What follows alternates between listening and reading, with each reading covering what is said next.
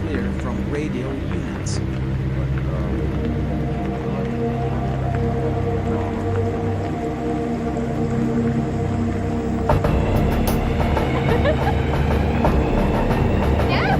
Across the country, young men were being shot down in cold blood. The killer struck unexpectedly. His attacks were unprovoked. His sole motivation was racial hatred. And after he killed, he vanished.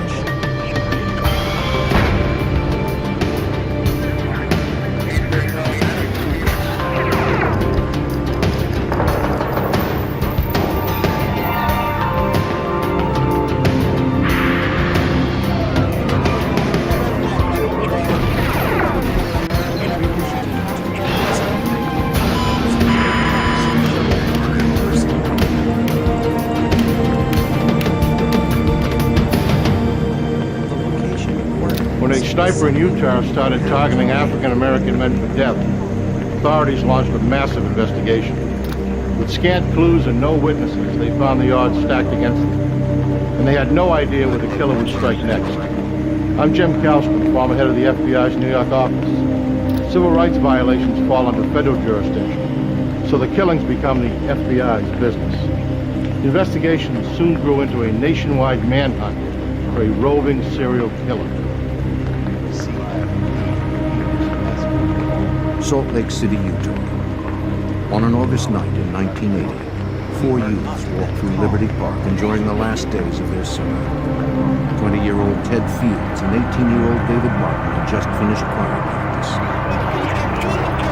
Terry Elwood had just begun dating David a few weeks earlier and had set up her friend Karma Ingersoll with Ted. This was their first date. The four had met to jog in the park, but decided to walk and talk instead. They were too preoccupied with each other to notice a man watching them through the scope of his rifle. When David Martin dropped to his knees, the others thought he was joking. Then Terry felt something sting her arm, and she knew he was deadly serious. Ted told the girls to take cover while he tried to help his friend.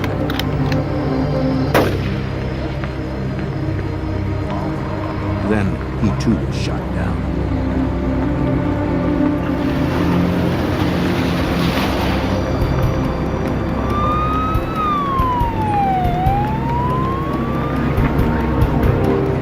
Police and rescue units raced to the scene.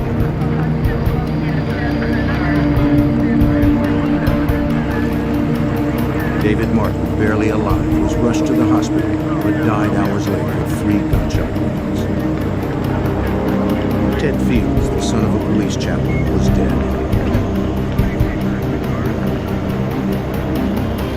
Witnesses told police they heard shots coming from an abandoned building across the street.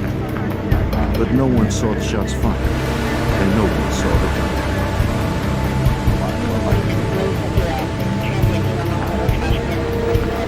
Detectives spoke with Terry Elrod at the nearby trauma center where she was being treated for her wound. She was still badly shaken, but told investigators what she could recall. When she and her friends reached the intersection, she thought she heard firecrackers.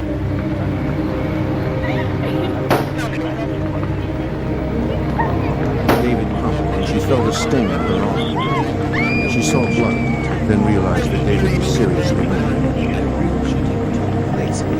As she told her story, she recalled something that had happened a few minutes before the shooting. The group was almost hit by a car traveling the wrong way down a one-way street. But she could not identify the make, model, or license plate, and she never saw the driver. Salt Lake City Detective Don Bell didn't know why the youths were targeted. These were young boys. They'd never been in trouble with the police. We didn't have an outstanding motive. We didn't know whether it was something related to the girls, whether something related to the boys, or just a case of mistaken identity. In the morning, police returned to the crime scene to conduct a more thorough search. found tire tracks. Technicians photographed and measured them.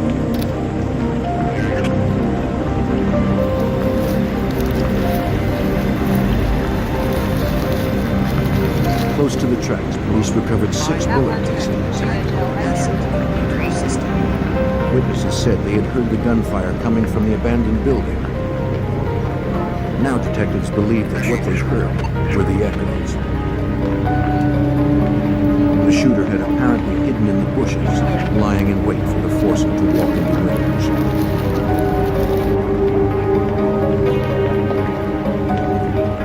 Police matched the casings to the bullets that killed the 2 young men.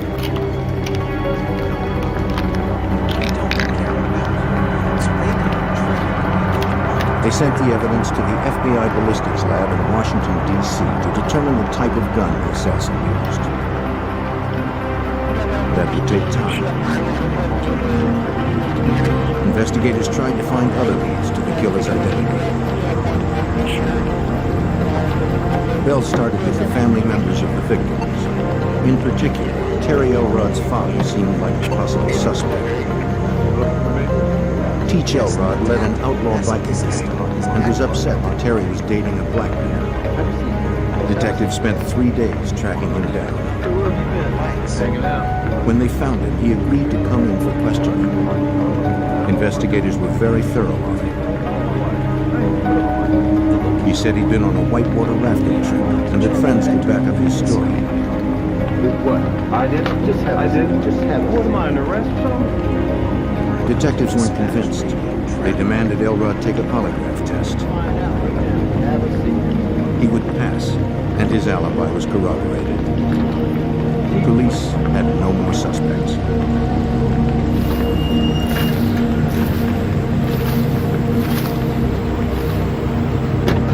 They returned to the Liberty Park crime scene to canvass the neighborhood.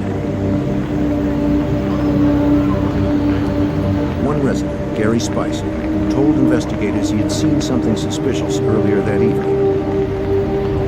A car had parked close to his home and he went out to investigate. Hey! Yo, buddy! He saw a man packing or unpacking something in the trunk. Spicer asked what he was doing. The stranger simply shut the trunk and drove away. Spicer didn't see his face, but told investigators that he was a slender white man.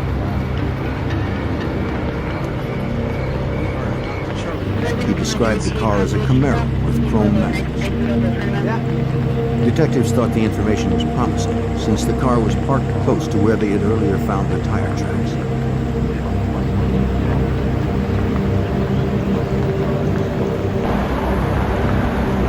Two days after the murders, police seemed no closer to solving it. Press coverage intensified and community outrage escalated. We'd never had a homicide like this in Salt Lake City. We had never had people just gunned down, especially young people gunned down in the middle of an intersection. The general public wanted to know about the killings. They wanted to know if they were race-related. With the possibility of civil rights violations, concern grew in the Justice Department. Assistant U.S. Attorney Steve Snarr was brought in to monitor the case.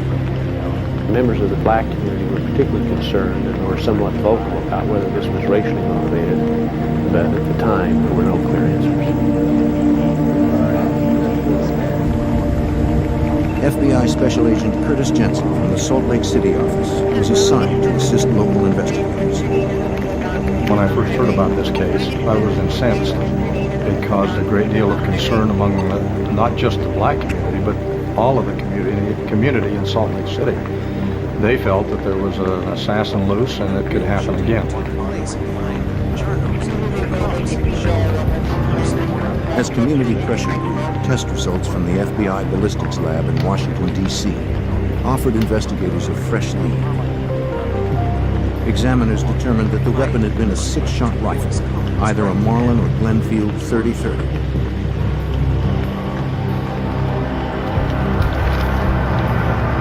After searching gun shops and classified ads for recent purchases, investigators assembled 150 weapons that matched the description.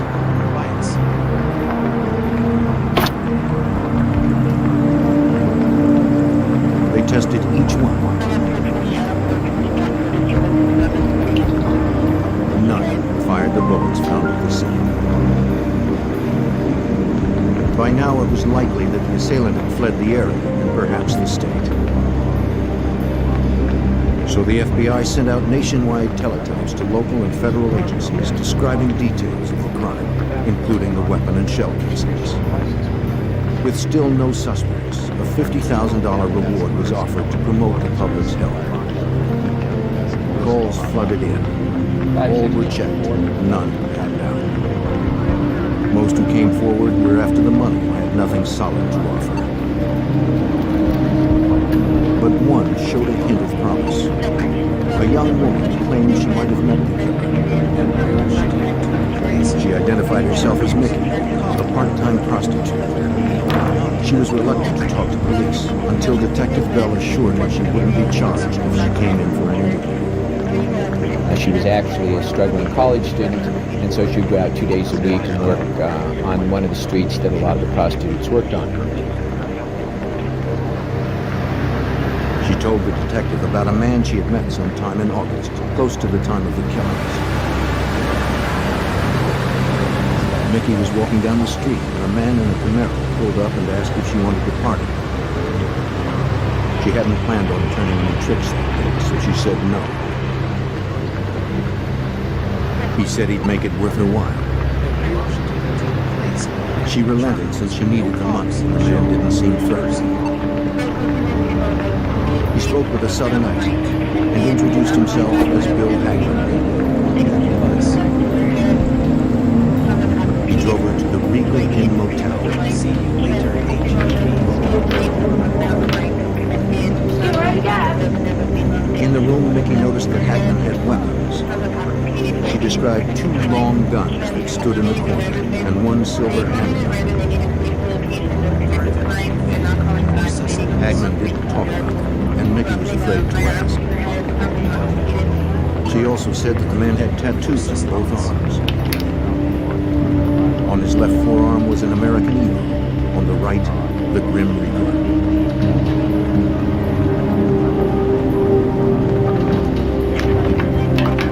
After their stay at the motel, Hagman offered to treat her to lunch, then drive her home.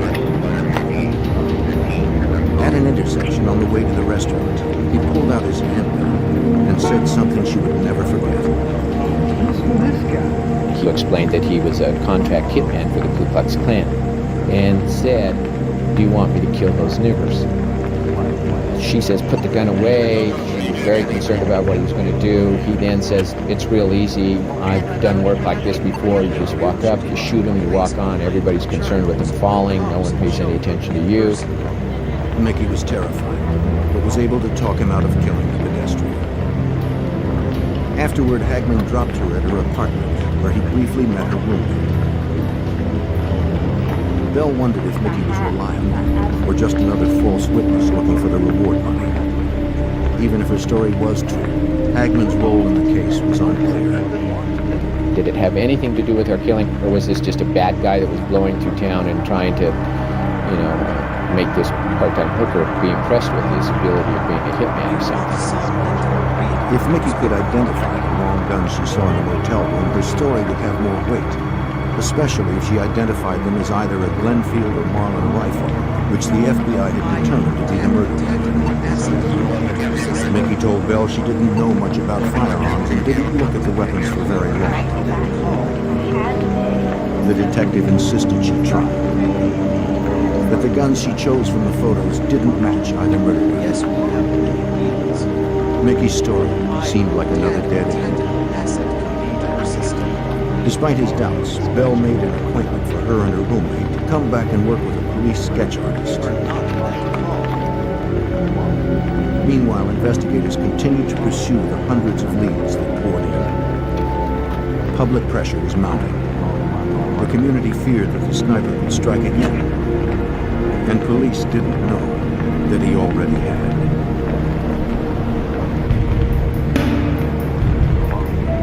Three weeks after the double murder of 2 young black men in Salt Lake City, the killer's identity remained unknown.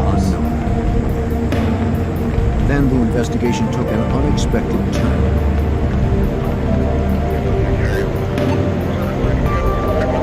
Local authorities received a response to the national telex sent by the FBI.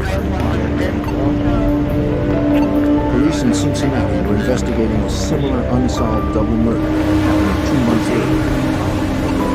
On a late evening in June 1980, 13-year-old Dante Brown and 14-year-old Darrell Lane walked to the candy store close to their homes. They never saw the man watching them. Danger struck quickly. They didn't have a chance.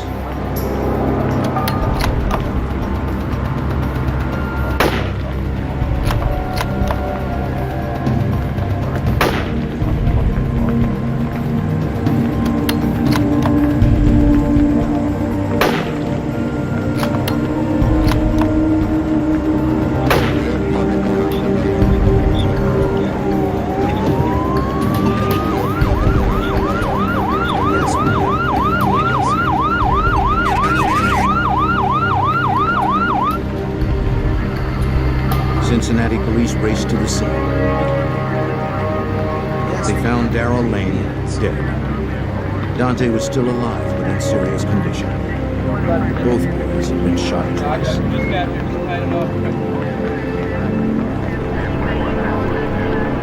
Officers talked to onlookers, hoping someone had seen something, but no one had. Detective Mike O'Brien of the Cincinnati Police recalls that the coroner provided investigators with their first clue. The coroner responded to the scene, and he had already performed a post-mortem examination on one of the young men and was able to tell the trajectory and the direction the shots were fired in. The coroner pointed them towards the train trestle 75 feet away.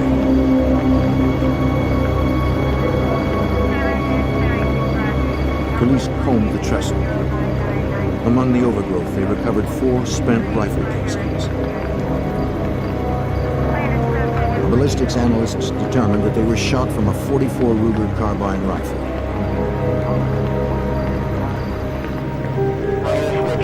Months had passed since the double murder in Cincinnati, and detectives had no suspects. No one knew why someone would want to kill the teenagers. This wasn't the typical homicide. When you have 2 children, 13, 14-year-old children that are shot, sniper-style shooting with no clear motive, 2 children on their way to a candy store. And it obviously had the city and the neighborhood in an uproar. When O'Brien heard about the Salt Lake City sniper, he invited the detectives to Cincinnati to compare the cases more closely. To Salt Lake City Detective Bell, the connection was significant. It revealed a breed of killer not encountered before 1980. Once we were made aware of this information, we were pretty much convinced that we were dealing with the same killer from back east. And this was actually our real first involvement with what was commonly now referred to as a traveling serial killer. This was a new concept to everybody, not just out in Salt Lake. It was a new concept anywhere in the country that killers would just travel across the country.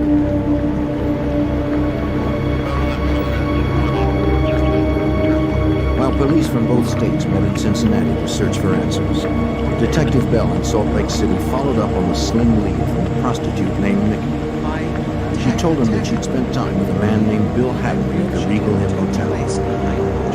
He carried guns and drove a Camaro like one described by witnesses close to the crime scene. At the motel, Bell found a registration card signed by Hagman and dated August 16th, 4 days before the murders. The address Hagman listed was in Kentucky. We had the FBI run the name through their entire database. They had nothing on that name. So we felt fairly confident that everything he'd put on this registration slip was fraudulent. FBI labs in Washington, D.C. dusted the card for latent fingerprints, but found none. They also analyzed Hagman's handwriting and noted some unique characteristics that would make it easy to identify. They had no proof he was the killer, but he was the only lead they had. Although it was a long shot, A team of 20 detectives spread out to search other motels in the area. They carried copies of Hagman's Regal Inn registration card, hoping to match his handwriting in the event he used a different alias. Agent Jensen recalls the extensive search. And they conducted a search of all motel rooms from Ogden, which is 30 miles north of Salt Lake, to Provo, which is 30 miles south. And they located about 8 motels where this individual had stayed using false names, each one different, using phony addresses, and using false license numbers for his car. Local investigators also discovered the suspect had stayed at the Scenic Motel on August 20th, the day of the murders. It was just 9 blocks from the shootings in Liberty Park. Though Hagman used different names at each motel, the FBI labs confirmed the handwriting was the same. One of the cards yielded a fingerprint. But a check in the National Fingerprint Database turned up nothing. Is this one of your motel registrations? At the Sandman Motel, they got another plate. Detectives discovered that his registration card listed a Camaro with its license plate number. I see a license number. But a second license number was written in the margin by the motel's owner. He must have been in his late 70s, early 80s. He went out every night around 3 o'clock in the morning and would take all of these motel registration slips and walk by all the cars and check their license plate numbers against what was put on the cards, because he was so sure that his guests were going to steal a pillow or a pillowcase. When the owner checked the plates on Hagman's Camaro against his registration, the numbers didn't match. So he recorded the correct Kentucky plates in the margin of the card. The DMV search revealed the license plate in the Camaro were registered to a member of a prominent Louisville, Kentucky family. The Salt Lake City detectives shared their discovery with detectives in Cincinnati. They immediately responded to Louisville and made contact with the police agency there and tracked down the actual registered owner of this car. He had in fact sold the car to another person some months before. The Louisville man showed detectives the sales receipt. Police took down the name of the purchaser, the car's mileage, and its brand of tires. But their troubles weren't over. The purchaser had used a false name. The seller worked with a police sketch artist to render a composite of the buyer, a slender white man with a Kentucky accent. Back in Salt Lake City, Mickey and her roommate were also providing detectives with a composite sketch of the man who called himself Hagman. At the same time, I met with Mickey, the part-time cook, and her roommate was actually an artist, a student, was studying art, and she did a freehand drawing to begin with. And then we asked her if she could work with our composite, and she did. And she put together a composite of this man. When the composite drawing from Louisville arrived in Utah, detectives compared the two renderings.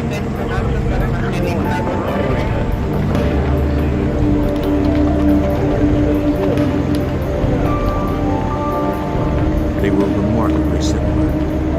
Investigators now had the face of the suspected serial killer.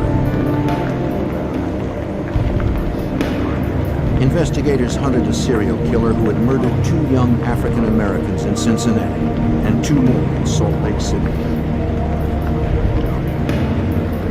They now had a sketch of their suspect, but lead detective Don Bell still had no name and no hard evidence connecting him with the murders.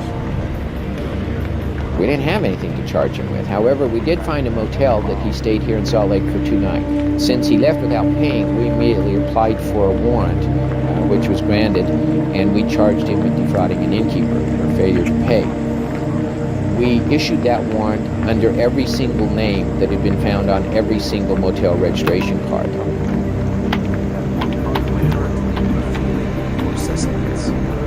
The The FBI entered the warrant, the license plate, and all of his aliases into the NCIC, the National Crime Information Center, a computer database that links over 57,000 law agencies nationwide. On September 25th, 1980, over a month after the Salt Lake City raids, the FBI database paid off. When officers in Boone County, Kentucky arrived at a local motel to arrest a pair of jewelry thieves, the manager told them that one of his patrons was complaining about the lights and noise from their vehicles. 7, 8 police cars in the parking lot with the red lights going and the radios blaring, and another person living in this motel took offense at being disturbed by all this noise and called the manager's office and said, "What are the cops doing there? How come it's so noisy? I'm going to leave if you don't quiet down." And so the manager went out and approached one of the Boone County officials and said, "My tenant is really upset and causing all this trouble." When the sergeant asked who was complaining, the night manager told him that the calls were coming from room 80. Perturbed, the sergeant ran the license plate of the Camaro registered for the man in that room. The computer check, tied into the FBI database, turned up the warrant for Utah. Boone County sheriffs went to room 80. A slender, white male with a southern accent answered the door. Inside, officers saw 2 shotguns on the bed. They cuffed him and brought him in for questioning. This time, the fugitive registered with his real name, Joseph Paul Franklin. They notified Salt Lake City investigators that they had their man. Detective Bell and his colleague were on the next plane to Kentucky. But when they arrived, Boone County sheriffs had alarming news. The fugitive had escaped from his low-security room. At some time during the interview, the detective briefly leaves the room to get something to drink for this subject and himself, and it's at that point that this individual makes his escape out the window and is gone. Investigators still held his Camaro, his weapons, and wallet containing his driver's license and photo. Salt Lake City Detective Bell recalled how closely the photo matched the 2 composites. Looking at that license, it was almost eerie. It almost looked like that the composite that had been built in Kentucky and the composite that I built out here in Salt Lake, that we had done it using Joseph Paul Franklin's driver's license. The suspected serial killer was still 1 step ahead. The FBI issued a federal warrant for unlawful flight to avoid prosecution. Investigators hoped the resources of the FBI could stop the killer before he struck again. The fugitive's face and description flooded the media nationwide. Agent Jensen spearheaded the manhunt for the FBI. He was almost immediately put on the 10 most wanted list because of the notoriety and because of the seriousness of the crime. The fact that he was a suspect not only in this crime, but in the assassination of a number of black people all across the United States. These were cases that hadn't been solved. To make the most wanted fugitives list, Franklin's file was reviewed among hundreds of others. Special agents at FBI headquarters decide the 10 most wanted based on the suspect's immediate danger to society, that the suspect won't stop killing until he's caught. News of the killer's escape brought a flurry of sightings, including one from a Kentucky teenager. He said a man had offered him $100 to take him across the river to a shopping mall in Cincinnati. Investigators swarmed the mall to interview anyone who thought they'd seen him. They discovered the suspected serial killer had purchased new clothes and had his hair cut and dyed. Franklin had changed his appearance and still had a source of cash. Back in Kentucky, evidence technicians scoured the Camaro for clues. They took photos of its tires, hoping to match them with tread marks found near the crime scene in Salt Lake City. They matched. For Detective Bell, it was a major breakthrough. The tires were sort of a new prototype that were only being released east of the Mississippi. So for tires to show in a dirt field in Salt Lake City, they would have had to have been purchased at that time east of the Mississippi that placed that car with that man in our city. At the FBI ballistics lab in Washington, D.C., examiners analyzed the weapons Franklin had left behind.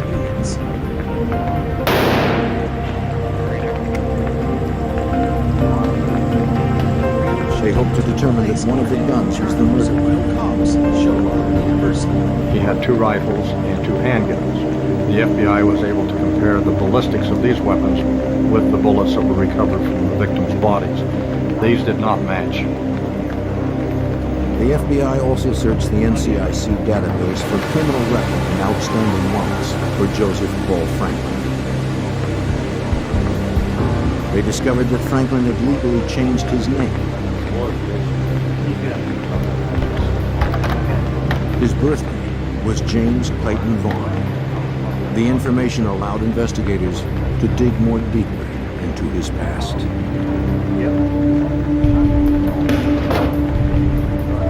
Joseph Paul Franklin, a suspected serial killer targeting African-American men, had escaped from police in Kentucky and was still on the run.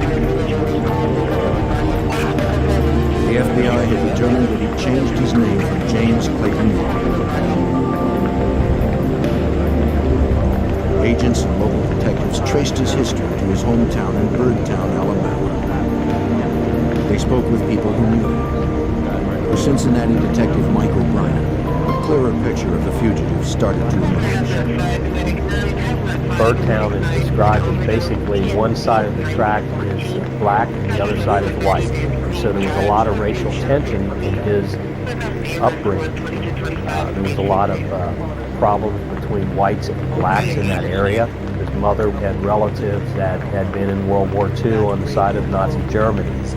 Franklin, at one point, had said he had read Mein Kampf and was very impressed with his writing. Joseph Paul Franklin had selected his new name to honor one of his heroes, Hitler's chief propagandist, Paul Joseph Goebbels. The FBI tracked his movements over the previous year and found that they coincided with several unsolved bank robberies. That's him. That's him. Agents also learned that 2 years earlier, he had sent a letter threatening to kill President Jimmy Carter because of his pro-civil rights views. The president was currently campaigning in the South, where Franklin had last been spotted. The election was just weeks away. If Franklin was going to make good on his threat, it would be soon. Detective Bell remembers that the FBI and Secret Service rushed into action. Well, they decided that Joseph Paul Franklin, also James Clayton Vaughn, was definitely a threat to President Carter because he had written that he would like to kill him. So they passed pictures of Joseph Paul Franklin in every city that the president was going to visit. The FBI had to get to Franklin before Franklin got to the president. We were able to, through contacting his friends, determine that during the process of his flight, he was selling his blood plasma to obtain money to live on. And as a result of that, we sent bulletins out to all of the blood plasma centers in the southeastern part of the United States. Clinics across the South received packets from the FBI with information on the killer, now suspected of murder in at least 7 states. Jackson, are you okay?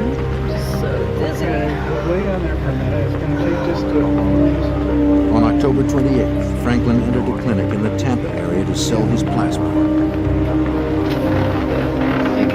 The technician prepping him recognized the tattoos from the FBI packet, the Grim Reaper and the American Eagle. Is this your first time giving blood? Oh my gosh, I'm so dizzy. Yeah. Franklin figured selling his blood was safer than robbery for a man on the run. I do it all the time. He was wrong. There is? The technician phoned the number the FBI provided. Great. I'll keep you busy. Federal agents surrounded the clinic and moved in to arrest Franklin. This time, there would be no mistakes. The killer went quietly without a fight.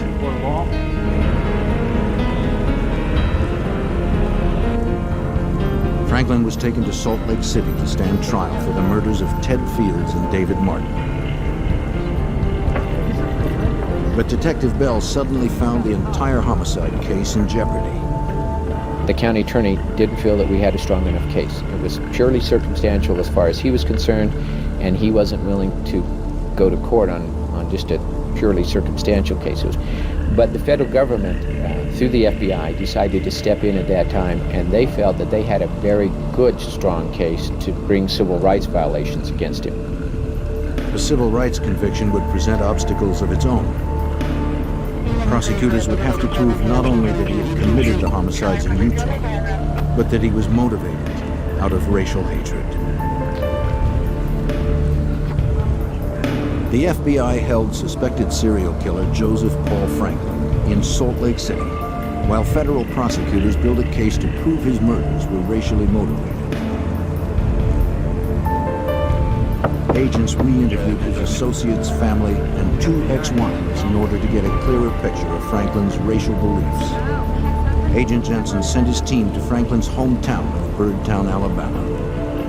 We were able to go back and meet with people that knew him, and we were able to develop a history of him, if you will, as to what he was like, the fact that he had been associated with the Ku Klux Klan.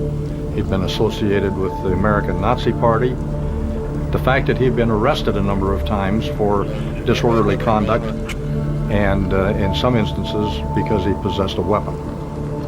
Prosecutors pursued witnesses who could testify to Franklin's whereabouts and his racist views. At one motel, a manager agreed to speak at trial about his encounter with Franklin. The police had found a motel where he had stayed before the shooting took place, and he'd gone and registered in the office, and then he went to the room, pulled down the covers, and found black hair in the bed. This upset him greatly, so he became irate, went back to the office and yelled and screamed and made a number of racial statements against black people. Wherever they went, investigators found witnesses who remembered Franklin's car. Assistant U.S. Attorney Steve Snow recalls that Franklin's Camaro proved crucial to his case. The car that Mr. Franklin was driving was unique. It had a unique color. It had red pinstriping that was a custom kind of striping. It also had unique interior features and non-standard tires and other features that were noticeable to various witnesses who had observed the car in the Salt Lake area. The real shooting took place behind the car. The investigative team also interviewed 2 young women who had ridden in Franklin's Camaro. We came up with 2 girls, a lady by the name of Sandra and another one by the name of Rhonda, who actually at 4:30, 4:45 on the day of the killing, were hitchhiking a couple of blocks away from the park. This man in the Camaro picked them up, and they needed to get to the downtown bank to deposit their paycheck before it closed at 5. As they got in the car, Franklin asked them if black people hung out in the park.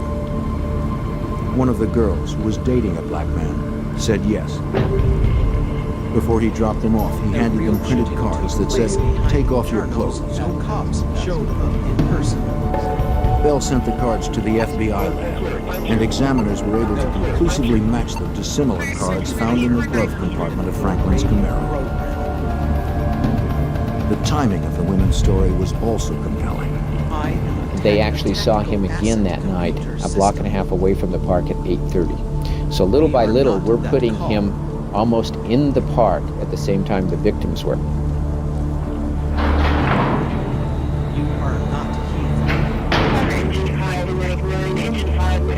At the Salt Lake County Jail, Franklin was held in a double lockup since he had previously escaped from police custody.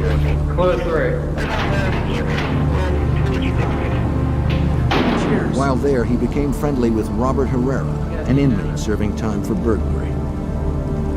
Herrera had more recently been disciplined for brawling with a black inmate. Although the fight was not racially motivated, Franklin assumed Herrera held the same hatred of African Americans.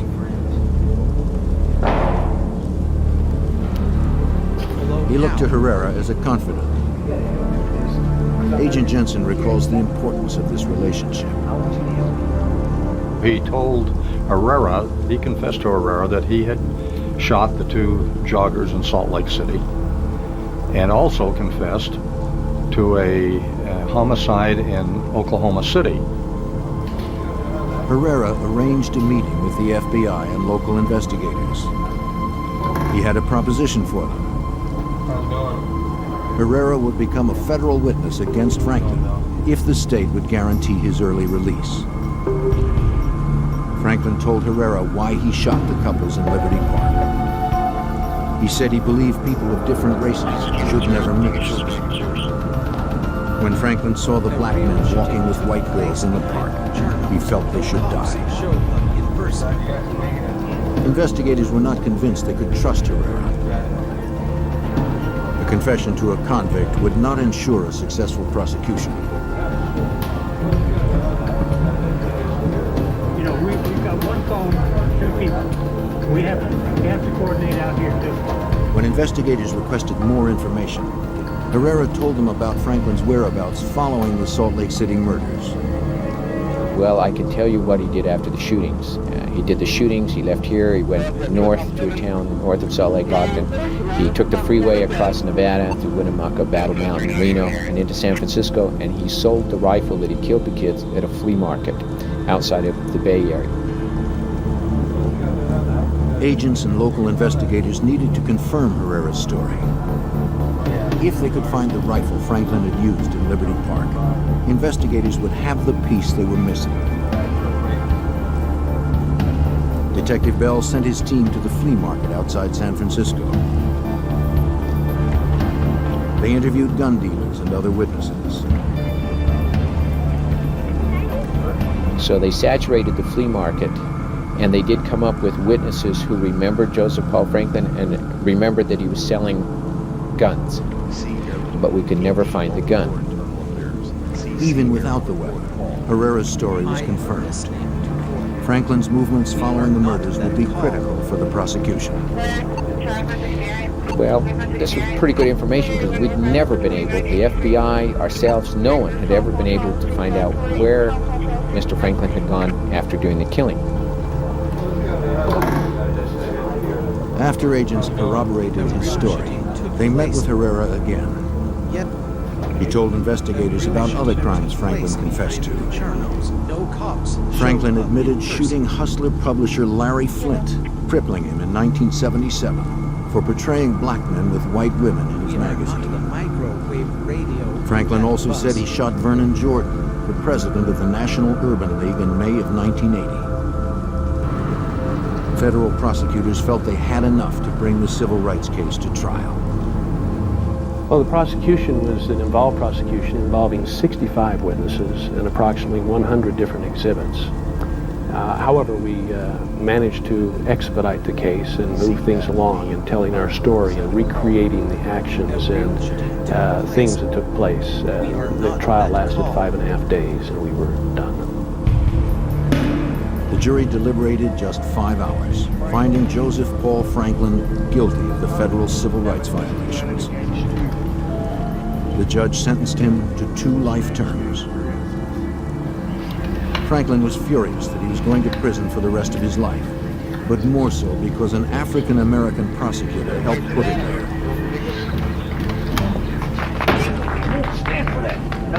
In a rage, Franklin jumped out of his chair and threw water on the attorney. He was quickly subdued by the marshals and carted away. In an interview following his sentencing, Franklin finally admitted to investigators what motivated the killings in Utah and across the country. He said himself that he is a racist, that he had a plan to assassinate as many blacks as he could. This was his whole purpose. After the successful federal trial, the Salt Lake County prosecutor felt he could win a state homicide case against Franklin. Franklin was escorted to the courthouse where he had spent the last 2 months during the federal trial. During a recess, he was left unattended in the holding room. No cops showed up in person. Before the court officer returned, he freed himself and pried the door off its hinges. Franklin had escaped. No one knew how he escaped from the holding cell. But when the jailers went to bring him back into court before the jury came in, he wasn't in the conference room. It looked as if Joseph Paul Franklin was free once again to continue his path of terror. The elevator was his only way out, and only option were the guard's key. When the marshal found the control panel dismantled, Franklin had hotwired it using only a dime and a paper clip. He was able to take the plate off the elevator, the prisoner elevator, and strip the wires and call the elevator to that floor. And then he disappeared. Police closed off the streets as jailers searched the courthouse for the fugitive. The rest of us, we immediately put out an area-wide alert that this man had escaped, and we brought every available officer there was scouring the downtown area. At the same time, the jailer decided that maybe he noticed that the top panel on the elevator had been loosened. So he climbed up on top of the elevator and noticed some movement in the dust and thought, well, somehow he's in this building. So that particular jailer started crawling every single air duct in the courthouse. He found him. Franklin scurried like a rat in the duct, always remaining out of his reach. But when Franklin came to the end of the duct, a second guard was waiting. See you later, 100. That's a bracelet right here. It is not bloody here at my current mentor. Well. He was back in custody within an hour. Get him out of here. We cleaned him off and combed his hair and brought him back in. And the jury was none the wiser. They just got an extra hour for lunch. Over his next 17 years in prison, Franklin confessed to 16 murders in 8 states. In all that time, he never admitted to the double homicide in Cincinnati. Detective Mike O'Brien never gave up.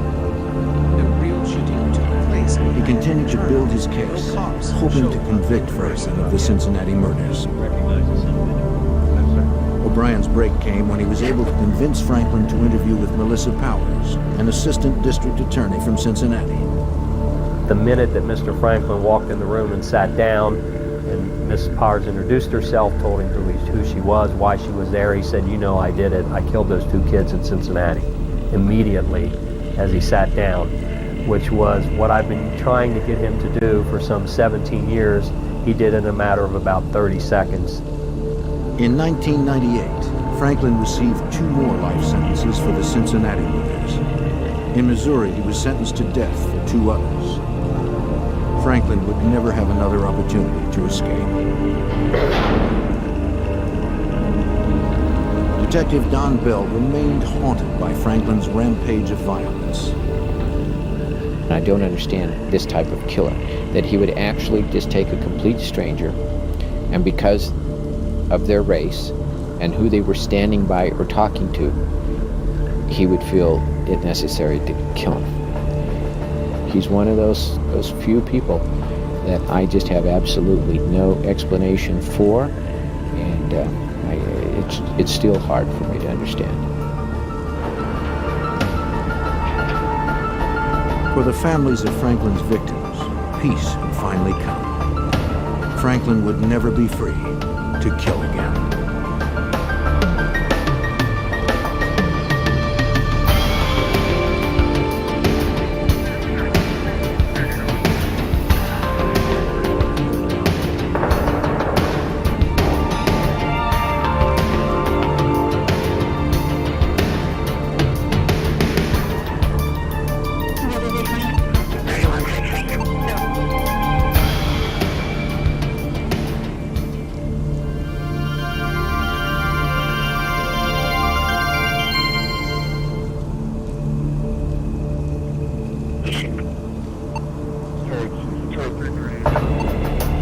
One by one, prostitutes die across Central Europe. Austrian authorities believe one man is responsible. But they have no experience hunting serial killers. They turn to an FBI profiler for help. He finds the same killer has come to America, and the death count keeps rising until the FBI stops him.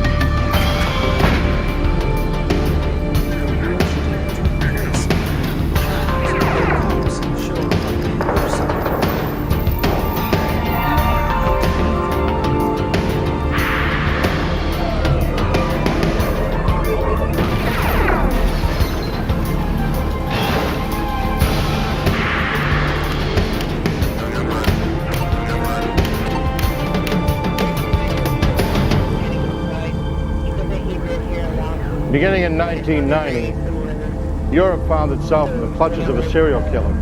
He became an international outlaw, hopping from country to country to evade capture and to kill again. I'm Jim Kallstrom, former head of the FBI's New York office. Legal cooperation between countries and continents is not common, but neither are serial killers in Europe. Desperate to apprehend him, Austrian authorities called on the FBI for help.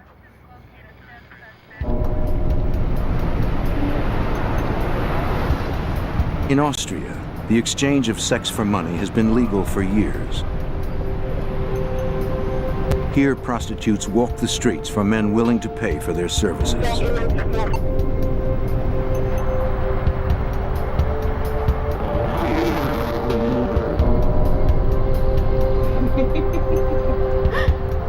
Throughout most of the 1980s, Heide Marie Hammerer worked in the city of Bregenz as a prostitute.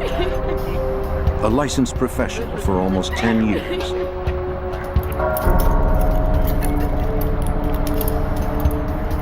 She was used to unusual requests.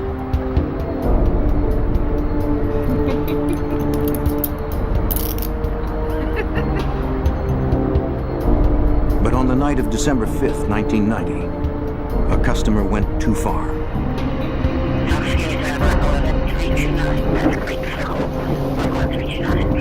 The killer hurriedly redressed his victim. Then he dragged her through a secluded forest some 10 miles away and left her body. Wind is for power generation. The crime went undiscovered for 3 weeks. On the morning of New Year's Eve, 1990, a pair of hikers stumbled upon Hammerer's body.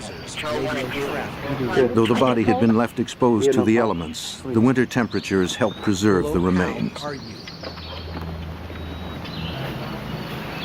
Austrian authorities determined that Hammerer had been strangled with her own pantyhose. Her wrists were bruised from restraints. At the autopsy, they found no sexual discharge on her body. But they did find fibers that were inconsistent with her clothing. She was only the first victim. Over the next several months, 3 more prostitutes died violently throughout Austria. Brunhilde Masser was recovered in a stream bed near Graz. Elfriede Schrempf, also from Graz, was found nearby in the woods. Near Vienna, Sylvia Zagler was discovered in a stand of trees. The women had all been bruised, strangled with their pantyhose, and left in various states of undress, lying face down in wooded areas. The Austrian public was shocked. On April 4th, 1991, the authorities gathered their most experienced investigators to focus on the slayings. Because of the similarities in the 4 cases, investigators reasoned that one person was responsible.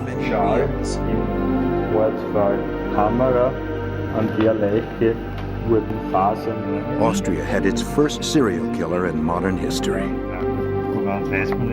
They had no experience investigating these offenders.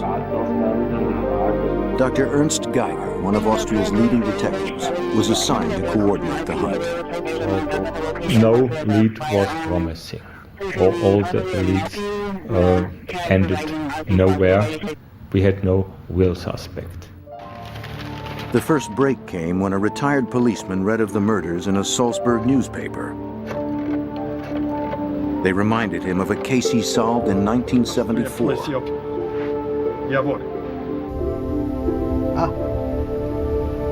Detective Geiger received a phone call from the retired officer. 15 years earlier, he told Geiger, a young woman had been strangled with one of her undergarments and dumped in the woods. Just like the present victims. The killer was caught and convicted, but had recently been paroled. Detective Geiger took the name of the ex-convict, Johann Jack Unterweger. Jack Unterweger was paroled after 15 years We are clear from radio because he had murdered a young girl before, and while he was in prison, he became a writer, quite a famous writer. But was it possible that this famous writer could be a serial killer? Geiger and his team began looking into the journalist's background. Until 1990, Jack Unterweger had led a difficult life. He was born to a German prostitute who quickly abandoned him. He suffered neglect and abuse, shuttling between various foster situations. As a teenager, Jack began to play out the rage of his dismal childhood. By age 25, that fury earned Unterweger a life sentence.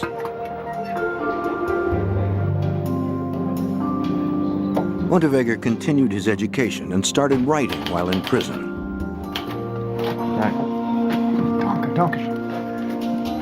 He published letters, plays, short stories, and an autobiography.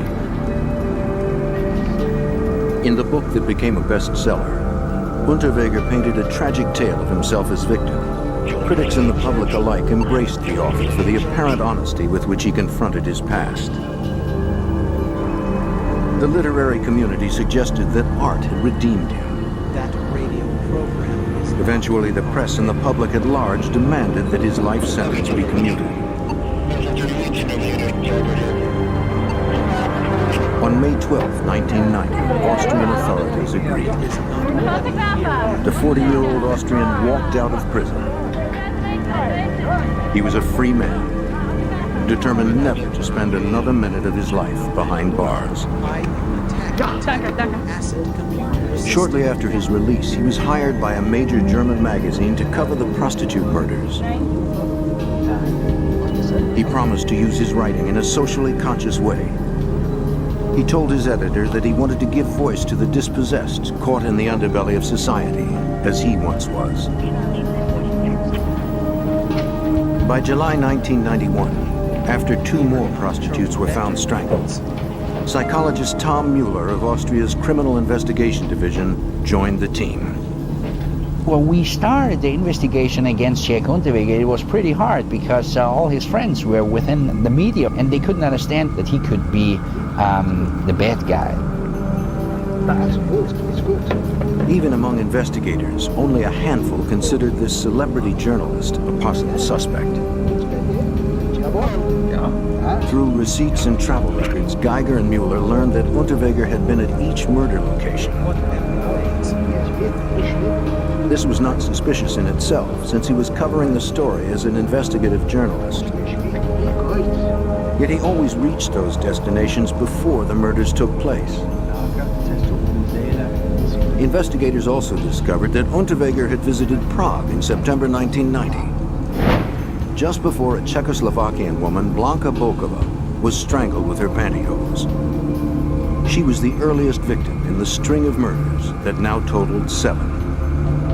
What was outstanding for us, that exactly at any time where Czech hang out at any place in Prague, in the western part of Austria, in the southern part of Austria, exactly in that time period there was always a dead body somewhere in the woods.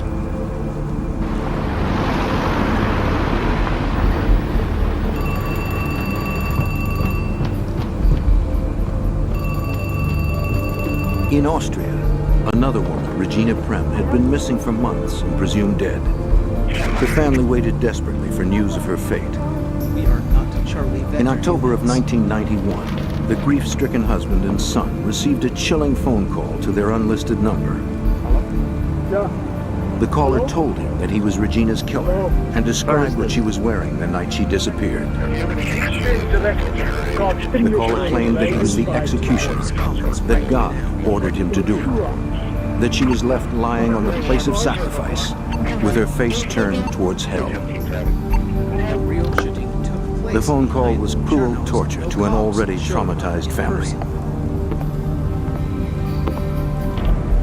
When police recovered her body, they confirmed Regina Prem was the killer's 8th victim to date.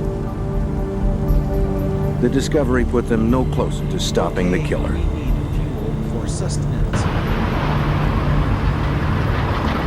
Vienna, October 22nd, 1991. Austrian authorities questioned Unterweger for the first time.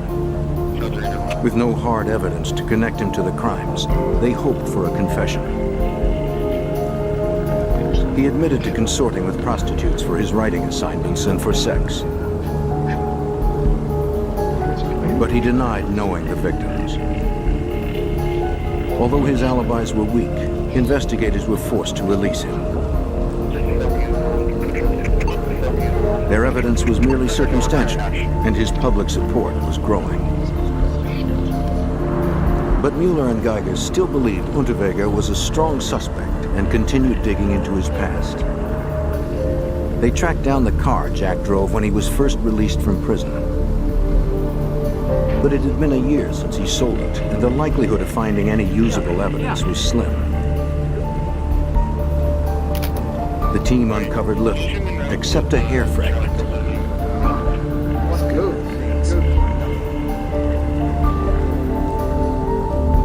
Although it was a long shot, investigators sent the hair fragment to the University of Bern for analysis.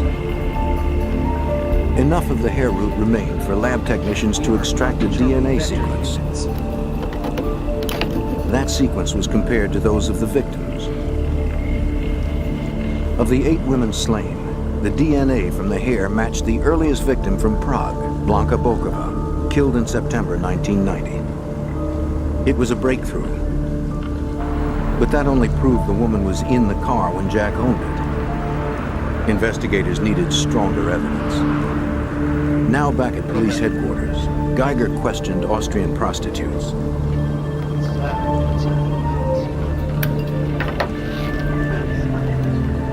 They recognized Unterweger as a regular customer who insisted they wear handcuffs during sex.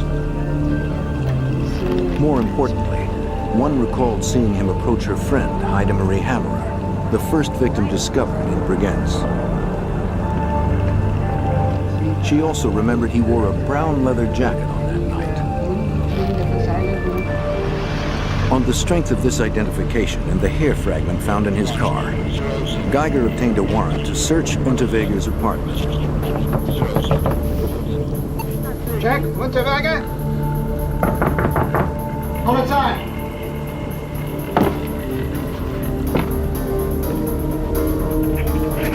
When the police arrived, Unterweger was nowhere to be found. They took away clothing, including a brown leather jacket for forensic examination. Then one of the detectives discovered some receipts in a trash can. They were from a seafood restaurant in Malibu, California, dated 9 months earlier. Jack Unterweger had been to the United States. But the apartment search yielded less than the investigators had hoped. They found no hard evidence that directly tied Unterweger to the slayings. Since their case was still too weak to issue an arrest warrant, the investigation stalled. Jack Unterweger was still one step ahead. To stop him, Geiger needed help from those more experienced with catching serial killers. He needed the FBI. The Austrian investigators visited the U.S. Embassy. They met with legal attaché Julianne Slisko, an FBI agent stationed in Vienna. help us with the FBI. Slisco called the criminal profiling unit in Quantico, Virginia. Hi, Agent McCrary. You're real. She was patched through to Special Agent Greg McCrary. Killings here in Austria. Now retired, McCrary spent the last 10 of his 25 years in the FBI, pioneering the science of profiling. The Austrians contacted the FBI because they were trying to tap into our experience of dealing with serial homicide investigations. This was the first serial murder investigation in modern history in Austria. McCrary agreed to assist the Austrians. He would help them determine if one perpetrator could have committed all the murders. When Geiger told Slisco that Unterweger had traveled to LA the previous summer, she authorized a telex to be sent to California to inform local authorities. See you later on the limited radio program. Over the next several days, Geiger and Mueller prepared for their trip to the FBI, packing crime scene reports, autopsy protocols, and photos. Then they received a call from LA detective Fred Miller. Miller had received their telex and said that California had suffered a similar pattern of killings during the prior summer. Now investigators turned their attention to LA, 6,000 miles away, in the hunt for the Austrian serial killer. By the fall of 1991, 8 women had been found dead in Central Europe. The prime suspect was Austrian celebrity writer Jack Unterweger. But little forensic evidence tied him to the crimes. And the public believed the police were pursuing an innocent man. An FBI telex from Vienna to California caught the attention of Los Angeles detective Fred Miller. He and his partner, Jim Harper, had been working for months on a series of unsolved murders. Screen locked. In style and pattern, the LA crimes resembled the ones that Unterweger was suspected of in Austria. This immediately lit the fires, and it was just unbelievable to go all these 8 months and Yes, we have many wheels. without the suspect turning up or another murder. This was quite a boost to the investigation. The American and Austrian investigators compared notes. The cases were clearly similar. The victims were prostitutes. All had been strangled using intimate apparel.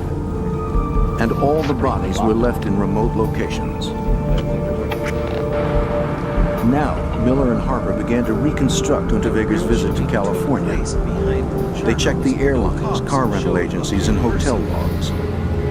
From these, they created a timeline of his movements.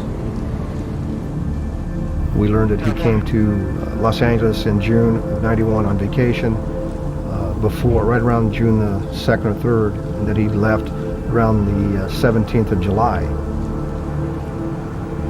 In the summer of 1990, Unterweger visited LAPD headquarters. And I'm a journalist, and I am interested... He strolled into the public relations office, presented his press credentials, and signed up for the Ride-Along program. The Austrian police... This program allows civilians to tag along with police in their cruisers as they patrol the city. Tonight at 8:30 As all Jack's credentials were in order, the request was accepted. Jack Unterweger.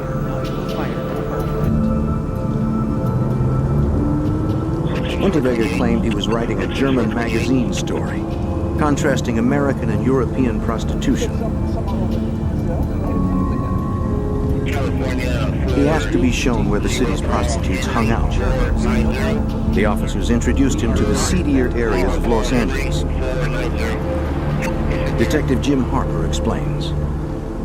I mean, if you come to a city as big as Los Angeles, you know, prostitutes don't hang out everywhere. You gotta know where they hang out.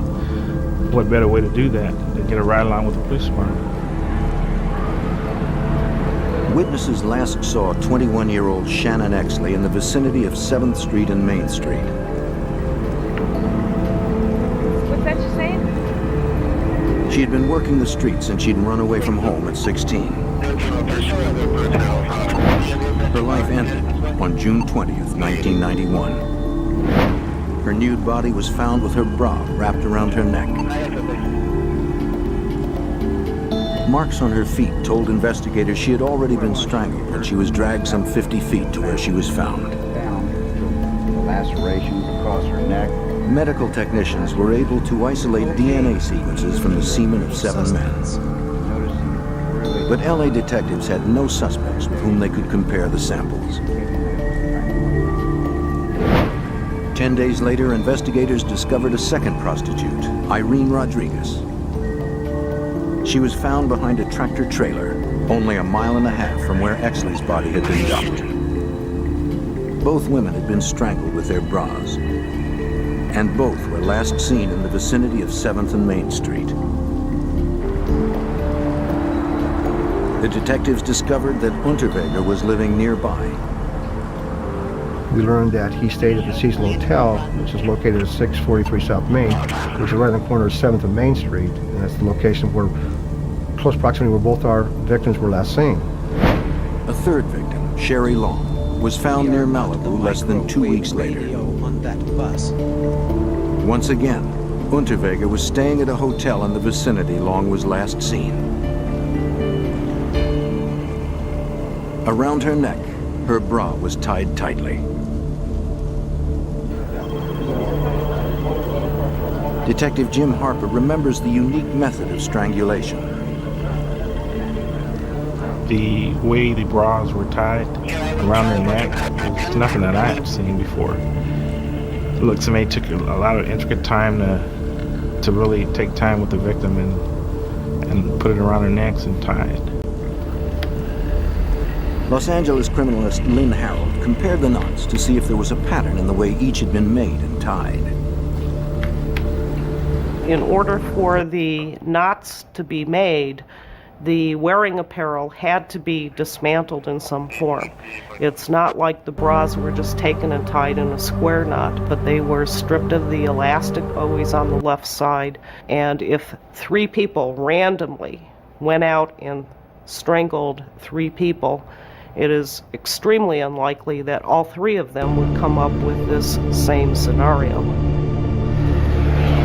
Now Geiger and Mueller added the information from the Los Angeles murders to their own case and headed to Virginia.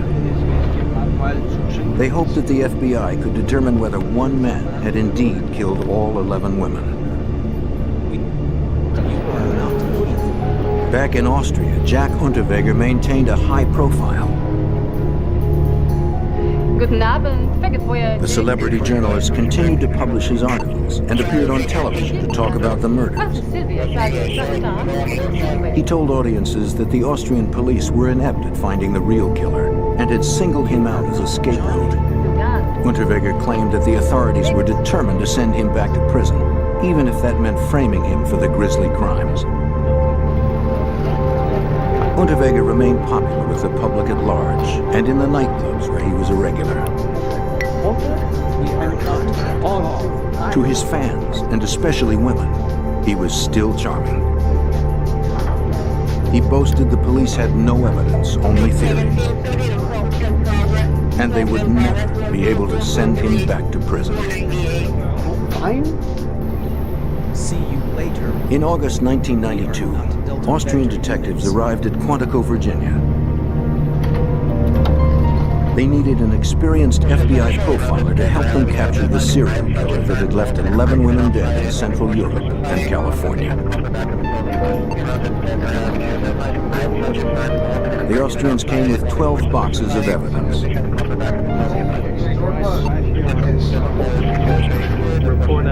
Special Agent Greg McCrary refused to look at any information on the prime suspect, Jack Unterweger. He didn't want any preconceived notions to interfere with his analysis. Instead, McCrary wanted to focus on the victims. I wanted all the case materials on all of the homicides, victimology, a lot about the victims and their background, their history, the method and manner of death, autopsy reports, crime scene photos, everything that was available from an investigative point of view.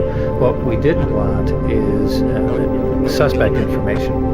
We just wanted to take an objective look at all of the cases to see what we thought, if they might be related or not, and the type of offender that we thought might be most probably involved in committing these crimes.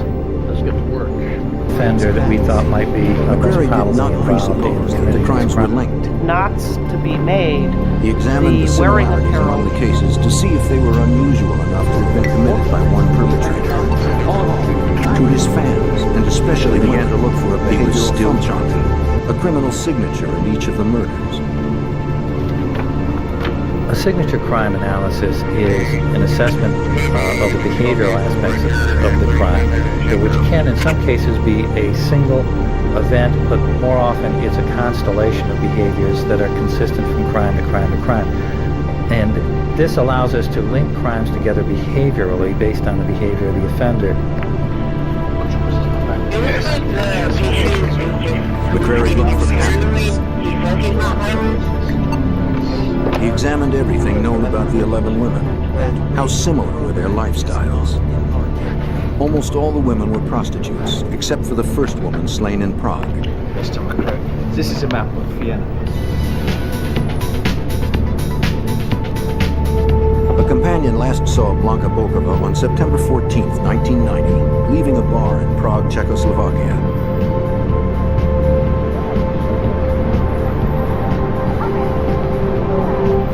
Bokova worked as a sales clerk at a butcher shop, but was known to trade sex for favors. Her body was left on the bank of the Vlakva River in a stretch of woods near Bokova's home. The killer had strangled her with her own nylon stockings. He left her naked, covered with sticks and twigs. He threw her clothes and identification in the river. That real shooting took place behind Charles. The first victim Austrian police found had been a registered prostitute for 10 years, Heide Marie Hammerer. In the early part of her career, she had suffered several violent attacks from customers, so she was known to be cautious. Hammerer was last seen outside a parking garage on December 5, 1990.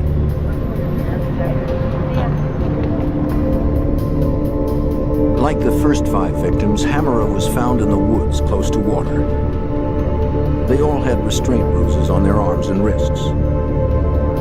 And autopsies found no semen on any of the Europeans. To the profile, this suggested that the killer struck out of impotence. He was terribly insecure about his masculinity. When he could not perform after being sexually stimulated, the killer lashed out in anger. He strangled the women he blamed for shaming him. Then he left their bodies in humiliating positions.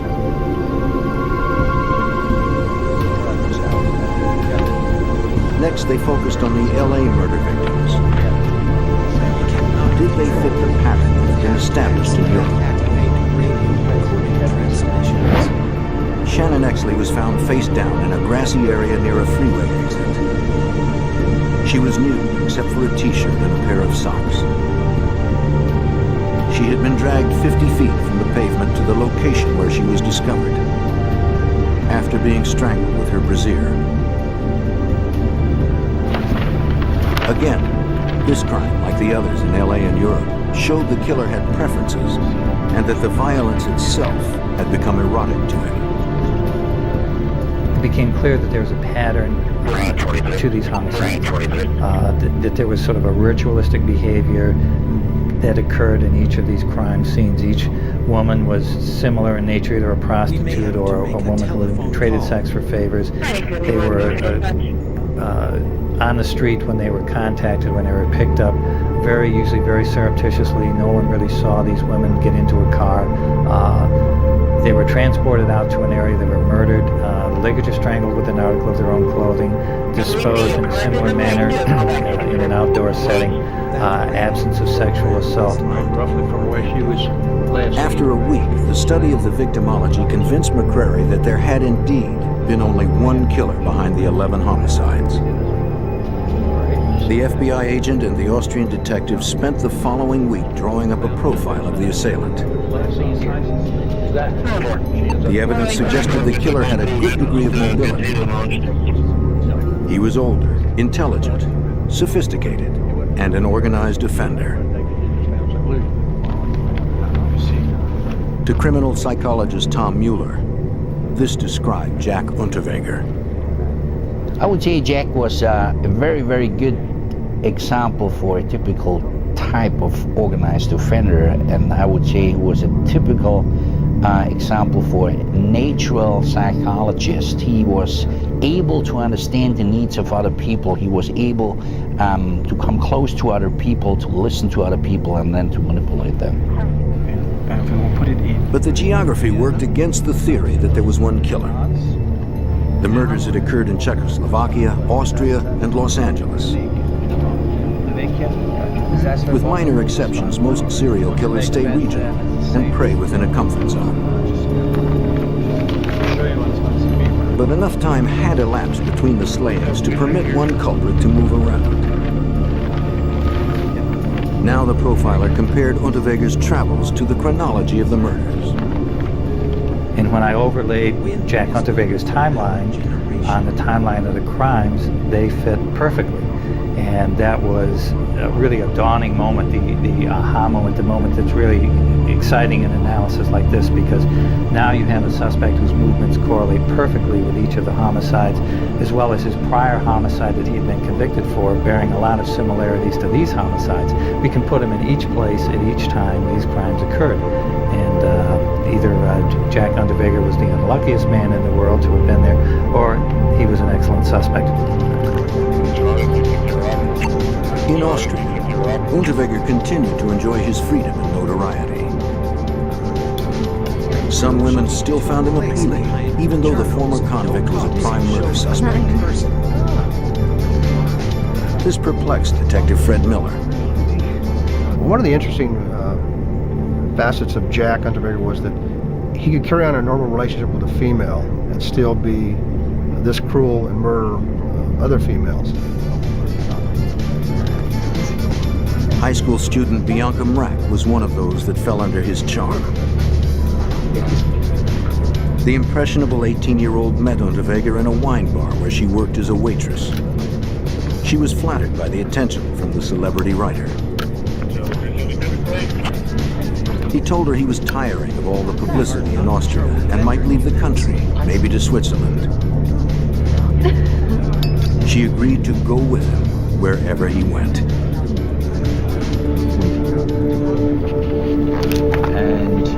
August 1992, Agent Greg McCrary of the FBI worked with Austrian detectives to solve a series of 11 murders.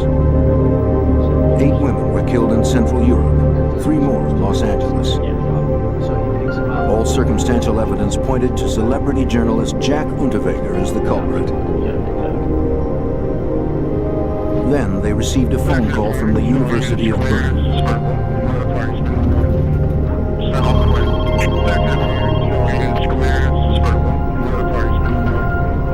Austrian lab technicians had completed the fiber analysis of clothing confiscated from Unterweger's apartment weeks before. The inspection had yielded results. Fibers from the lining of the brown leather jacket matched those on the body of Heide Marie Hammerer, the first prostitute found. It was hard forensic evidence that tied Unterweger to one of the victims. But investigators wanted to conclusively link the suspect to all the victims. The FBI had another tool that could do just that, VICAP, the Violent Criminal Apprehension Program.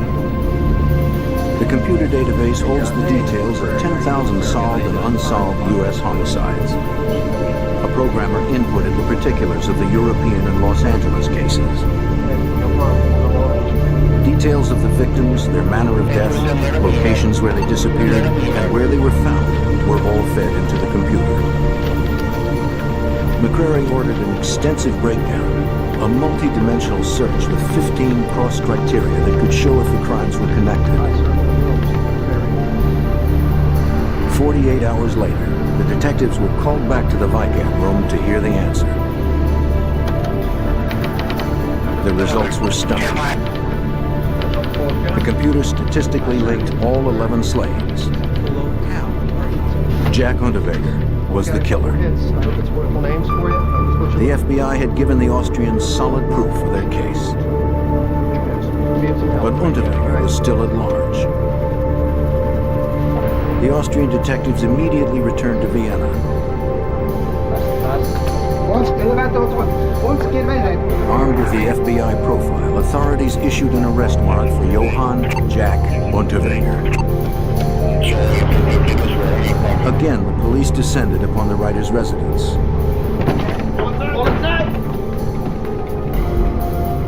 But Jack was gone. He had abandoned his flat. Geiger called his office and ordered his team to check all of Austria's ports of exit.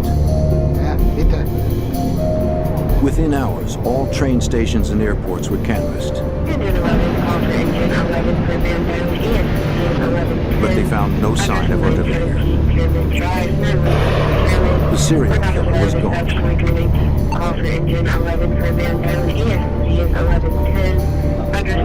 Unterweger had already fled with Bianca Marek beyond the reach of Austrian authorities.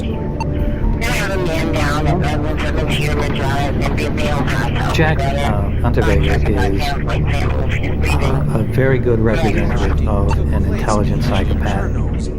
He became an award-winning author and playwright, but psychopaths are very, very manipulative, and they have a supreme ability to con other people. Hello? Yeah. On a stop in Paris, Jack called into television shows and protested his innocence. Yes, we have many wheels.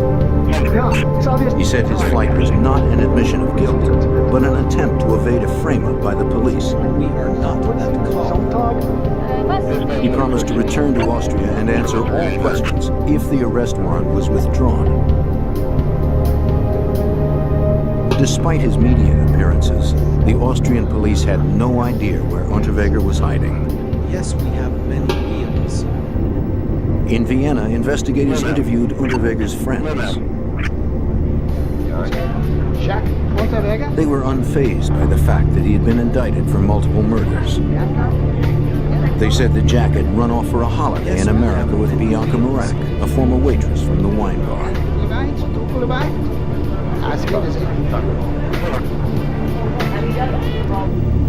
Bianca was known to live with her mother, so Geiger paid a visit to Mrs. Marek. She acknowledged that she had been in contact with the fugitive couple, sending them money via wire transfers. They were in New York and heading down to Florida. Geiger told her to contact him if her daughter called again.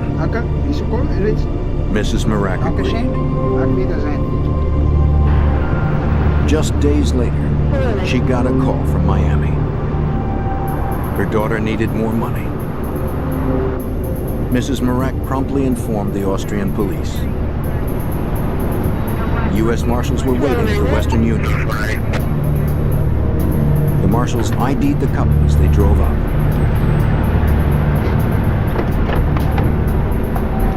U.S. Marshals, you're under arrest! U.S. Marshals, you're under arrest! Unterweger was quickly apprehended.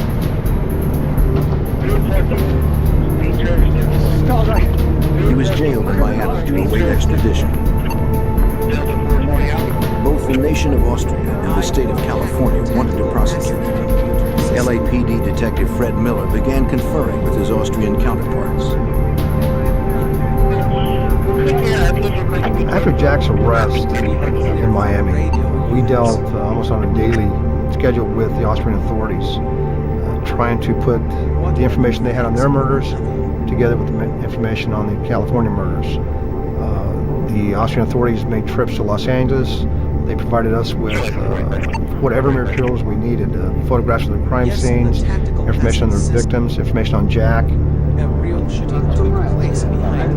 The Austrians wanted to prosecute Unterweger in their court for all 11 murders. But they knew that would be difficult. The Austrian public perceived Jack as a celebrity. Detectives would have to convince them that Jack's private evil side was the reality. Special Agent Greg McCrary explains. What's interesting with Jack, if you look at different pictures from different parts of his life, many times he's nattily attired with a bow tie and has this almost young, innocent-looking face. But then if you see him with his shirt off and you look at these really diabolical, involved prison tattoos that are typical of the more violent psychopathic offenders you have in prison, you see the dichotomy between Jack's outward appearance and the inner psychopathology becomes more apparent. The LAPD detectives obtained a search warrant for tissue samples from the prisoner. In Miami, a technician drew blood, took hair samples and swabs of saliva for DNA testing.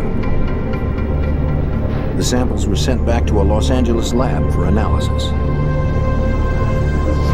His DNA matched that found in the semen from Shannon Exley. But Exley's body contained semen from 6 other men. And there was no sexual discharge found in the other 2 LA prostitutes. Jack Unterweger worried that he would be transferred to California, where a death penalty was possible. He did not want to die in the gas chamber. But if he went back to Austria, he could be tried for the crimes on both continents. Criminal psychologist Tom Mueller explains. If an Austrian citizen is committing a crime wherever in the world, the Austrian law is responsible for that guy. So the American authorities gave the clearance to bring Mr. Unterweger here back to Austria. But Unterweger could delay this by fighting extradition. LA detectives pressured him. They assured Unterweger that he would be found guilty in California and reminded him of the state's death penalty. Fearing the gas chamber, he agreed to deportation. Despite the evidence, he still enjoyed popular support at home. And Unterweger believed he could persuade a jury that the authorities were wrong. But the Austrians were betting on the FBI profile. When Jack Unterweger returned to his native Austria, he faced 11 counts of murder. 7 women were killed on Austrian soil, but the laws of the Central European country allow its citizens to be tried for crimes committed anywhere in the world.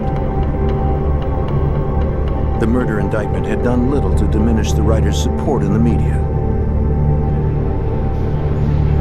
As he sat in jail awaiting trial, Jack continued to lobby the press that the police had framed him. His case saturated the news. In this highly charged environment, Austrian prosecutors prepared for trial. If they wanted to win, they had to present an airtight case. LAPD detective Jim Harper journeyed to Vienna for the trial. The OJ case here in LA is the only thing I can kind of equate it to. It was that big over there. It was all over the newspapers, headlines. And when we came into this town to testify, it was a big deal. We were all on the front pages of the paper. The trial was held before a 3-judge tribunal. The prosecution argued their case with minimal physical evidence. They were counting on Agent McCrary's behavioral profile. Could you say why there's so many places? So it became increasingly important to link these crimes together behaviorally. That really was the only way that Jack could be linked to this entire series of crimes. So that became the critical component in the prosecution of Jack and where we were most able to assist the Austrian authorities. McCrary related to the judges what he had deducted at Quantico.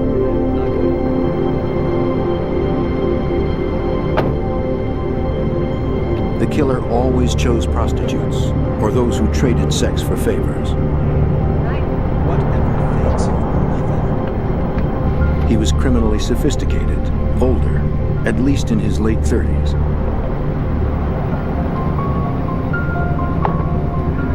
He wasn't panicky nor disorganized. He possessed inner rage, but it was very controlled. The victims had bruises on their wrists as if they had been restrained with handcuffs. McCrary was convinced Unterweger would ask the prostitutes to wear them to fulfill his sexual fantasy. But it was about control. The killer wanted their hands secured to prevent them from resisting. McCrary's testimony linked the victims together. Across 2 continents, the trail of deaths followed Jack Unterweger. Where he went, women died. While he visited Los Angeles, 3 prostitutes were murdered, and their slayings mimicked those in Europe. Shannon Exley and the other 2 American women were strangled to death. The offender used their brassieres as ligatures. And Unterweger tied the knots on the ligatures in exactly the same way as he had on the ones in Europe. McCrary pointed out that the probability was infinitesimal that more than one killer committed the crimes. What are the chances that more than one offender would be not only choosing to ligature strangle a victim with an article of her own clothing, but he would tie the knots in exactly the same way? Very, very remote chance that we've had different offenders committing the crime in that manner. But the defense argued there was a difference. The victims in Los Angeles had been strangled with their brassieres, and women in Europe had been strangled with their pantyhose. But McCrary countered that European prostitutes do not wear brassieres. What mattered to the killer was that he used an intimate article of the victim's clothing. He was much more hurried. LA criminalist Lynn Harold was asked to compare the knots from the pantyhose to those from the bras. In the case of the pantyhose, you had one leg. The second leg was double-backed on itself and used as the third segment for the weaving or braiding in a manner extremely similar to one of the bra cases where the 2 pieces of elastic formed 2 segments and the left strap was pulled through as the third braid. In all, the trial lasted 2.5 months.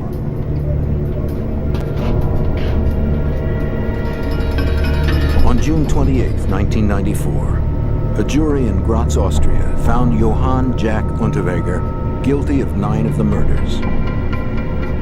The remaining victims were found too badly decomposed to convict Unterweger beyond a reasonable doubt. The verdict meant life in prison to a man who swore he would never spend another day behind bars. And he never did. Unterweger strangled himself with a nylon cord stripped from his uniform. We normally think of suicide as coming from depression or someone who feels shame or guilt or remorseful in some way. This is not at all what was going on when Jack committed suicide. More psychopathic offenders like Jack do it to exert control, and it's the last great defiant act that he exercised to wrest control of this situation away from the government, away from the authorities. He would not allow himself to be imprisoned for the rest of his life.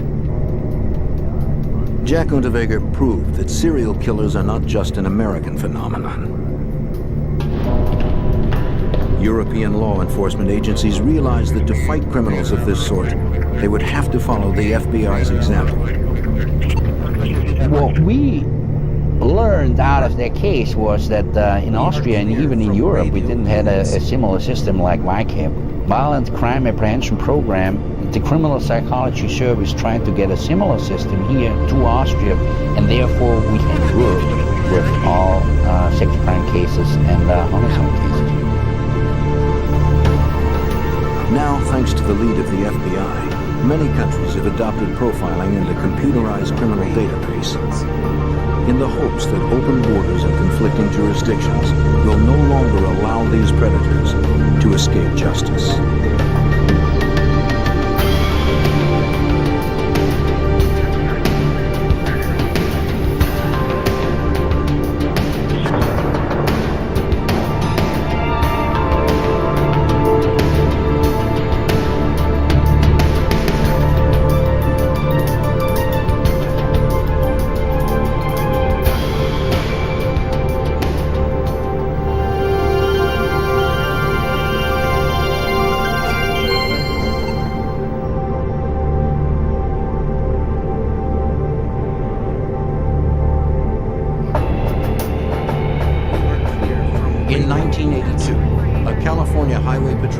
officer pulled a young woman over for speeding.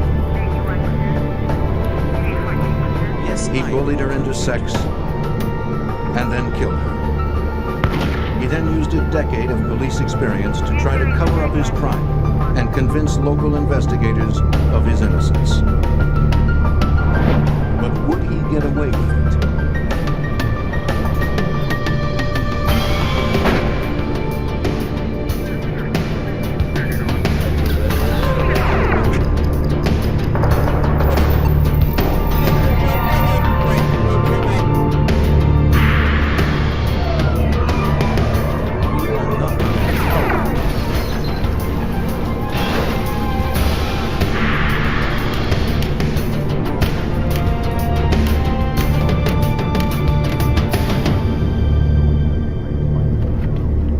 Society depends on trust and authority. It's a system that works. And because it works, we hardly think about it. A uniformed officer demands respect, and we willingly comply. But what if that trust were betrayed? What if a police officer abuses his authority? George Gwaltney was one such cop. The popular and decorated California Highway Patrol officer committed the ultimate violation. He murdered. I'm Jim Kallstrom, former director of the FBI's New York office. When good cops go bad, the full power of law enforcement rallies to repair the damage, rebuild the trust, and deliver justice. The Gwaltney case taxed the resources of both state police and the FBI. He was a cunning adversary, trained in crime solving, and he knew how to cover his tracks. Hello, how are you? 23-year-old Robin Bishop had left her home in Las Vegas to visit a friend in Los Angeles. Robin had hopes of becoming an actress. Her friend convinced her that if she was serious about acting, she had to move to LA. Robin headed back to Vegas to pack up and make the move. She was excited about her future. In Barstow, California, she stopped to call her mother and get a sandwich. Returning to her car, she fell under the gaze of a predator, California Highway Patrolman George Gwaltney. Though he was a highly respected officer and member of the community, Gwaltney had a secret history of stopping women for speeding and then soliciting them for sex in exchange for getting out of a ticket. The night of January 11th, 1982 was no different. He quickly memorized the make and model of her car. He also noticed the Nevada license plate.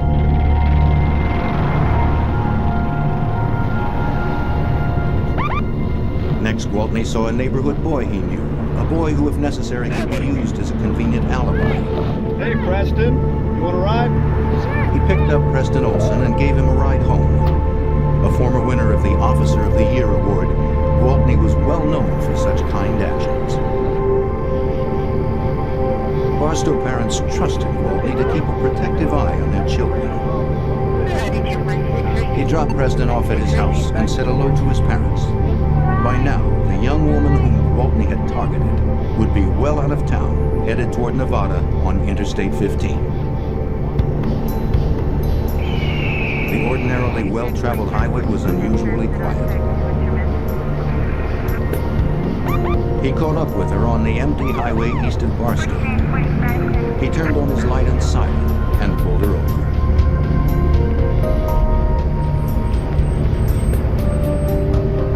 Robin Bishop had a string of tickets for speeding. She had in fact just finished a year of probation and had been given a warning that another ticket would cost her her license. Robin knew that a car and a driver's license would be essential for an aspiring actress in Los Angeles. Yes, it's strange. Yes, it's strange. It does. Do you have any idea how fast you were going? Pretty bad. A little bit too fast. I'm going to have to ask for your license.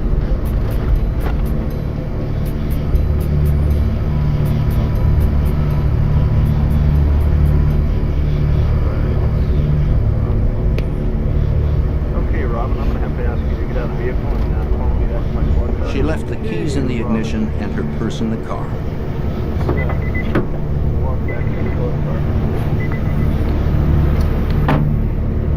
Robin was probably surprised eyes to be taken back to the patrol car, but she obeyed.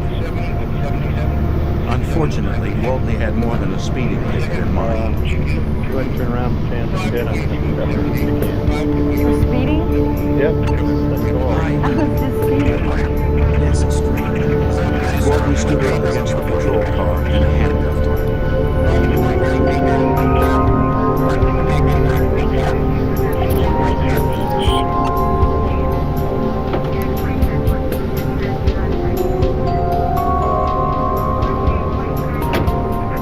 As he put her into his back seat, she must have been scared and confused.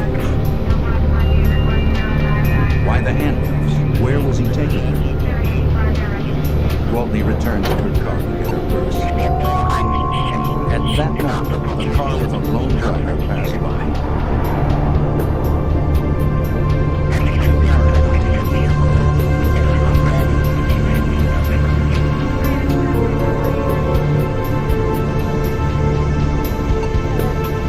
Gwaltney retrieved the purse, returned to his car, and pulled away, leaving her car abandoned on the interstate shoulder.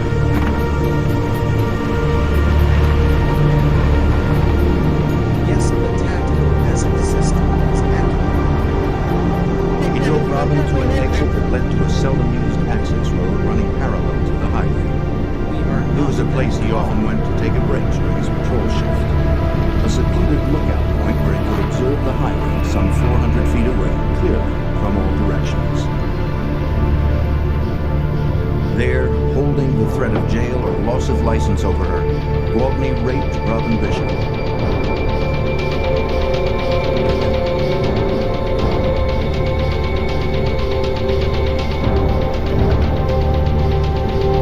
When he was done with her, he radioed in a wants and warrants check on Robin's car as if it were abandoned.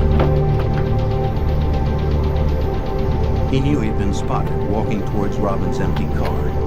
Yeah, I'd like to report a 2829. Yeah, license number 561 FBD. It was the first in a long line of lies covering his actions on the official record. Copy that.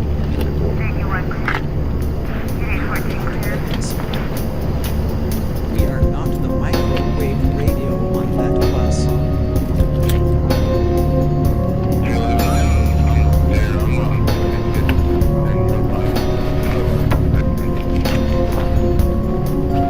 Cheers.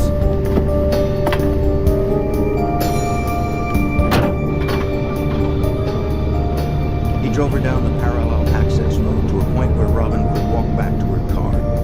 He removed the cuffs and let her out of the car. Things were working out for Gwaltney. He'd gotten what he was after and was simply going to let her go. But as she sat on the ground to put on her boots, something happened. Perhaps anger replaced fear now that she was released. Perhaps she threatened him with exposure. Her brother was a prosecutor in Nevada. Regardless, it would be her word against his. But then, as he stood next to his vehicle, he was suddenly caught in the spotlight of a passing deputy sheriff's car.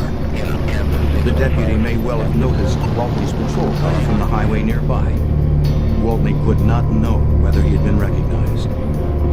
Suddenly, Robin's threats became more real. How could he explain being out there on the access road? In a moment of panic, Officer George Gwaltney decided Robin had to be silenced. Gwaltney took a final and irrevocable step. Now, there was no way to distance himself from the dead girl. Frantic, he devised a way out. He called the dispatcher and reported finding a dead body, a possible suicide. Knowing he had only moments before other officers would arrive at the scene, he searched under her head for the bullet that had killed her.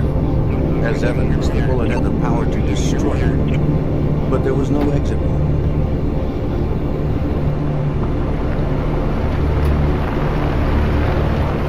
Homicide Detective Milt Rose of the San Bernardino County Sheriff's Department was sent to investigate the dead body found by Gwaltney. On his way to the crime scene, the dispatcher asked that he examine the abandoned car. as the body had been found a short distance away on the access road and was visible to investigators already at the crime scene. The police suspected there was a connection between the car and the body. I did not see any obvious signs of any malfunctions. No mechanical breakdowns. The tires were all in good condition. The vehicle was in gear. The keys were inside the vehicle. Why did the vehicle stop at the location it was at? At the crime scene, Officer Gwaltney was now composed and professional. He described how he found the victim, checked for a pulse, and looked in her purse for identification. The Nevada vehicle registration and driver's license identified her as Robin Bishop, owner of the abandoned car he had called in earlier. Although Officer Gwaltney had reported an apparent suicide, Detective Rose quickly ruled out that possibility. The victim had been shot in the back of the head at close range, then moved slightly. 4 inches from her head was a stream of blood on the ground. Clearly, this was a homicide. Recent rainfall made tracks and footprints from Gwaltney and his cruiser clearly visible in the damp sand. In this general area, we found a couple of footprints that came around, appeared to come around the front of the vehicle. They travel around in the front of the vehicle and off in a direction sorted towards the middle area of the vehicle. We travel over here into an area about where this bush is located, or right in this general area, and that's where Robin Bishop's body was found. The other footprints that we found were leading from the driver's door on the highway patrol unit to the area towards the front of the vehicle and then over towards Robin's body, kind of facing off in the easterly direction. The first officer arriving on the scene criticized Gwaltney for the profusion of his footprints, a clear contamination of the crime scene, and uncharacteristically sloppy work.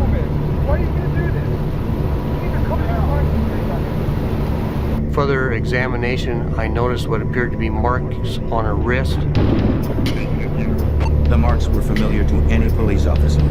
2 thin marks across the top of her wrist and 1 across the bottom, typical of those made by handcuffs. Then, when Detective Rose examined the contents of the victim's purse, he could find no signs of robbery, but the vehicle registration and driver's license were lying on top of the purse's contents, as if they'd been shown to someone and quickly thrown back around the purse.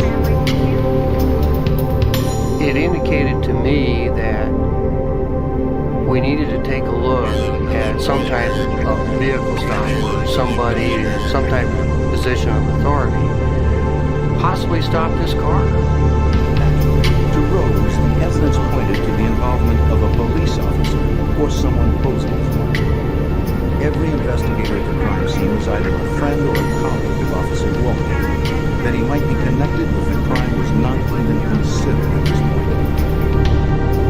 An autopsy was performed. The results confirmed that the body had been moved slightly after it was shot, and that the bruises were in fact made by handcuffs. The fatal bullet was found lodged in Robin's jaw. Though it was the caliber of the standard police service revolver, the brand was not the standard ammunition. The autopsy also showed that she had had sex within 24 hours of her death, but there were none of the normal physical signs of a forcible rape. The first thing we needed to do was to eliminate people that had been to the scene or could have been in the area. Other highway patrol officers, other deputies, whoever was in that particular area around that time frame. We needed to start with Officer Gwaltney to begin with, because Officer Gwaltney was a person who found the body. Gwaltney's survival depended on staying one step ahead of the investigation. When he finished his shift that night, he struggled to remove the gun barrel from the murder weapon. It was the one piece of hard evidence that could conclusively implicate him in the crime. Gwaltney knew his gun barrel left identifiable markings on the bullet that killed Robin Bishop. The next morning, he went to a local gun shop to order a new barrel, which would confuse a ballistics test. But the barrel was not in stock and had to be ordered. Then he took his uniform to the dry cleaner and his holster to the repair shop for re-dyeing and restitching. All that remained was to stall for time until the gun barrel arrived. In Barstow, Rose held a briefing that morning with the police and sheriff departments to discuss the case. He asked all officers on duty the night before to turn in their weapons so that ballistics tests could eliminate them as possible suspects in the crime. Gwaltney made sure to attend. During the briefing, he learned that the fatal bullet had been recovered. By early evening, Gwaltney was the only officer who had not turned in his weapon for testing. The detectives went to his home and asked for his service revolver. Microwave radio on that bus. He returned moments later with the wrong gun, his off-duty weapon. George, this isn't your service revolver, and that's what we need. The captain sent him back for his service revolver, but he returned empty-handed. You aren't gonna believe this, but it's been stolen. What do you mean stolen? Well, George. Some burglaries in the He claimed neighborhood. that his house must have been burglarized. The gun was missing. Have to ask for your... The story sounded doubtful, but because Gwaltney was a highway patrol officer, Detective Brian English with the San Bernardino County Sheriff's Department was inclined to believe him. I kind of empathized with him because we were, in my opinion, we were looking for evidence to show that he didn't do it. It was some criminal that did it.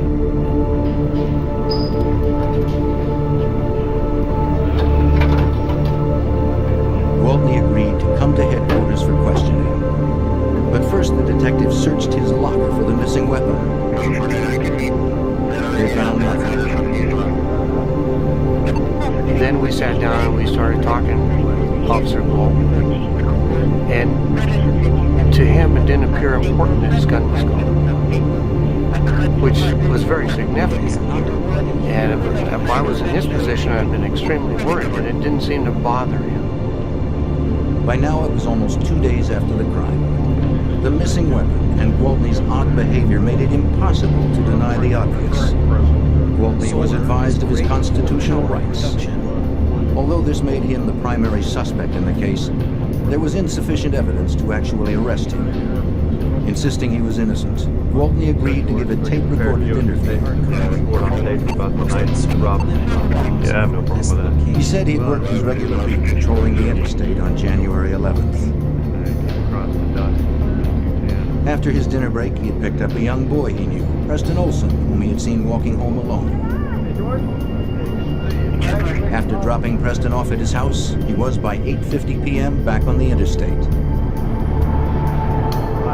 About 9:15, he found the abandoned car, ran a stolen vehicle check, then turned onto the access road. Seeing a pale shape he had pulled over, it was the body of the victim, Robin Bishop. He was not reacting normally for a person who had been accused of committing this kind of a crime.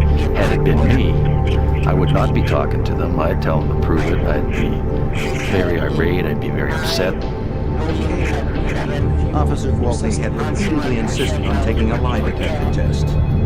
He reiterated his statement and then answered a series of critical questions, including the direct question, had he killed Robin Bishop? No. The examiner could find no sign of deception in the polygraph exam. Gwaltney had just crossed another hurdle in his cover-up. We transported George from the Barstow station back down to San Bernardino for further questioning. At that time, George gave his consent to go ahead and search his house. Sheriff's deputies investigated Gwaltney's claim that his house must have been burglarized, but they could find no sign of forced entry. The homicide detectives then began their work. At dawn, they found the frame of a Smith & Wesson Model 19 .357 Magnum revolver inside Gwaltney's truck. The frame was badly damaged with tool marks. It appeared to have been dismantled by someone who had no knowledge of how to take it apart. The barrel, which would have been used for a ballistics comparison, was gone. Therefore, there's no ballistics match could be done. The gun frame was registered to George Michael Gwaltney. To the detectives, it had been dismantled for only one purpose. Gwaltney was placed under arrest. But the evidence was still only circumstantial. a link between the revolver and the tools used to dismantle it had to be found. The detectives returned to Waltney's home for another search.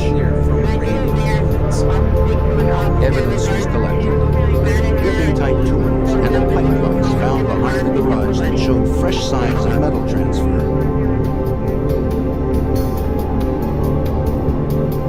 In the bedroom closet, detectives found 5 boxes of bullets bearing the CHP insignia. In the boxes among the standard police rounds, they found 27 bullets of another brand. 357 caliber 158 grain soft points made by Remington Arms, the same kind of bullet that killed Robin Bishop.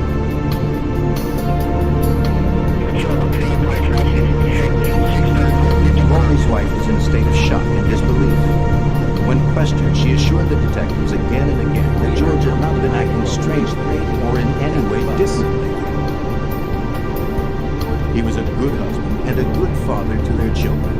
He's a wonderful husband and a very caring father. News of Waltney's arrest stunned the small community of Barstow. His fellow officers had known and respected him for decades. Despite the considerable evidence against Waltney, they were unable to accept his possible guilt. Pretty dramatic and emotional thing when another law enforcement officer was accused of committing a murder. Most of the people knew George, and they could not believe that George Gwaltney could have done something so bad. I recall a couple of the officers that were close friends of his were in tears when I was interviewing them because they didn't want to believe that George could do this.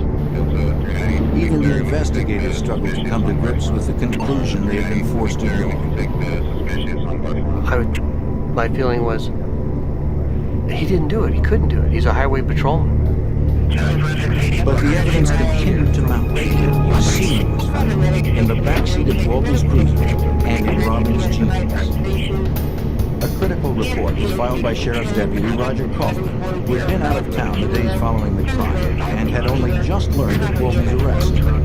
He described driving by the exact crime scene area about the time of the murder. From the interstate, he spotted a car's parking lights on the little-used access road. Shining his spotlight on the car, he saw an officer standing by it, but was driving too fast to identify him. Barely minutes later, he heard a very upset Gwaltney calling in a possible suicide on the radio. He'd been surprised to hear Gwaltney, a man known for his unshakable presence, sounding so agitated, but had not given the incident any thought until he learned of the arrest.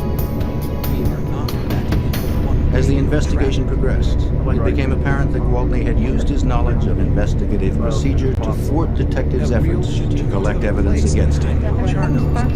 His uniform had been dry cleaned, his holster re-dyed and re-stitched, allegedly for an upcoming inspection. Any evidence of blood or tissue transferred from the gun had been destroyed. His footprints had altered the crime scene. When detectives questioned the owners of gun stores in the area, on the theory Gwaltney would have tried to buy a replacement barrel for his service revolver, none could recall him being in their stores. After several months of an internal investigation, Gwaltney was fired from the California Highway Patrol. Okay, bye. Now convinced that he had committed the worst imaginable crime, detectives were still unable to prove Gwaltney was lying. His wife and friends still solidly supported him. 9 months later, the trial began, with prosecutor Betty Kennedy confident that the considerable evidence, though mostly circumstantial, was strong enough to result in a quick conviction. In his opening statements, defense attorney George Porter told the jury that George Michael Gwaltney was the victim of a frame-up, possibly by someone in his own department. You cannot control. Someone stopped Miss Bishop, as he would show, but it was not George Gwaltney. The defense produced a key witness, railroad worker Dennis Googler, who testified that he passed Robin Bishop's empty car on the highway shoulder. A light-colored car was parked 50 feet behind him. Googler described to the jury a man carrying a flashlight who was approaching Bishop's car. His description, however, seemed to eliminate Gwaltney as the man he saw. Other suspects, Porter contended, must be considered. The prosecution constructed a precise and elaborate timeline, from Robin's final phone call to her mother in Barstow to Gwaltney's radio call reporting the discovery of her body. The timeline included all of Gwaltney's known actions and time for the murder as well. The prosecution believed its case was bulletproof. Travel times, the pickup of the Olsen boy, the deputy's sighting, the radio calls, everything. But Gwaltney's attorney countered by producing dozens of witnesses, CHP colleagues and personal friends who testified to his impeccable character and record. He used the timeline itself to cast doubt on the series of events. Could Gwaltney possibly have had enough time, barely 20 minutes, to do all he was accused of? The defense easily challenged the scientific analysis of the semen samples from the car and the victim. The technology for using DNA in the courtroom was still 6 years in the future. In addition, Porter was able to cast doubt on the prosecution's inconclusive tool mark analysis of the gun frame and tools taken from Gwaltney's vehicle and residence. Nevertheless, the prosecution believed the bullet evidence and the dismantled gun frame would be enough to convince the jury. The strongest evidence that we had in a particular case was the frame of the gun. How can you explain the frame? How can you explain why it was in the vehicle? Why was it taken apart? Why was the barrel missing? Why was the cylinder missing? The grips, the hammer, the trigger? Why? Gwaltney was prepared and polished, providing the defense with its best witness, himself. He had an answer for everything that was questioned to him. And every answer he had was feasible. And what their defense tactic was to put a small amount of doubt into each one of the items of evidence that we presented. And that's what they did. And George did an excellent job of tying up all the loose ends when he testified. Yes, I am a computer.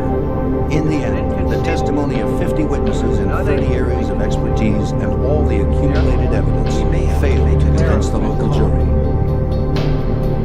After 4 days, a deadlock was declared, 8-4 in favor of acquittal. George Gwaltney was a free man. Nothing is, as some people say, a slam dunk. And you never know which way the jury's going to go. You never know which evidence the judge is going to let in and which evidence the judge won't let in. So, because I wasn't involved in the daily routine, I was very much surprised that George was not found guilty. We spoke to a number of the jurors. And a few of the jurors thought there was a good possibility George was the one responsible. But they couldn't believe he actually did it. And if he did do it, he was a highway patrolman. He worked hard. He worked for the community. He was respected. We just couldn't find him. Still believing George Gwaltney was guilty, prosecutors were determined to get a conviction.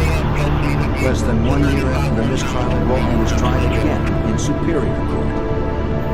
But with little new evidence presented, the trial ended in another deadlock jury, 7-5 in favor of acquittal. George Gwaltney walked away, seemingly out of reach of the law. I was stunned. I sat around for several hours just thinking about rehashing what could have we done to change the outcome. What could we do if and when there's another trial? Arguing the appearance of harassment, the judge denied prosecutors a third trial. It appeared that George Gwaltney could not be brought to justice in the town of Boston. We felt, and I was convinced, that George killed this lady, and that we needed someone to come in and prosecute George. George needed to pay for what happened. From the moment of Gwaltney's arrest, the FBI had been watching this case with great interest. Anytime a homicide involving a police officer takes place, the FBI monitors the investigation. After Gwaltney was acquitted a second time, there was enormous public pressure to find the truth surrounding Robin Bishop's murder. The FBI's Los Angeles field office decided it was time to intervene. The FBI knew that George Gwaltney could never be tried again for Robin Bishop's murder in the state of California. But in a federal court, he could be charged with violating her civil rights. By killing Robin Bishop while he was on duty, George Gwaltney had committed a federal crime. By taking her life, he had violated her civil rights. This had never been argued in a criminal trial before. But the FBI and federal prosecutors believed the Bishop murder was a perfect test case. The case was assigned to Special Agent Michael Randolph. Gwaltney was like a wolf in the sheep pen. The local law enforcement didn't know that he was the perpetrator. He was the person that had committed the murder, so he would stay one step ahead of them, destroying evidence. And this is a significant reason that the locals were unsuccessful in their prosecution. They didn't realize what they were dealing with. Exhaustively reviewing the crime scene photographs, Agent Randolph's attention was caught by a photo. It revealed the contents of the trunk of Gwaltney's patrol car the night of the murder. In it, he spotted a small box of ammunition. He sent the photos off for enlargement and analysis.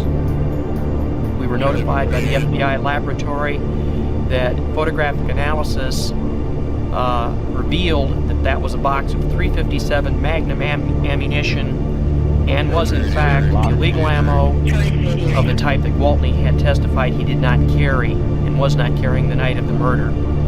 It was also, we believe, the same box of ammo that was collected from his house. Agent Randolph had just caught George Gwaltney in his first lie. We knew that he had lied about one thing at the two local trials. There had to be other things that he had lied about.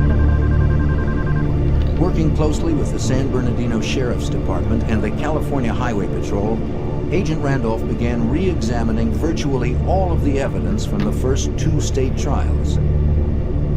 Instead of handling it as a usual criminal investigation, we took an exhaustive approach, sort of like a TWA Flight 800 approach. Every rivet had to be looked at, every rock had to be looked at. The mountain of reports, transcripts, photos, and physical evidence would be painstakingly re-examined by the FBI labs and Bureau field agents. Key things that were used that we sent back to the lab would include such things as, obviously, the frame of the gun. The frame of the gun had been recovered by the local police, and they had done tool mark analysis that had been unable to show who took the gun apart. The gun frame was sent back to the Firearms Tool Mark Unit at the FBI labs in Washington. Unique in the world, the lab has a collection of over 2,000 guns, from John Dillinger's pistol to the newest military assault rifle. Every bullet manufactured for the last 50 years is here too. Hollow point and steel jacket, 22 to 50 caliber. Like the guns, they're all here for testing and comparison. The soundproof ballistic room allows for comparison firing and bullet retrieval. Comparative microscopes allow for precise analysis of the gun barrels. But the most valuable asset in the lab are the agents, whose long experience in these specialized tests make them invaluable in difficult cases such as the Bishop murder.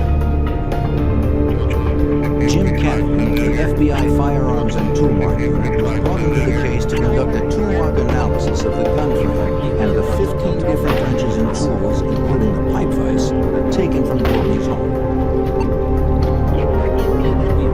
Steel tools almost always leave behind some distinctive and often microscopic mark after their use. The signature is unique as a fingerprint. The FBI Tool Mark Lab is one of the largest, most specialized, and most technologically sophisticated in the country.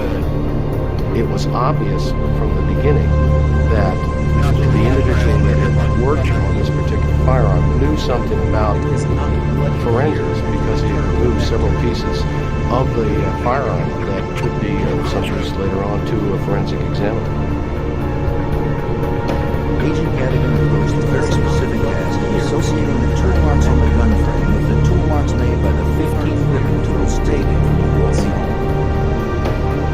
The question was, could one of these tools have been used to hold the frame while the barrel of the firearm was being removed?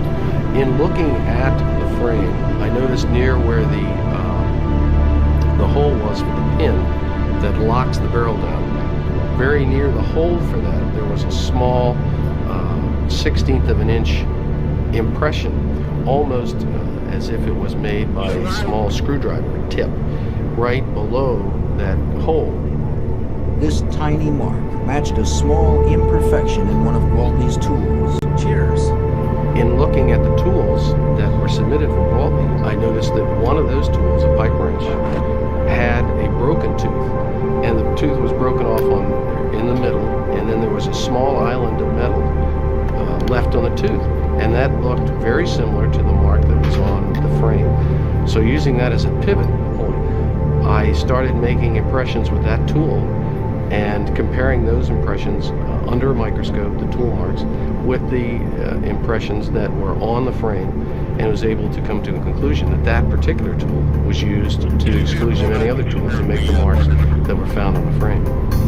In addition to the tool marks testing, the FBI lab conducted extensive testing on the particular bullets found in the Gwaltney home.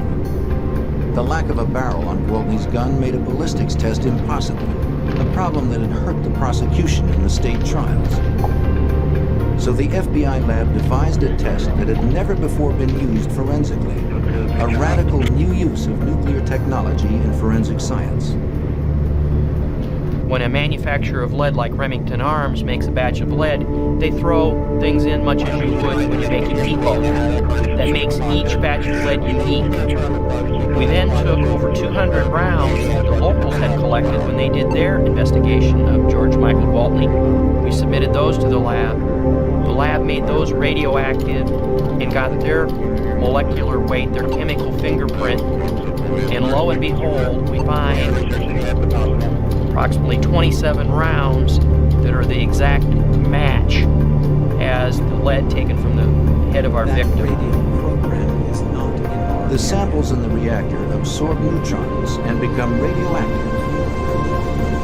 This radioactivity is measured and gives a precise reading of the chemical elements in the lead from the bullet, an atomic fingerprint. The radioactive tests were indisputable. Each of the 27 bullets found in Gwaltney's closet, bullets he had sworn under oath he did not own, had come from the same batch of lead as the bullet that killed Robin Bishop. The FBI lab worked to establish a definite match between Gwaltney's gun frame and his pipe wrench, and between the fatal bullet and the bullets found in his home. Additionally, Agent Randolph constructed psychological portraits of not only George Gwaltney, but Robin Bishop. It was important that the federal jury perceive her as a genuine victim. See you later, 104 radio. Robin Bishop was raped by someone she was taught to respect and trust, an officer of the law. This made it very easy to understand the lack of force of violence that was evident in the crime scene other than the trauma. And she was compliant. She respected law enforcement authority. She's the type of person that pulled over and opened her wallet and handed her and stood out and was handcuffed even though she knew all she had done was a speeding ticket. It made her an easy victim. In the same way, the FBI examined every aspect of Gwaltney's background to gain an understanding of his behavior around women. By questioning a woman who admitted to having an affair with Gwaltney, it was learned that she would meet him at his regular spot along the isolated highway for sex. The same exit to the access road where he had taken Robin Bishop. Every woman who received a summons from Gwaltney in the last 2 years was contacted, and a pattern emerged. Nearly a dozen women claimed that Gwaltney had solicited them for sex or touched them suggestively. This indicated to us that this was not an isolated sexual assault with Mr. Gwaltney. This is a type of pattern of behavior. When he put his uniform on, he became predatory towards females, was our conclusion. Witness testimony from the state trials was also carefully re-examined for discrepancies that could lead to breaks in the case. In some instances, the FBI leaned hard with the weight of federal authority. Many witnesses were reluctant to testify, fearful. It's a small community, everybody knows everybody. We had to let them know that a federal investigation is just not a local matter that's going to blow away with the wind out in the desert. We're going to be here until this is resolved. This persistence led to one of the most crucial breakthroughs in the case. San Bernardino Sheriff's detectives had originally interviewed the owners of Barstow gun shops for signs that Gwaltney might have tried to buy a replacement barrel for his service revolver the day after the crime. None claimed to have seen it.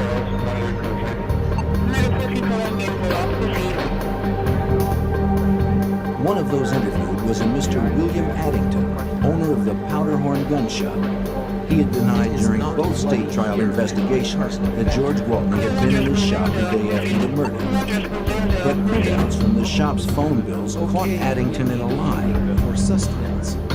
And we found toll records that show the day after the homicide, late in the afternoon, after the briefing that Gwaltney had attended, Mr. Addington had made a phone call up to this gun shop in Sacramento, attempting to order a barrel for the type of weapon that Mr. Gwaltney carried that was now missing the barrel.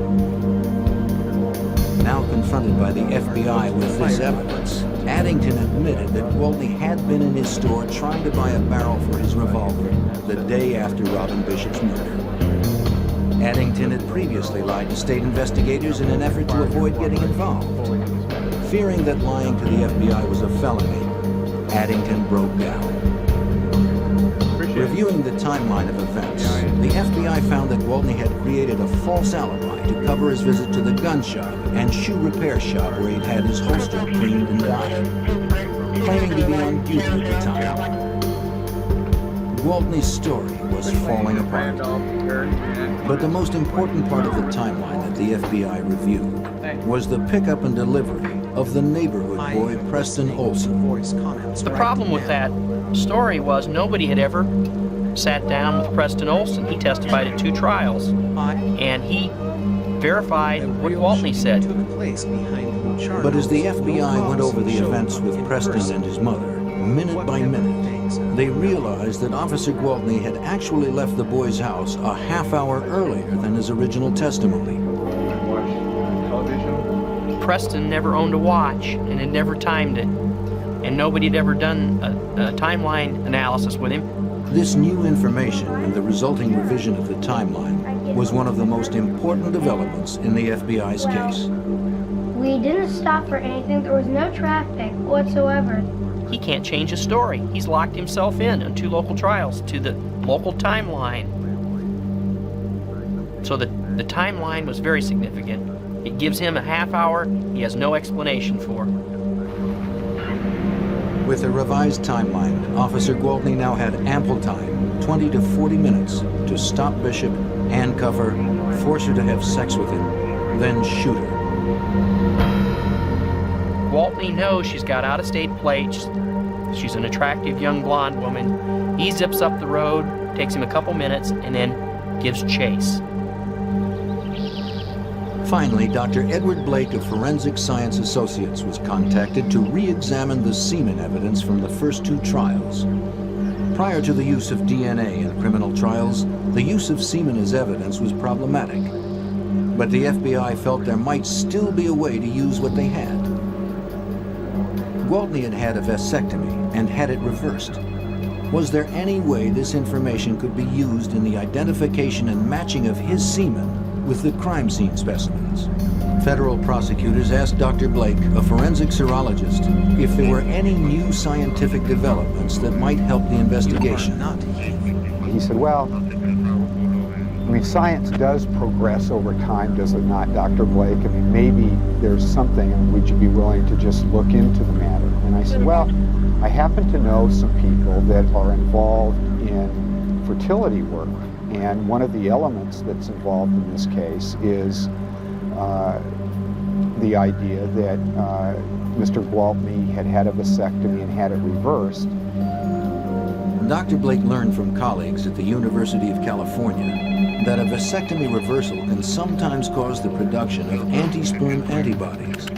The body reacts to sperm seeping into the bloodstream as if it were invading germs. The phenomenon is highly unusual and could conceivably be used as a marker in seminal fluid.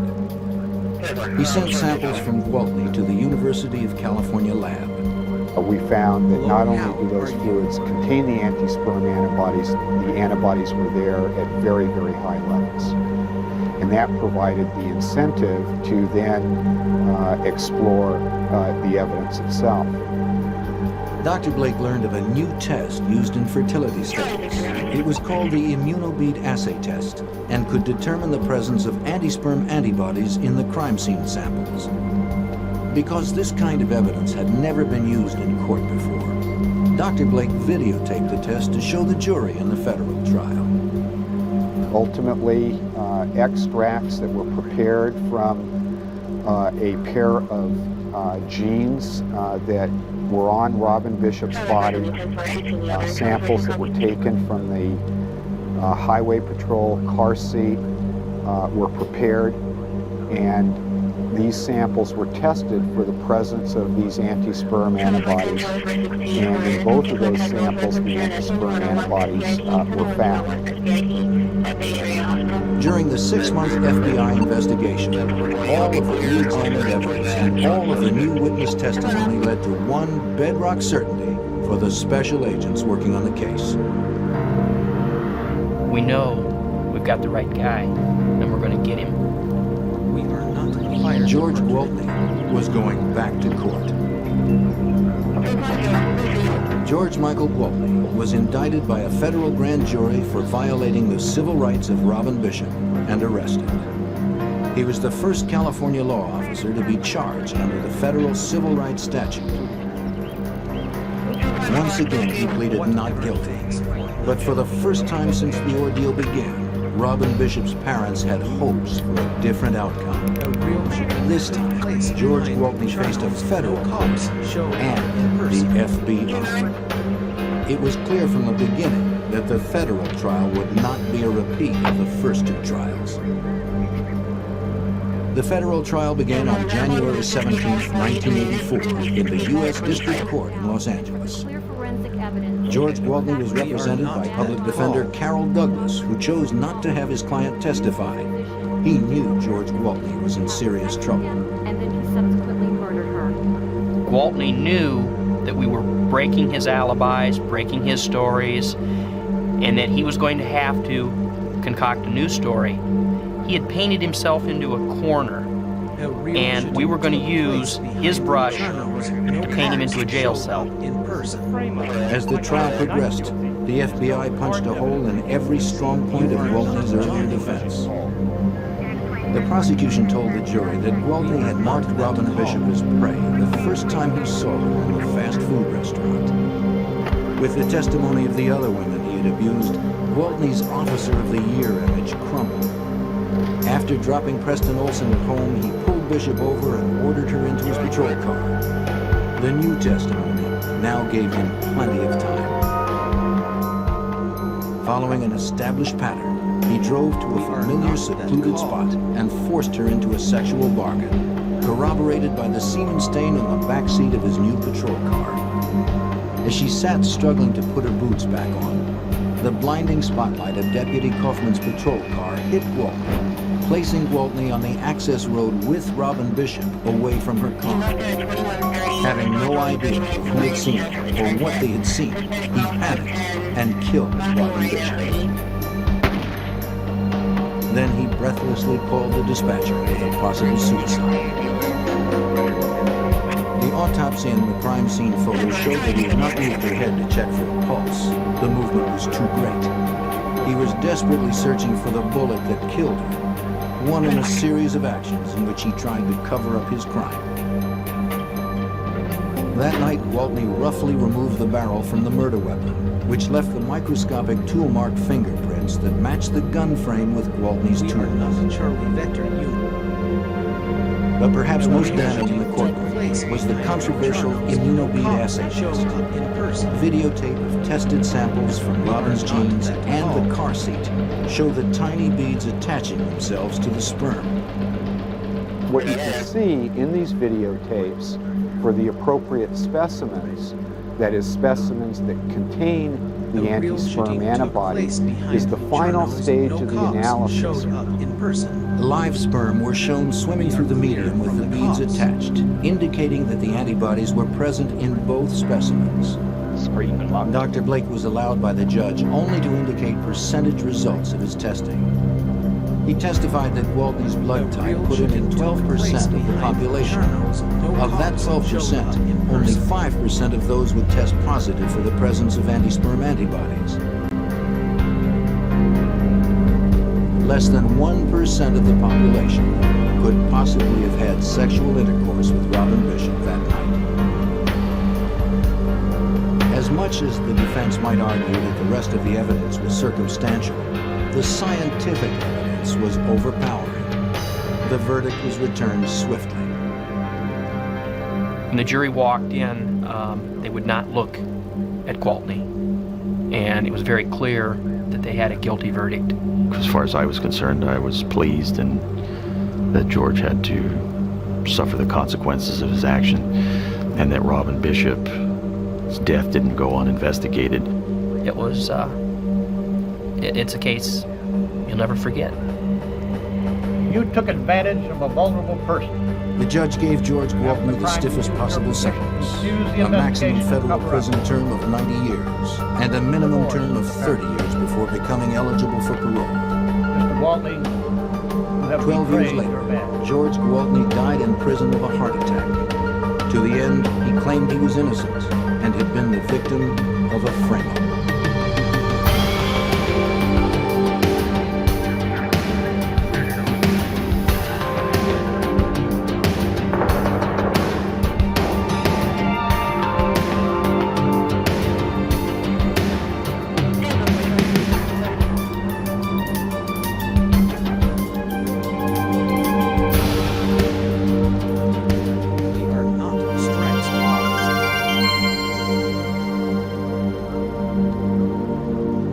We are not that call.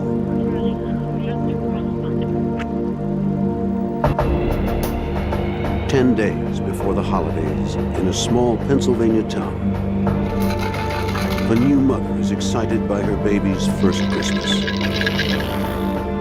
But when they disappear without a trace, the holiday turns tragic. Investigators suspect her husband is somehow responsible.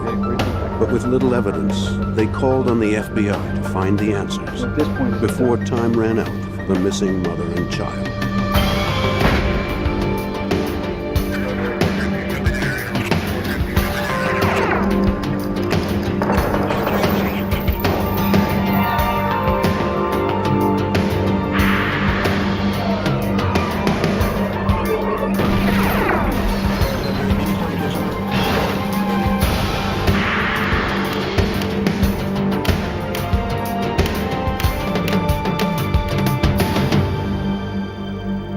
A woman and her infant son vanish. The husband is frantic. The clues are scarce. But hopes linger, even as the hours and days tick by without a word. Was she on the run or the victim of foul play? I'm Jim Kallstrom, former head of the FBI's New York office. It was an investigation filled with blind alleys and dead ends. In order to go forward, we had to revisit the past. For sustenance. Catasauqua, Pennsylvania, 1 hour north of Philadelphia. A quiet, blue-collar town. A safe place to raise a family. By December 15th, 1994, the town was preparing for the holiday season.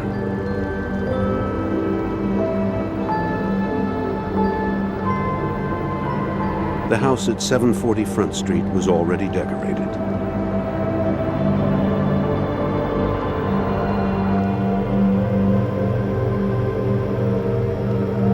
Inside, 26-year-old Joanne Katrinak, happily married and a new mother, was especially excited about the holidays. It would be the first Christmas for her 4-month-old son, Alex.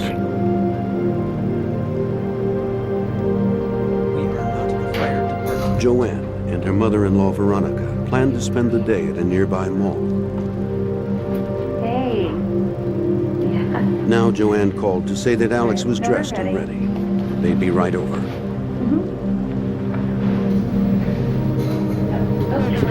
Joanne wanted to find the perfect gift for her husband, Andy. They'd been married less than 2 years.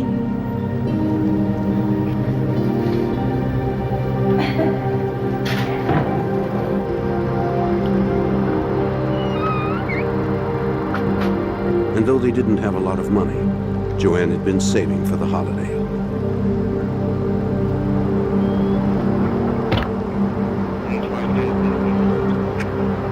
Before Joanne had met Andy, she'd had some bad relationships. Her first husband was abusive. The marriage had ended in divorce. But she was happy now.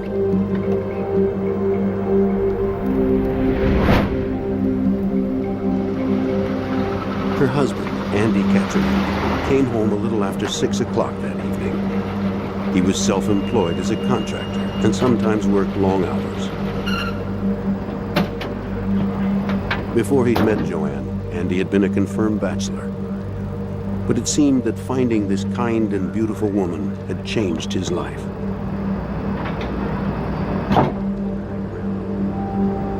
Usually, Joanne and Alex were waiting for him when he came home. But not tonight. That didn't seem to worry Andy.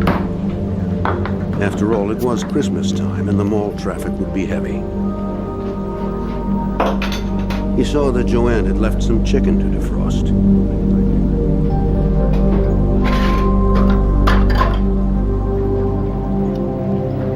He settled in to relax and wait for his family. An hour went by, then another. Still, Andy didn't seem concerned. He watched TV and drank another beer.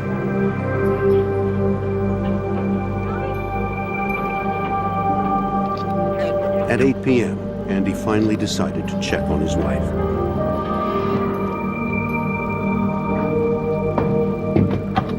His first call was to his mother, Veronica. Hi, Mom. You seen Joanne? He knew Joanne had planned to shop with her. Well, it's, But now his mother said Joanne had never come by. No, Nor had she answered her phone calls. Well, no, she didn't. That's why I'm calling you, because I hadn't seen her. I hadn't heard from her yet. No. Well, what'd you guys do? Veronica was worried. She said she and her husband, Andrew Sr., would be right over.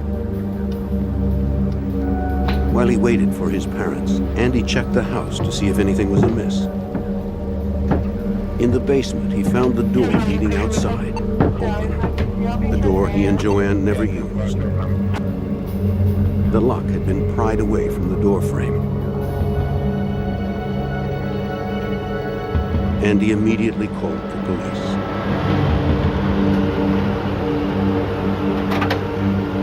Two officers from the Catasauqua Police Department responded.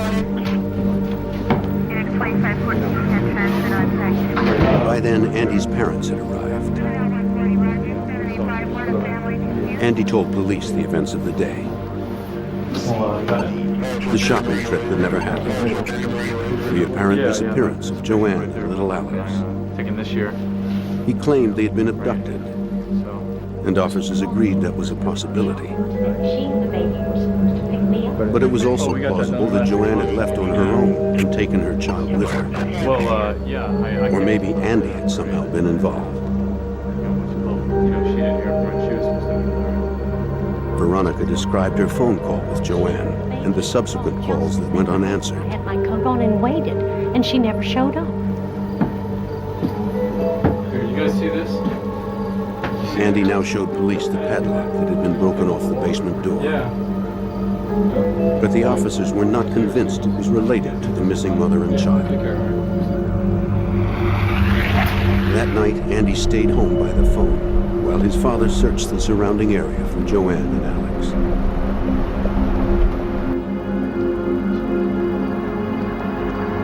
At 3 in the morning, Andrew Sr. had found something and brought his son to see it. What is this? Joanne's tan Toyota was backed into a spot in the parking lot of McCarty's Tavern, What is this? down the street from the Katrinak's home. Oh, keys. Inside were Joanne's keys and her small canister of mace. Again, Andy called Catasauqua police. This time, police suspected foul play. But the local force lacked the resources and experience needed to lead the investigation. So they contacted Pennsylvania state troopers for assistance. With the possibility of an abduction, Major Robert Wirtz looked to the most likely suspect, Joanne's husband, Andy Katrinak. There was a lot of looking into the family life and looking at what Andrew did on that particular day and those sorts of things. You know, one of the things that you're always forced to do in these types of investigations is look at family members. State police arrived at Andy's house the next morning. You see that right there? Andy told them that overnight he had noticed something else. A cut phone line in the basement. Crime scene down here? One of 2 separate phone lines in the house. And I left it. The one cut serviced the cordless phone, while the other serviced the kitchen phone. It appeared to investigators that whoever cut the line knew where to look and which one to cut.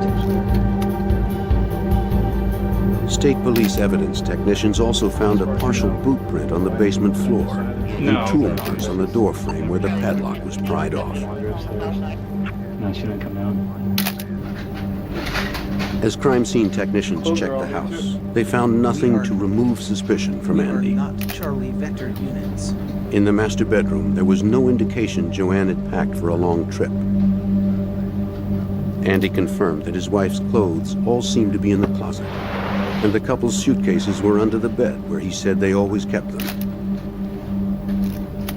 Technicians found no blood or other signs of foul play. They dusted for fingerprints around the room's entry points, but found only Andy's and Joanne's. In the baby's room, there were also no signs that little Alex had been taken on a long trip, and no indication of a struggle or robbery. At the state police barracks garage, evidence technicians processed Joanne's car. They hoped something left behind would lead them closer to the missing mother and child. On the headrest of the driver's seat, they found 6 dirty blonde hairs. One was partially smeared with a dark red substance, maybe blood. But nothing immediately pointed to Joanne and Alex's whereabouts. As lead investigator, Trooper Bob Egan was suspicious of the way the car had been found. There were a couple things that led Andy Katrinak to believe that his wife did not back that car, and number one is that she never used that parking lot to park her vehicle. They had a parking lot at the back of their house, and number two, she never backed the car in. When she parked into a parking space, she always pulled in front of the vehicle first. She was very bad at backing up. 3 days had passed since Andy's wife and son disappeared. His parents posted flyers throughout his neighborhood and in Catasauqua's shopping district. Anywhere Joanne and Alex might have visited. I have not. This is a picture of our daughter-in-law. This is a grandchild. With still no word from Joanne or a kidnapper, troopers delved further into Andy's background. They found him anxious when he spoke of his former days as a semi-pro boxer in Las Vegas. He was good with his fists and earned his living as an instructor when he first moved to Pennsylvania. Now a private contractor, Andy barely made enough to pay the bills. A wife, a house, and a baby strained the new father's resources. Troopers asked to see his financial records, including insurance documents, bank statements, and phone records. I got some checks. He told them that his wife had only minimal life insurance. I know you wanted, probably would have wanted phone. On the day she disappeared with his son, Andy said he had been with his father, building a room addition for a client who lived a few miles from his home. Troopers were not satisfied. They suspected he may have still been hiding something. They demanded that Andy take a polygraph test. Right now, do you know where your wife is located? No, I don't. The first test showed that Andy had not been deceptive regarding his family's disappearance. But investigators needed to be sure. So they tested him again. No, I didn't. The results were conclusive. No. Andy was telling the truth about his missing wife and baby. Investigators cleared the husband as a suspect. No, I'm not. By now, Joanne and Alex had been missing for 4 days, and investigators still had no solid leads. Whether it had been a desertion or an abduction, it was possible the woman and child had crossed state lines. On December 19th, 1994, state police called on the FBI for help. Special Agent Dave Rowe from the FBI's Allentown office joined the effort. We began our investigation by identifying, locating, and interviewing virtually all of the relatives, virtually all of the friends, former work colleagues, anybody and everybody who was either related to or acquainted with Andy, Joanne, and Alex. Open. Coffee? Yes, thank you. Local, state, and federal agencies funneled their resources into the search for the missing woman and child. 6 days before Christmas, it seemed as if they had vanished without a trace. Joanne Katranek, a 26-year-old mother, and her 4-month-old son, Alex, had mysteriously disappeared from their Catasauqua, Pennsylvania home. Her husband, Andy, had been cleared of suspicion. Now investigators traveled across Pennsylvania state lines to question Joanne's ex-husband, who lived and worked in New Jersey. Mike Jack had married Joanne in 1991. They were divorced just a few months later, amidst allegations that Jack was abusive. Maybe Joanne had decided to rekindle the relationship. Or perhaps her ex had come to win her back. But investigators found Jack had a solid alibi for the date of Joanne's disappearance.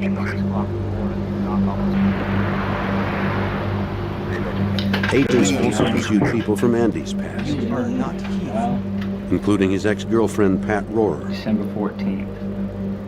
Anything wrong? An FBI agent interviewed Rohrer at her home in North Carolina. Oh, sure. Yeah, I keep on She found she too had a solid alibi for the day Joanne and Alex had vanished. I'll tell you what, I really appreciate that.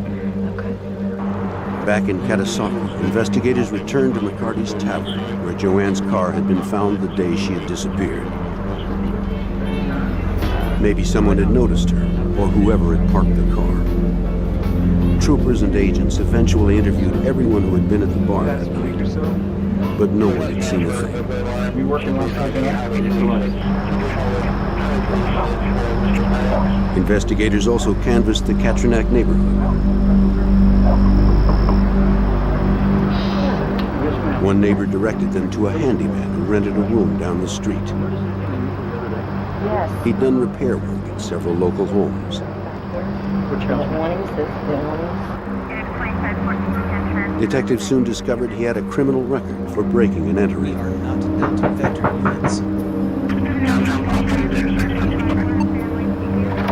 He seemed a promising suspect. He admitted to police he had had some run-ins with the law, but swore he had no knowledge of Joanne and Alex's disappearance. That bus. He agreed to come in for further questioning.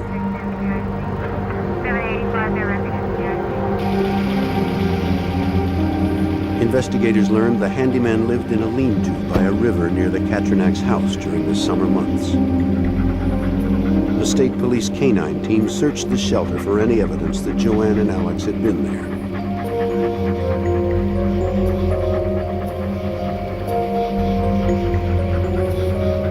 They found nothing, and the handyman was cleared. Another dead end. For frustrated investigators, precious time slipped away as community concern grew. State Police Major Robert Wirtz helped establish hotlines to elicit the public's help. There was obviously a lot of concerns in the community as to what occurred. So we had a command post set up here at the barracks with a number of telephone lines coming into the command post. Those phone numbers were given to the public, and we in fact did get information from the public. Reports of sightings poured in. One resident reported seeing Joanne with an unidentified man near railroad tracks behind the Katranak's home. She was carrying a baby and seemed frightened by the man pulling her further into the brush against her will. In response, FBI agents and state police immediately conducted a massive line search of a 4-mile stretch near the railroad tracks. The search continued through the night. They scanned the area inch by inch as choppers circled overhead. But again, investigators found nothing. Trooper Joe Kosovar, now co-lead investigator with his partner Bob Egan, recalls that reports of sightings continued. They saw her along the railroad tracks. They saw her on an airplane. They saw her in a convenience store with the baby. But none of them checked out. They were false leads, and apparently people who they saw and thought they saw were two different people. Christmas passed and spring began, with still no word of Joanne and Alex. Then on April 9th, a farmer was tilling his field in Heidelberg Township, 15 miles northwest of Catasauqua. He saw what looked like a pile of clothes at the field's edge. When he walked over to investigate, he encountered a horrifying sight. Human remains.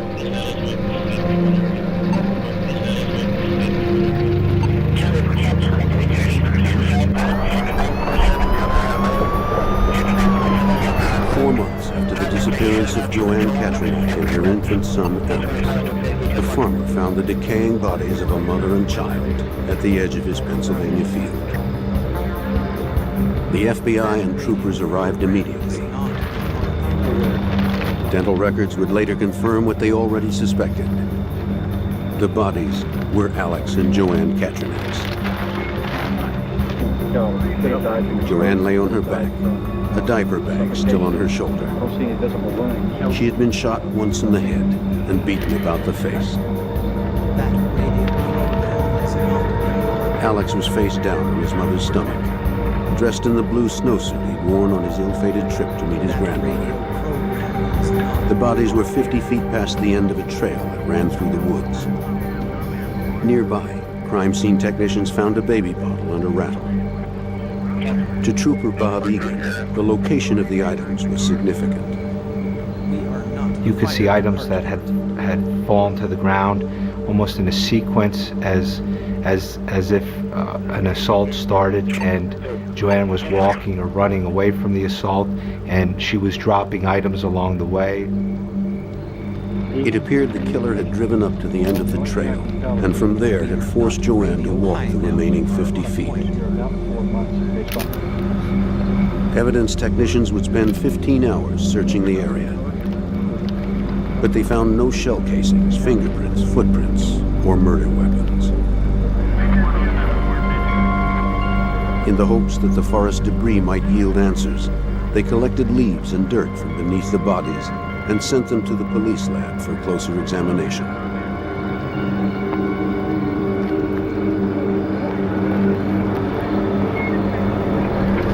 For Major Robert Wirtz and the others who'd worked the case for months, the finality of this brutal murder evoked a barrage of emotions. When the bodies were found, there was a period of time there when it was very difficult for the officers that were assigned to this investigation.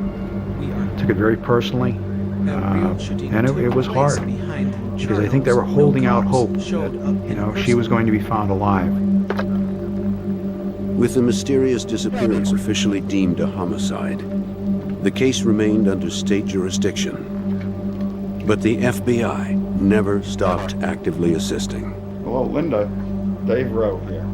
The fact that somebody would abduct a new mother and a 4-month-old infant, everybody can identify with that. And once you become aware of that, you want to be part of the investigation. An autopsy revealed that Joanne had been shot once with a .22 caliber bullet and beaten 19 times with a blunt object.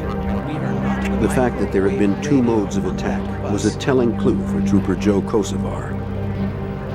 Based on the absence of empty shell casings and the fact that the victim had received 1 shot and numerous blows to the head, led me to believe that the gun malfunctioned. The medical examiner was unable to determine exactly how baby Alex was killed, whether he'd been suffocated or left to die of exposure. Police continued to analyze the physical evidence found at the crime scene. To help build the case, they brought in prosecutor Mike McIntyre of the Lehigh County District Attorney's Office. We found 2 more hairs that first matched the 6 hairs found on that headrest in color and length. But the hairs would have to be examined forensically to prove beyond a reasonable doubt that they matched. A Pennsylvania State Police forensic scientist conducted the lab analysis. The results confirmed what investigators had suspected. The hairs belonged to the same person. And the substance on one of them was determined to be human blood, containing DNA consistent with Joanne's. But to whom did the hairs belong? Tests quickly ruled out the Katrinacs and several of Joanne's friends who had access to the car. Pennsylvania State Police were baffled. How far are we on it? Again, they turned to the FBI for help. The FBI sent a behavioral profiler from Washington, D.C. A profiler can help narrow the search for suspects by detailing the type of person responsible for a crime through that person's behavioral characteristics. Profilers study a variety of crime-related information, including case reports, geography, timing, and the victim's habits. Then they revisit the crime scenes to read the locations for clues to the killer's behavior.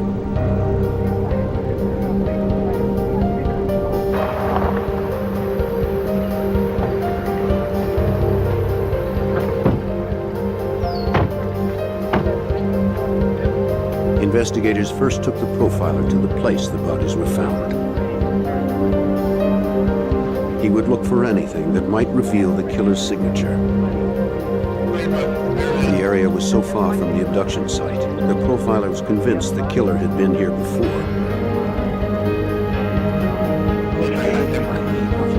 The profiler also hypothesized the killer had been male because the attack had been so brutal. The abduction had taken place in broad daylight, which offered another hint.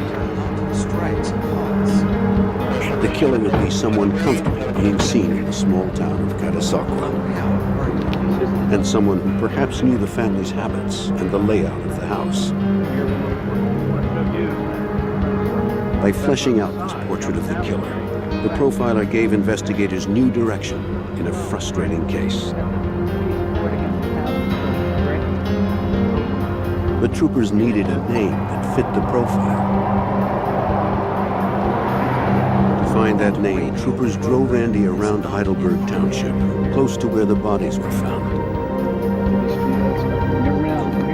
They hoped to prompt his memory of someone who knew this rural area. No cops showed up in person. They asked if Joanne had ever visited here. Was there a friend or a family member who lived nearby? Andy could think of no one. Disappointed, investigators returned to State Police headquarters. Then, just as Andy was about to leave, he remembered something. He did know someone who knew Heidelberg Township, and also his home in Cudahy. His ex-girlfriend, Pat Rohrer, had once managed a stable in Heidelberg. And with that, he tells me that he couldn't tell me the exact place, what it was called, because he couldn't remember the name, but he could give me directions on how to get there. So I told him, I said, no, tell me. As he started to tell me the directions of how to get to where Patty Rohrer was boarding a horse and taking care of horses, well, I knew he was taking me right to the area where Joanne and the baby were found. We used to go together. Pat Rohrer and Andy had lived together briefly in Pennsylvania. He told investigators he once visited her at the stable. But they'd broken up in 1989, and she had moved back to North Carolina. Showed up in person. It's all right. Then in the spring of 1991, before Andy met Joanne, Rohrer had visited him unexpectedly after a fight with her most recent boyfriend. Andy was sympathetic. He let Rohrer stay for a few days, though their relationship remained purely a friendship.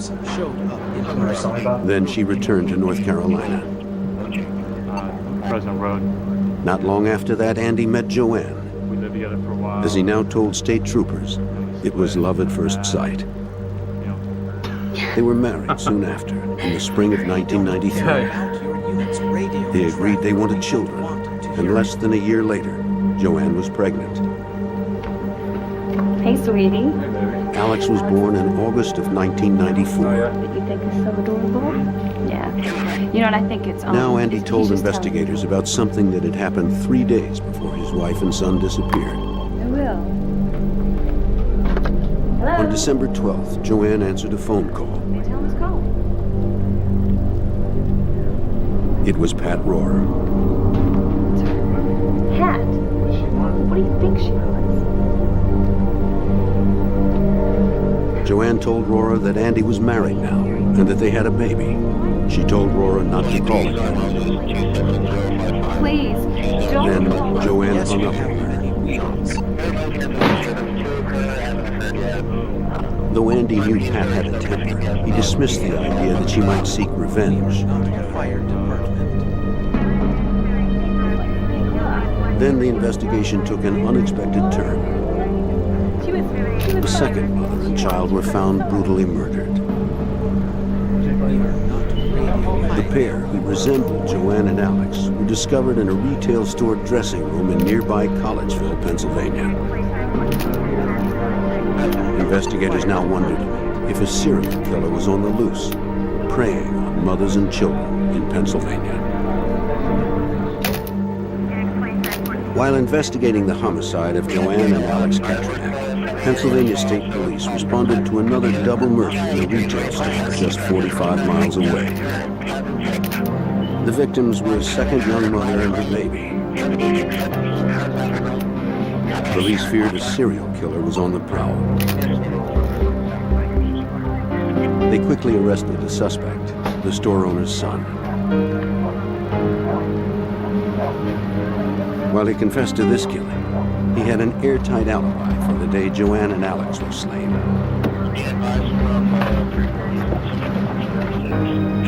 Now police turned their attention to Andy Katranak's ex-girlfriend, Pat Rohrer. Here we got a couple things to run down.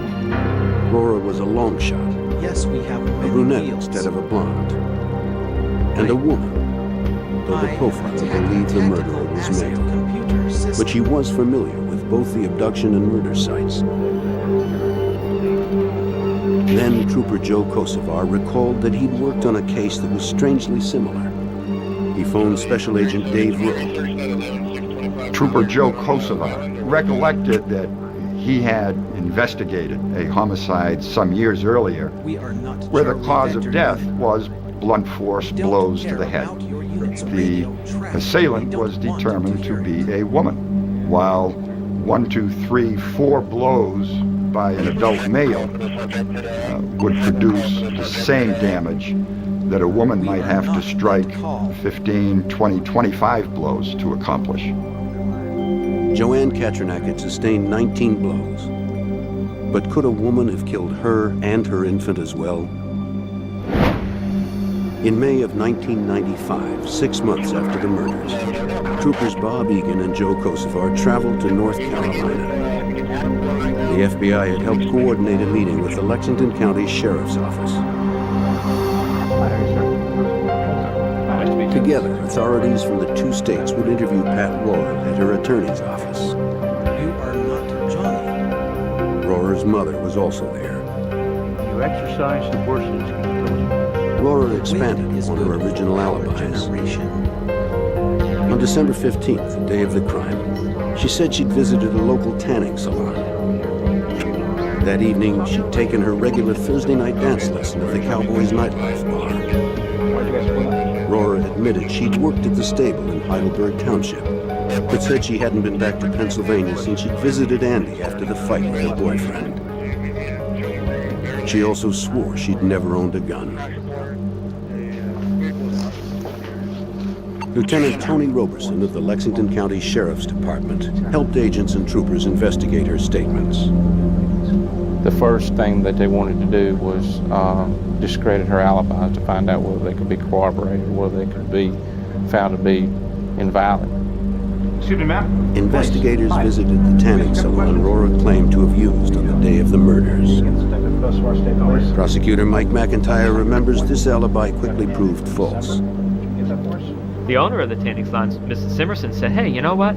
Something's wrong here, because we were closed on that particular day that Pat Rohrer says she was in getting a tan, because that's my husband's birthday, and we were over at the shopping mart in some city about 50 miles away, and I remember that, and I have a receipt for you from the shopping mall to show that we were there." Excuse me, sir.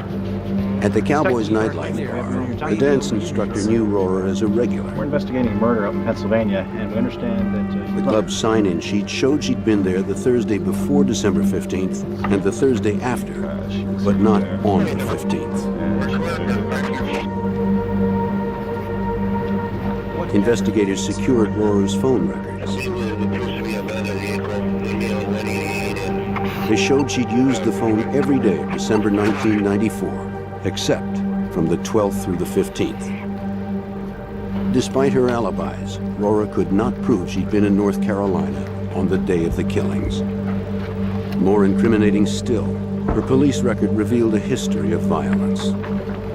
She has violent tendencies, has had them in the past. She was charged in a neighboring county, in Forsyth County, of getting into a fight over a man at a bar. And she was arrested that night.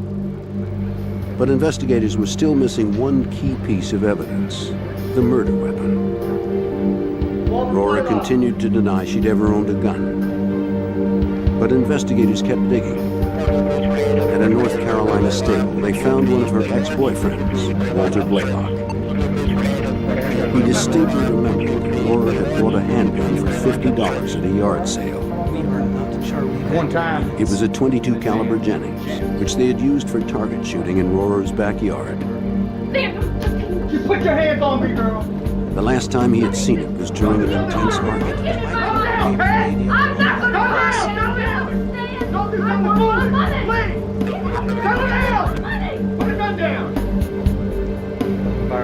Now Blaylock told Trooper Egan the gun had a curious flaw. That radio program is not...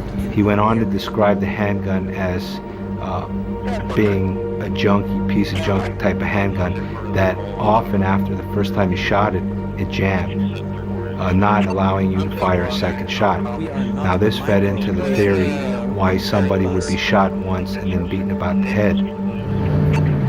The FBI helped coordinate interstate efforts to secure a probable cause warrant to search Rohrer's North Carolina home for the murder weapon. They arrived with the warrant on July 24th, 1995. Despite a thorough search, they didn't find the gun. But they did find numerous spent .22 caliber shell casings in the backyard. State Police. Detective Egan, Detective Kosovar, ma'am. Only when police told Rohrer that they knew she owned a handgun. But she insisted Blaylock had taken it with her when he moved out about a month before the murders.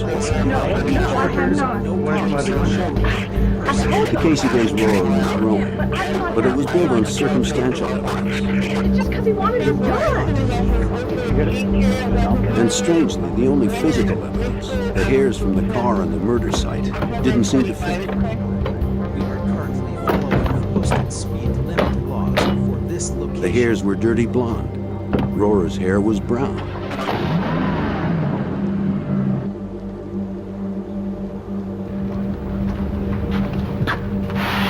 Trooper Joe Kosovar wondered if it could have been dyed at the time of the killings. He learned that shortly before the murders, Rohrer had ridden in a rodeo competition and won. Kosovar contacted the event organizers, hoping they'd taken a photo of her. His inquiry paid off. They sent him the photo. As he'd guessed, Rohrer's hair was dirty blonde. The photograph was given to our crime lab personnel, and they compared the color of the photograph of the hair with the color of the hairs that were found in the vehicle, and decided that they should further investigate those hairs. Detectives obtained a warrant to collect blood and hair samples from Pat Rohrer. If evidence analysts could match her hair to those from Joanne's car on the murder site, the troopers could make their arrest. But they would need to rely on a test so new that it would take more than a year for the test to be approved. Until then, the prime suspect of the double murder would remain free. After an investigation that had lasted almost a year, detectives had a strong suspect in the double murder of Joanne Katranak and her infant son Alex. With a search warrant, they obtained blood and hair samples from Pat Rohrer, the former girlfriend of Joanne's husband, Andy. Rohrer was now pregnant with the child of her current boyfriend. Forensic scientists would attempt to match her hair samples with hair found at the crime scenes. The Pennsylvania State Police Lab determined Rohrer's hairs were microscopically consistent with the recovered hairs. But investigators needed more proof. A match at the cellular level. They extracted Rohrer's DNA sequence from her blood samples and attempted to compare it with the DNA and hairs from the crime scenes. But there was a problem making a match. Joseph DeZino, Unit Chief of the DNA Analysis Unit 2 at the FBI lab, explains. When hairs are found at a crime scene, they're normally naturally shed hairs that don't have much tissue upon the root. And if they don't have much tissue upon the root, there's very, very little DNA contained in those hairs. And therefore, our experience has shown us that nuclear DNA analysis will fail. In this case, only one of the hairs found at the crime scene contained enough skin tissue necessary for nuclear DNA analysis. But there was a great risk. To conduct the test, examiners would have to destroy that sample. If the test was inconclusive, there was no way to repeat the process. They needed a way to test the other hairs that held no skin tissue.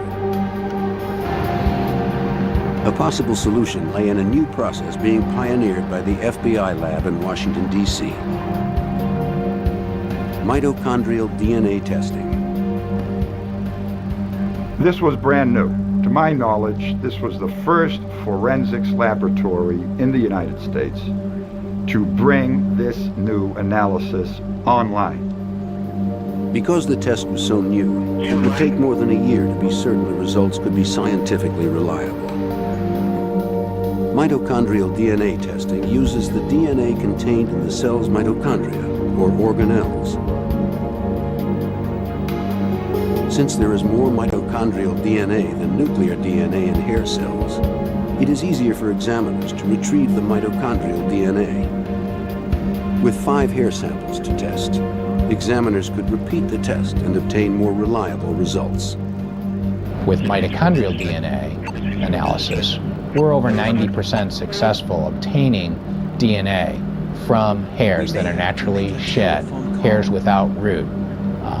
And we only need about 1 inch of hair in order to obtain a result, generally speaking. To attempt a mitochondrial DNA match, first the DNA sequence in a hair cell's mitochondria is isolated. Then its sequence is plotted and compared to the suspect's known DNA sequence, in this case taken from Pat Rohrer's blood cells. Both DNA sequences matched. Forensic scientist Joseph DeZino explains what that meant. If a hair from a crime scene is found to have the same mitochondrial DNA type as a blood sample from a suspect, our reports state that that suspect cannot be excluded as a source of that hair from the crime scene. Therefore, Patricia Rohrer could not be excluded as a source of these hairs. However, without nuclear DNA confirmation, the result was not absolutely conclusive. Now scientists examined the hair sample with skin for a nuclear DNA match. It corroborated the mitochondrial match. There was no question that Patricia Rohrer had left those hairs behind. It was a pivotal moment in the case. In the early morning of June 24th, 1997, investigators arrived at Rohrer's home with an arrest warrant. Pat Rohrer, I've got a warrant for your arrest. I need you to come with us, ma'am, please. Yes? Deputy, go with him. A female detective followed Rohrer upstairs to keep an eye on her as she dressed herself and her 18-month-old daughter. Affirmative. It seemed a routine safety precaution, but it yielded some of the most damaging evidence in the case. During the time that Pat was trying to settle her baby down and get dressed, the female detective, Suzanne Pearson, was present in the bedroom. And it was at this time that she overheard a conversation that Pat Rohrer had with her baby. Pat's baby's name is Nicole, and what the detective overheard was Pat Rohrer saying to Nicole, Nicole, if I would have known I was going to get caught, I would have never brought you into this world. It was something that Suzanne Pearson, the detective, documented as soon as possible, and this was very damaging.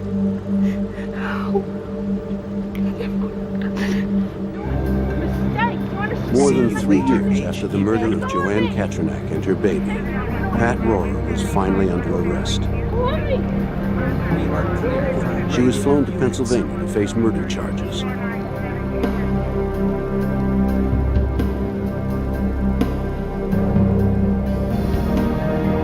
Preparing for trial, prosecutors pieced together the terrifying events of Joanne and Alex Katranak's last day.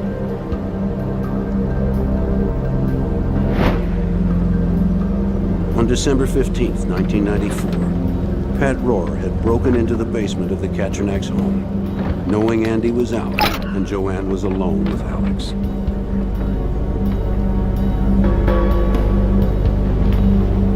Joanne had no idea Rohrer was downstairs as she called her mother-in-law and packed up baby Alex for a shopping trip.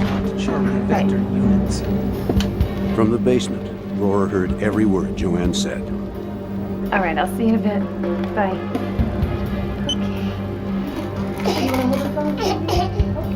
And she remembered the house from a visit with Andy 3 years earlier.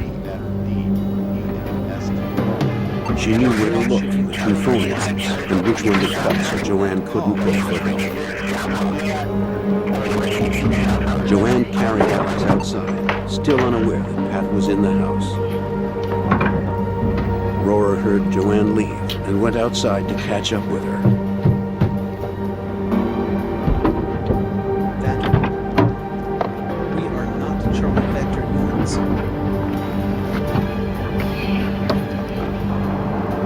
Joanne didn't see Rohrer sneak up behind her, carrying a .22 caliber Jennings.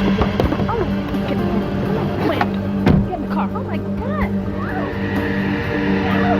Get in the car.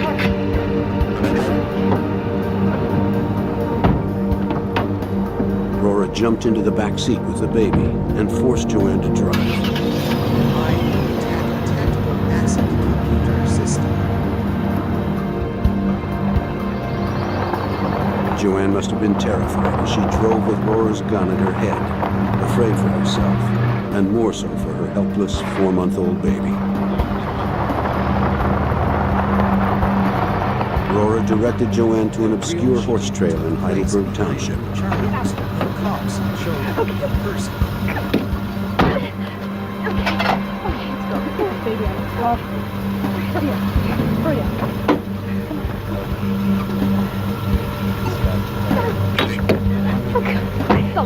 As Rohrer forced her further into the woods, Joanne in her terror dropped Alex's rattle and then his bottle. We are not that call. Rohrer fired once, but then her gun jammed, and she began bludgeoning Joanne. She may have suffocated baby Alex, or simply left him to die slowly of exposure to the December elements. Then Rohrer parked the car at McCarty's Tavern and fled from Pennsylvania. Prosecutors built an airtight case, using evidence investigators had meticulously collected. It was a concerted effort by many in law enforcement, unwilling to let this woman and child perish in silence. As investigators, we have a responsibility, and that responsibility is to be the voice of the victim, is to gather the information and speak for the victims that can no longer speak. Close 6.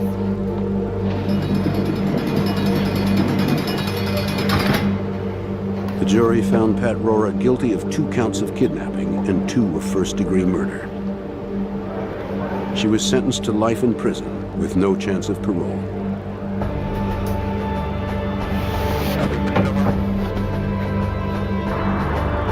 Legally, the case was closed, and for the town of Catasauqua, the mystery was solved.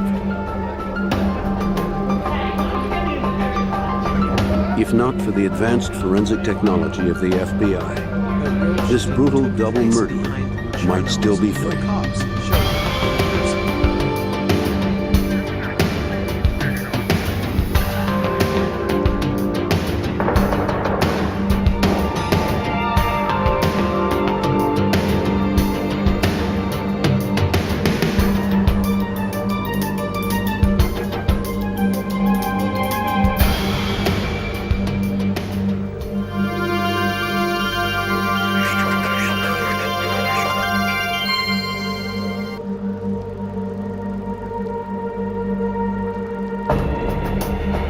October 8th, 1985, marked the beginning of a string of brutal robberies that rocked South Florida. 2 masked men used military weapons in a violent spree that threatened innocents. But no one knew who they were or where they would strike next. Before the FBI could stop them, lives would be lost, and law enforcement would be changed forever.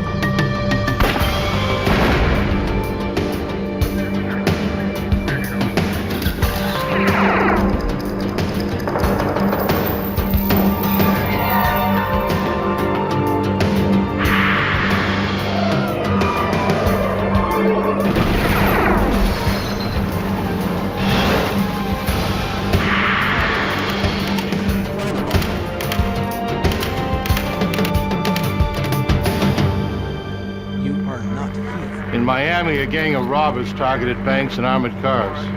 They carried assault weapons and weren't afraid to use them. They struck during the day and sometimes twice a day. For a while, they seemed unstoppable. I'm Jim Kallstrom, former head of the FBI's New York office. We knew that to stop these criminals would require stealth, ingenuity, and perhaps a little luck. No one expected to become one of the bloodiest chapters in FBI history. Miami, Florida, 1985. To FBI agents, it seemed a city under siege. Each week, there were 3 to 5 bank robberies. Kidnappings, major drug deals, and shootings were everyday occurrences. But just when it seemed things couldn't get any worse, a new breed of outlaws hit the streets and turned the Miami crime wave into a war.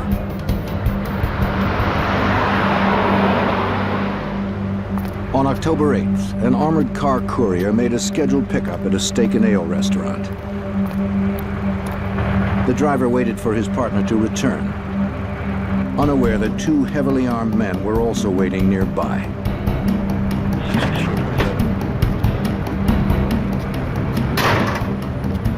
As the guard approached the rear of the truck, the gunman advanced with military-style precision. Hold it! Come out!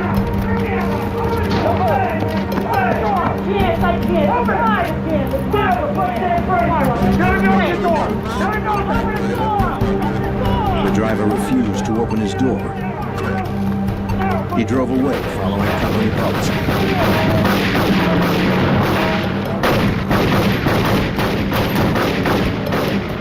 The subjects retreated to a getaway car and attempted to camouflage their escape with a military-issue smoke grenade. The Metro-Dade County Police and the FBI responded to the scene. Robberies of armored cars and banks fall under FBI jurisdiction. The supervisor of the Miami FBI's Violent Crimes Unit was Special Agent Gordon McNeil. There were basically no clues as far as who these individuals were. We had absolutely no idea, no way to go. No one had seen them without the black hoods over their faces. They wore gloves on both hands. One piece of information witnesses did provide was the license number of the getaway car. Agents tracked the number and learned the car had been stolen a month before. But the lead was a dead end. The robbers had escaped with only $2,800. But their use of military weapons and commando tactics convinced Agent McNeil they would probably strike somewhere in Miami again. But where and when? The answer came just 8 days later. At a busy supermarket on South Dixie Highway, another armored car arrived to make a scheduled pickup. A courier returned to the truck with several money bags filled with cash and receipts.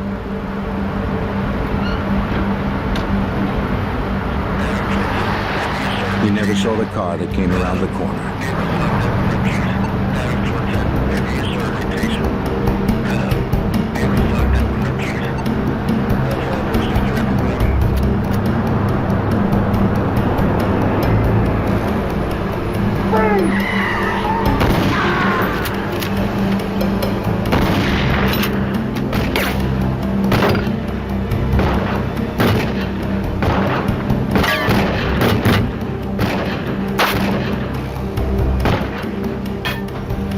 Escaped empty-handed. Metro-Dade Police and the FBI quickly responded to the alarm. 6 Adam 31, 1097. These men were clearly not afraid to use deadly force.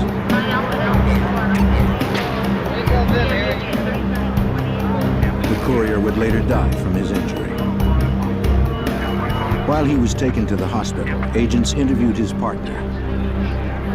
As he described the gunmen, it quickly became obvious they were probably the same men responsible for the previous robbery at the Steak and Ale restaurant. There was no money taken in that particular robbery, but there were a number of shots fired. So the ante was still going up here as far as I was concerned because of the continued use of violence by these 2 individuals. Ballistics evidence would further confirm the connection between the 2 robberies. Investigators found double-aught buckshot from a 12-gauge shotgun, 45 caliber bullet casings, and 2 .23 shell casings. The 223s seemed most significant. And the identification division of the firearms unit of the FBI laboratory compared those two shell casings and said they were fired from the same weapon. So we definitely had a link now between the Winn-Dixie attempt and the stake and nail robbery. Two violent robberies were linked to the same masked gunman, but there were no leads to their identities. Because they had not scored any cash at the Winn-Dixie robbery, and so little at the stake and ale, investigators were certain they would soon strike again. 2 weeks later, on Friday, November 8th, a third robbery occurred. This time a bank job at the Florida National Bank. As a teller and a guard walked from the main building to the drive-thru, two masked gunmen emerged from a car.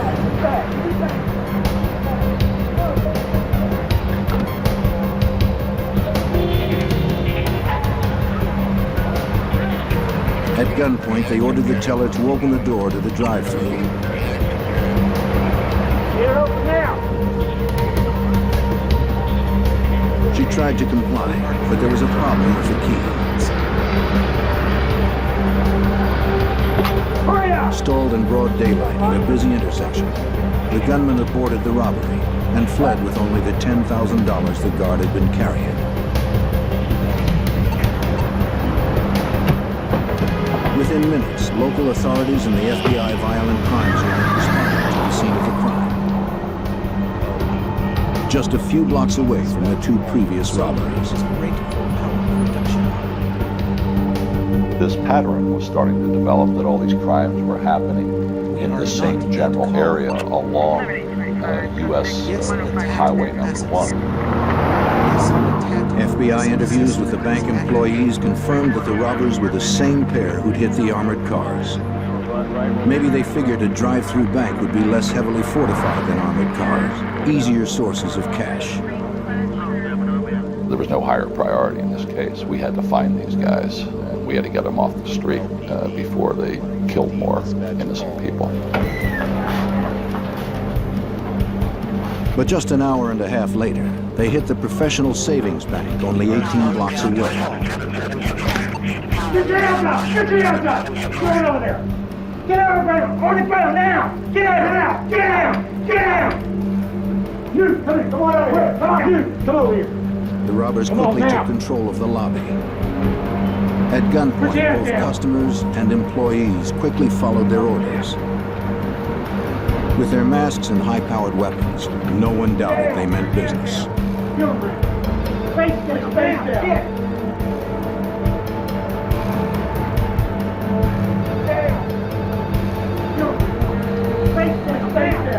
This time, they scored big.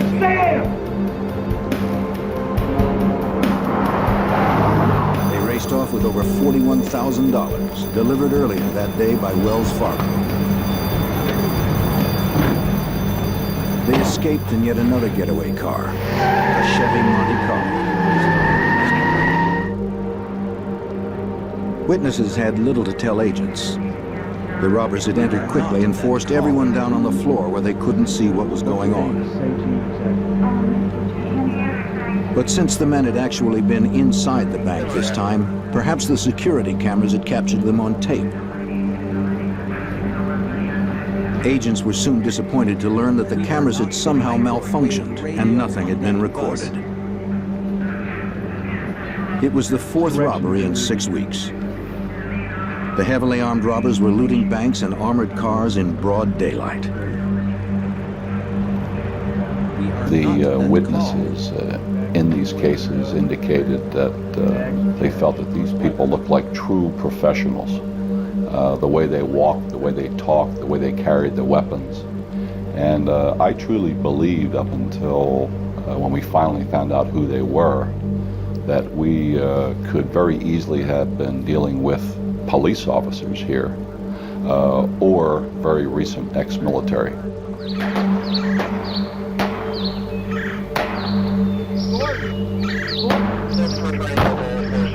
With such violent criminals on the loose, agents honed their own skills on the firing range.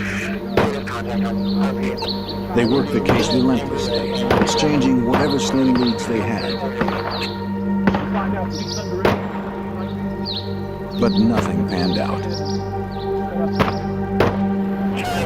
2 months went by without another robbery, and still there were no leads.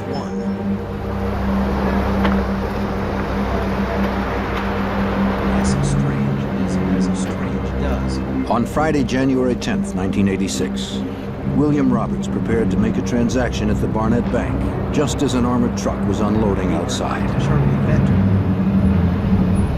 He looked up from his checkbook and watched as 2 masked robbers shot the guard in the back.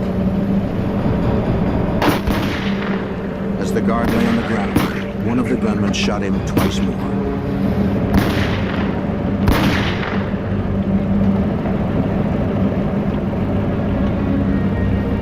This was the robbers' 5th heist in just 3 months, and another big hit.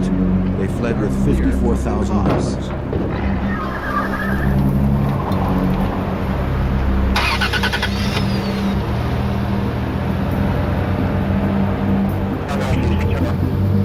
William Roberts trailed the men for blocks.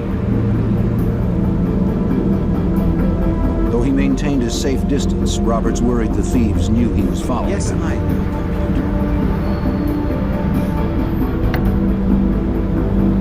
Still, he stayed on their tail and noted their license tag and car model.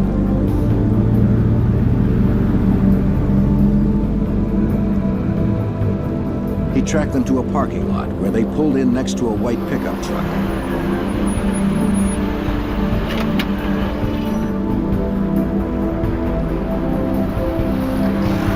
Roberts parked across the street and continued to watch them. He noted the make and model of the pickup truck, but could not see the tag number. After driving off, Roberts would flag down an officer and tell him the story.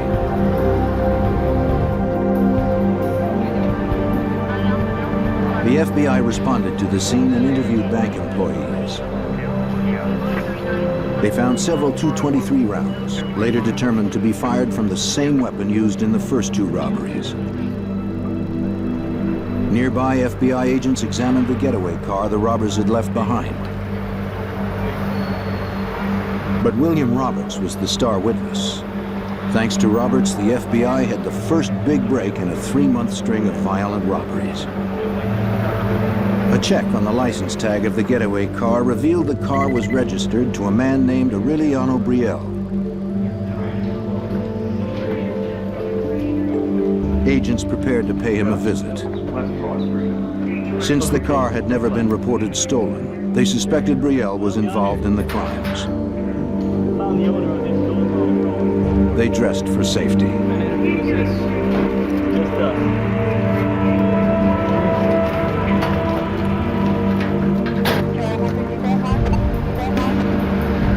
In Miami, the FBI had been tracking 2 masked gunmen who had been robbing armored cars and banks, already killing 1 guard.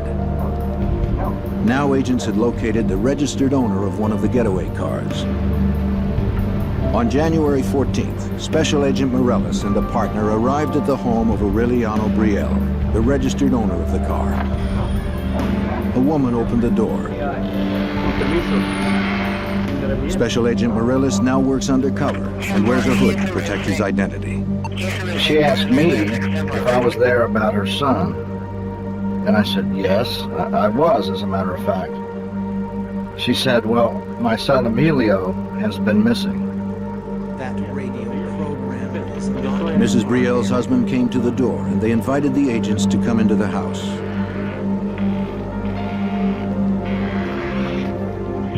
Mr. Brielle explained that his son Emilio had disappeared 3 months ago with the family car, which he borrowed to go target shooting in the Everglades. The Brielles had filed a missing persons report, but heard nothing. They had hoped the agents brought news of their son. But both the Brielles and the agents would be disappointed. The FBI knew nothing of the young man's whereabouts. And as the interview progressed, Agent Morales grew certain the Brielles knew nothing of the robberies. The conclusion at the end of the day was that the Brielle family was not involved. They were victims. Their car had been stolen and their son was missing.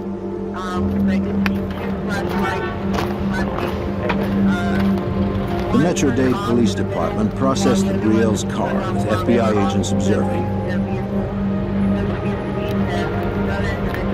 But evidence technicians found no fingerprints or anything else to advance the case.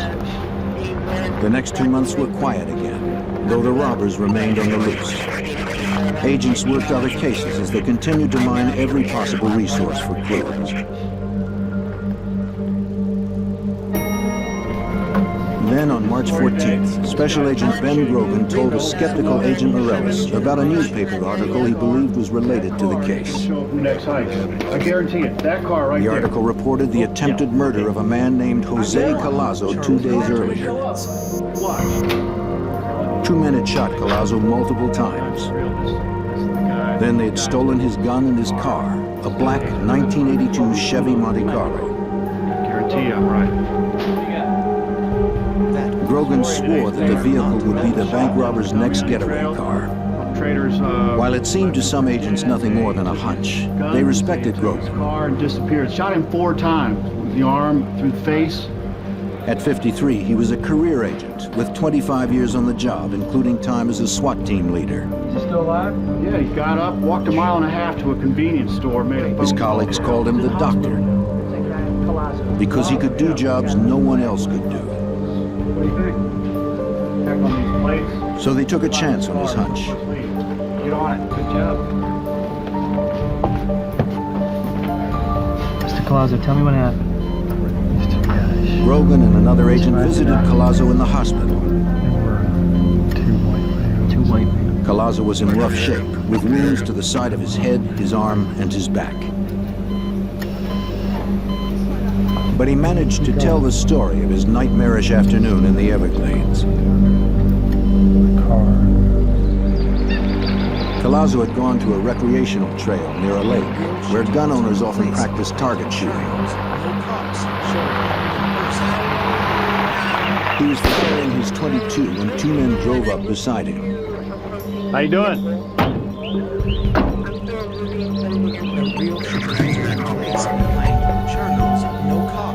The driver pulled a gun on Collazo, Hold up, shut up.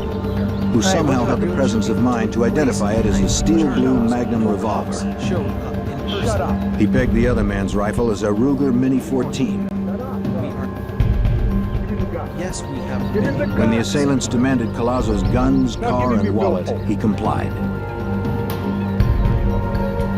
Now back on up. Back up. Back up. Shut up. But they shot him several times anyway, at close range.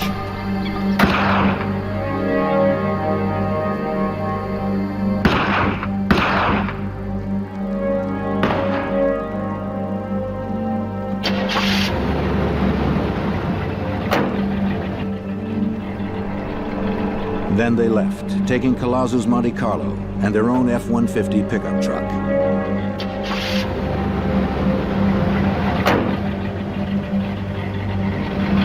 As they drove off, they believed Collazo was dead.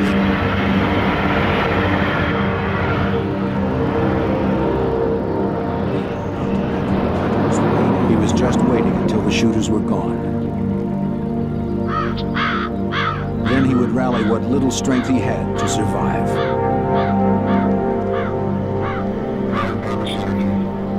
Collazo had to make a decision as to whether he would try to live or just lay down and die. And Collazo said he chose to try to live. So he picked himself up out of that lake and walked almost 1 mile after being shot 3 times to seek help.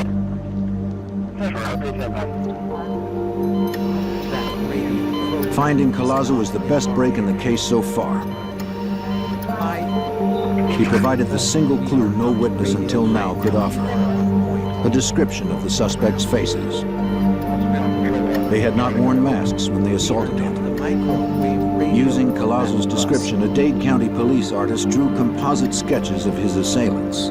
I am attacking The drawings would be made into posters with information about the suspects and their crimes, plus the warning that both men were heavily armed and extremely dangerous.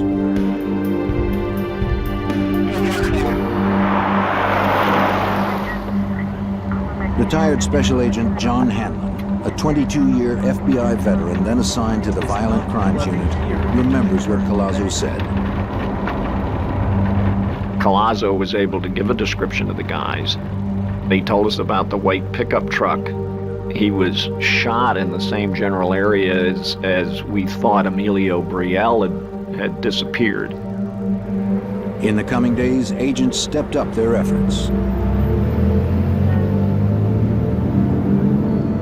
They conducted a grid search of the streets crossing South Dixie Highway in the vicinity of the bank robberies.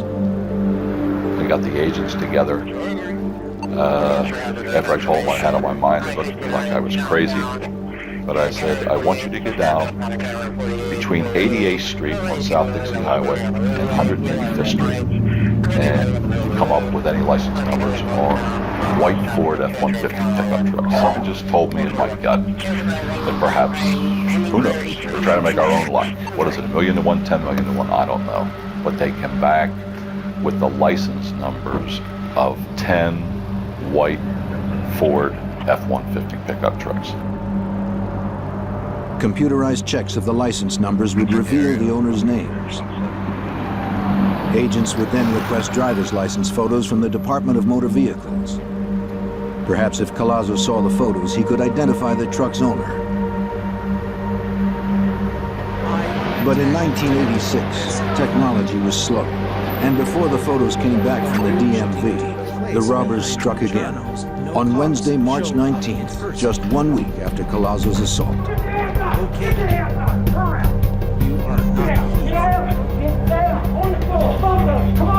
The thieves hit another bank on South Dixie Highway. Back up. Get out. Come on, get out. Give me the bag. It was their sixth hit in 5 months. Give me the money. Put your face down. Be quiet. One kept the terrified customers at bay. The other looted money from a teller. Stand, everybody. Go, move. Or look up. The men escaped with over $8,000 in cash. A tactical asset computer system.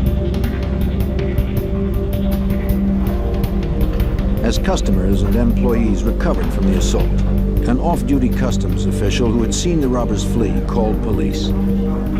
He'd noted the make of the getaway car, a black Chevy Monte Carlo, and the tag number, NTJ-891. Just as Agent Grogan had predicted, it was Jose Collazo's car.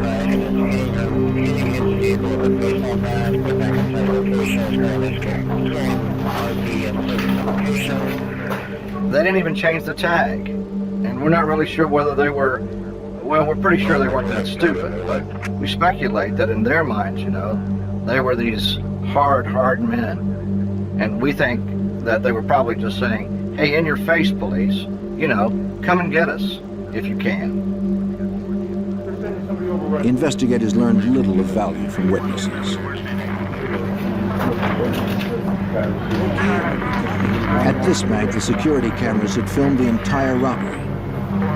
But the videotape was of little use. The camera's lenses had captured little more than unidentifiable masked bandits.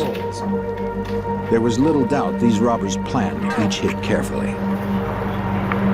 It appeared to me that they were doing surveillance of the banks prior to some of the robberies, because on most occasions they robbed the bank within 10 minutes of delivery of a cash shipment by an armored car company.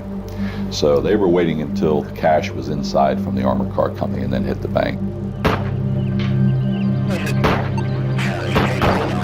On April 10th, Gordon McNeil and Ben Grogan discussed the case at firearms practice, sifting for any clues they may have overlooked. It had been about 3 weeks since the last robbery. There were no clues to the thieves' identities, but McNeil detected a pattern. You're always looking in law enforcement for patterns of crime and the things that seem to happen on a consistent basis. And the only thing that we had gone in these cases was this significant pattern that developed, always on Friday between 9 and 12, hitting the same banks multiple times, always in the same 40 square block area, always along South Dixie Highway. Agents planned a surveillance for the next day. They would fan out to patrol the area where the robbers had struck so often. Hey guys, you got a minute? Yeah. Unit Supervisor Gordon McNeil personally led the operation. Everybody reaching that location. So we just couldn't wait for them to rob another bank. We had to get out there and we had to make our own luck, and maybe we could find them. Agent Hanlon remembers what happened next. Eddie Morales walked over and said, "Hey, let's go down there." And I thought, well, what the heck, So as a whim, there was no pressure to go or anything of that kind. I certainly had enough to do. And I liked Eddie, and I figured, well, we'll go on down there. We'll ride down, and rather cavalierly, and spend some good times with Ed, and we'll take it from there. Many believed it was a long shot, but 14 Miami FBI agents met in a parking lot at 8:45 a.m. on Friday, April 11th, 1986. They would surveil a 53-block grid along South Dixie Highway, where 2 commando-style gunmen had pulled off 3 bank robberies and 3 armored car heists in 6 months. The suspects were described as white men of medium build, one with a handlebar mustache, both about 30 years old. They were heavily armed and extremely dangerous. They might be driving a black Monte Carlo, license number NTJ 891. After a robbery spree that had lasted 6 months, Miami FBI agents went on the offensive in search of 2 killers, possibly driving a black Monte Carlo. They met to patrol an area where the 2 armed robbers had used military tactics to hit armored cars and banks.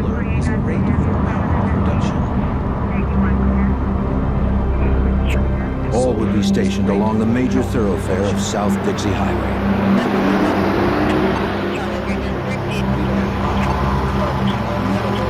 Agents Ben Grogan and Jerry Dove were on their way to stake out the Barnett Bank when the impossible happened. A car that fit the description of the suspect's vehicle pulled directly in front of them. In disbelief, Agent Grogan advised all units of what he saw.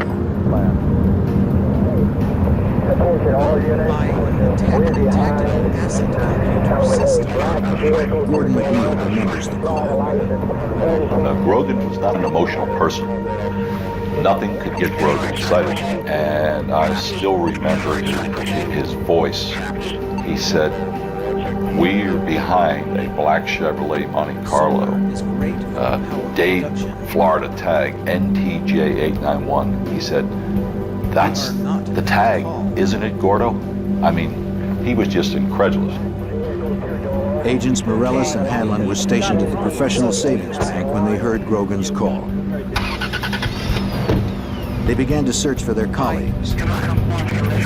Hanlon was driving, with Morales working the radio. Hanlon tried to get a gauge on Grogan and Dove's location. And I remember saying to Eddie, call Ben, tell him to start calling the cross streets so we'll know how close we're getting. Before Eddie had a chance to go on the air, Ben starts calling off the cross streets, and we're hitting those cross streets, one after another, so we were real close to them. After proceeding south for several blocks, Hanlon and Morales closed in behind them. The robbers soon suspected they were being followed. Whether they knew their pursuers were FBI or not, the suspects wanted to lose them. They took a right turn on 117th Street into a residential neighborhood, quiet at this time of day.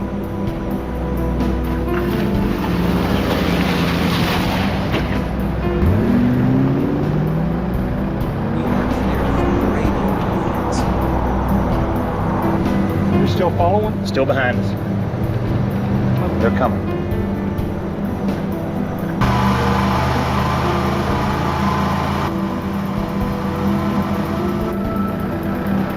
They turned right again, trying to lose the tail.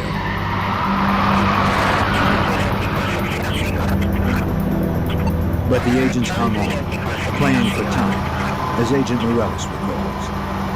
We were just trying to wait for as many FBI units to get to the location as possible. And we were also basically responding to what the subjects did.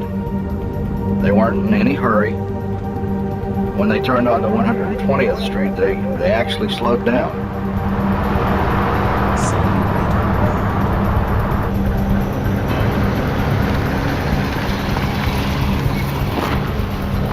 The caravan continued on, with the agents always concerned about endangering innocent bystanders.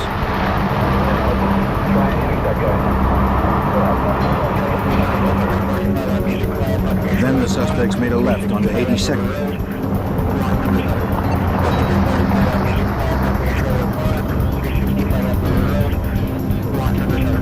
It appeared they were heading back to the busy highway, where civilians would be at risk should a confrontation turn violent.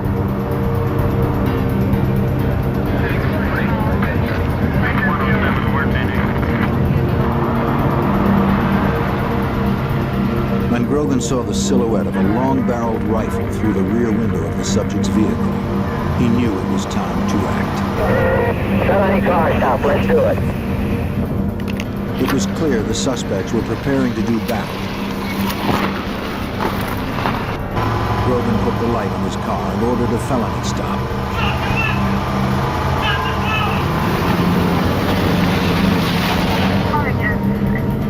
Grogan pulled alongside the suspect's car and ordered them to stop.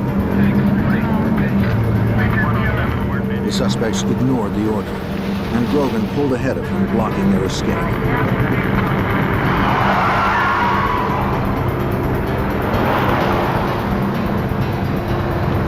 Hanlon and Morales moved up, boxing them in.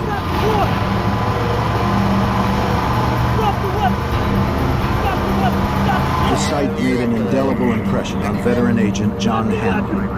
And I'll never forget the man's face. I mean, I could pick him out today. I mean, he looked like your basic Western bad man.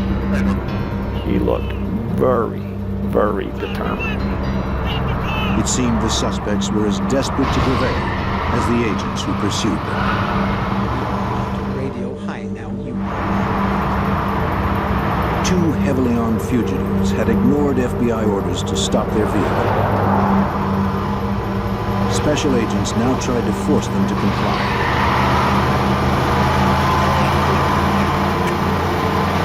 The last to catch up to the group was Agent Richard Manauzi. As he pulled behind the suspect's car, he saw one of the gunmen take aim at Morales and Hanlon. Manauzi rammed the fugitive's car from behind.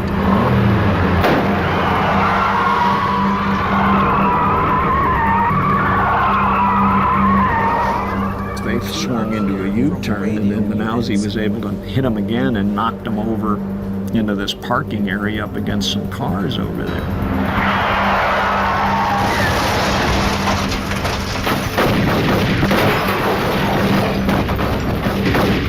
Passenger opened fire with a Mini-14 assault rifle.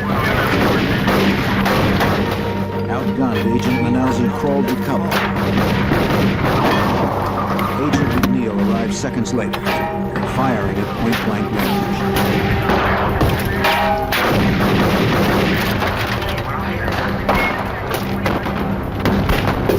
They were surrounded by FBI. Their vehicle could not move, but they had superior firepower.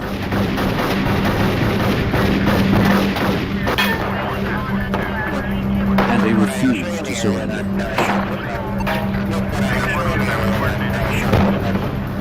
The driver fired a shotgun blast at Grogan. McNeil hit the driver in the neck.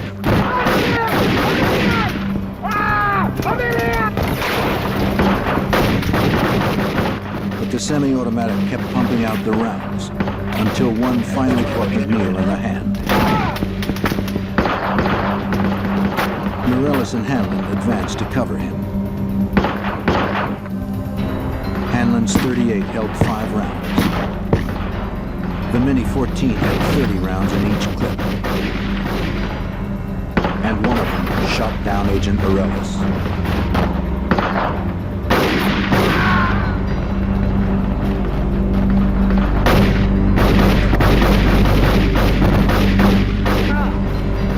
It was all one continuous recollection.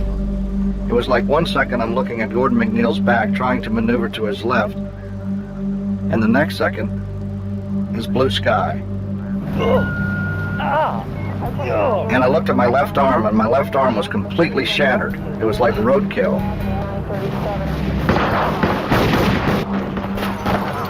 His partner was down, but the shooter kept on firing.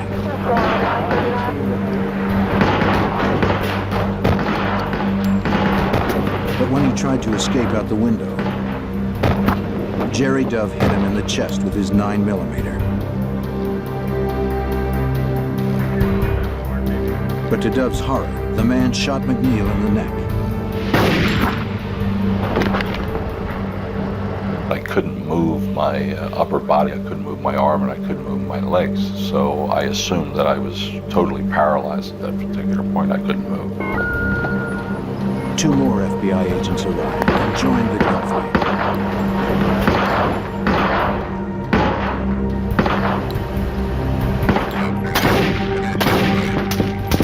By now, the shooter had been hit 4 times, but he continued to advance and fire.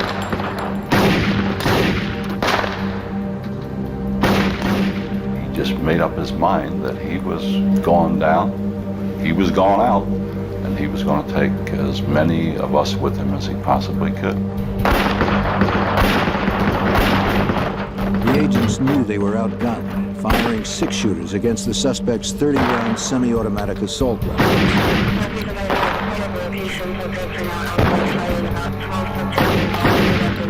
Dove and Grogan were forced to retreat behind their car to reload. Hanlon too retreated, but the shooter kept on coming.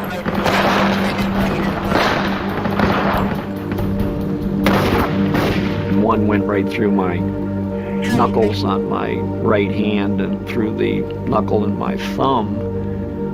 A bunch of lead and whatever went into the back of my arm, and I remember my gun flying. I said, "Ben, I've been hit." As Hanlon tried to retreat under the bumper, the gunman shot him in the groin. The blood geysered from my groin to my knee. I mean, the blood just came out like a balloon breaking. Grogan was hit. And then Dove. Before they could reload their weapons. I remember Ben saying, "Oh my God," and he fell at my feet. We are not. And at some point along in here, I heard the breath go out of him. He went, "Ah." The subject made his way to Agent Dove's car. With his left arm nearly blown off, Agent Morellis managed to pull himself out.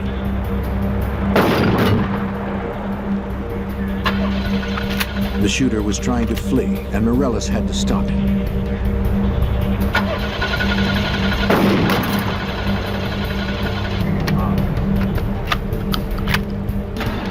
Mortally wounded, the second suspect somehow dragged himself out of his car and joined his partner. If the car started, Morellis knew they could only go in reverse and back over the fallen agents.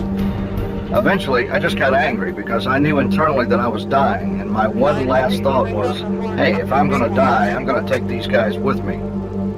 I'm going to make sure that they're dead. We are not that tall.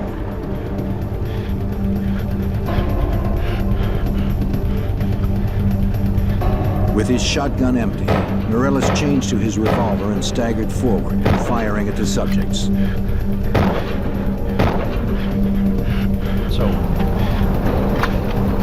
Morellis' shots lodged in the men's spines, killing them both. It was a violent end to the lives of two violent men. Just a few minutes after it began, the bloodiest firefight in FBI history ended in tragedy. 2 agents were dead and 5 wounded. 2 suspects, still unidentified, had also been killed. Over here!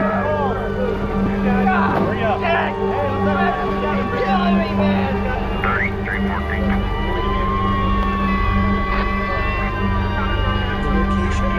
Agent Jerry Dove lay dead. At the age of 30, he'd earned a law degree and fulfilled his boyhood dream of joining the FBI. He wanted to make a difference and had given his life trying.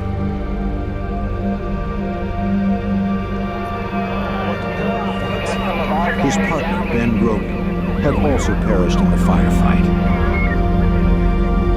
He had been just 1 year away from retirement when his wife could finally have stopped worrying about her husband's dangerous career.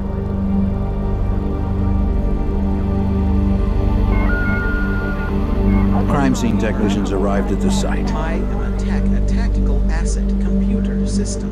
Metro-Dade County Homicide Bureau Sergeant David Rivers was also there.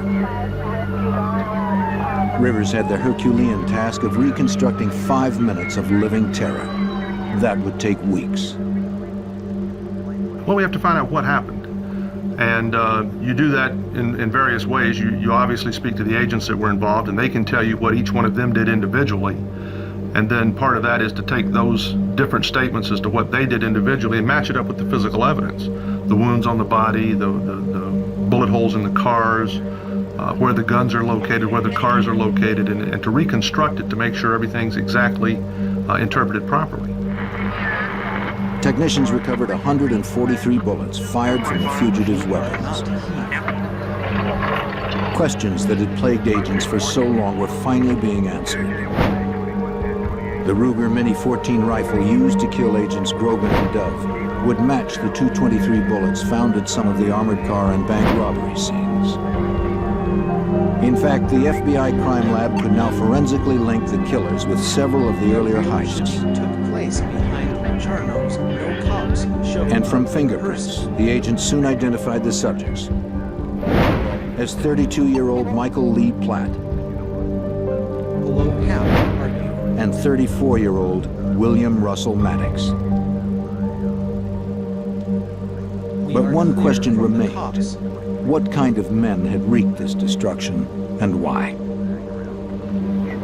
Agents could not have been more surprised by what they learned from the killer's friends and neighbors.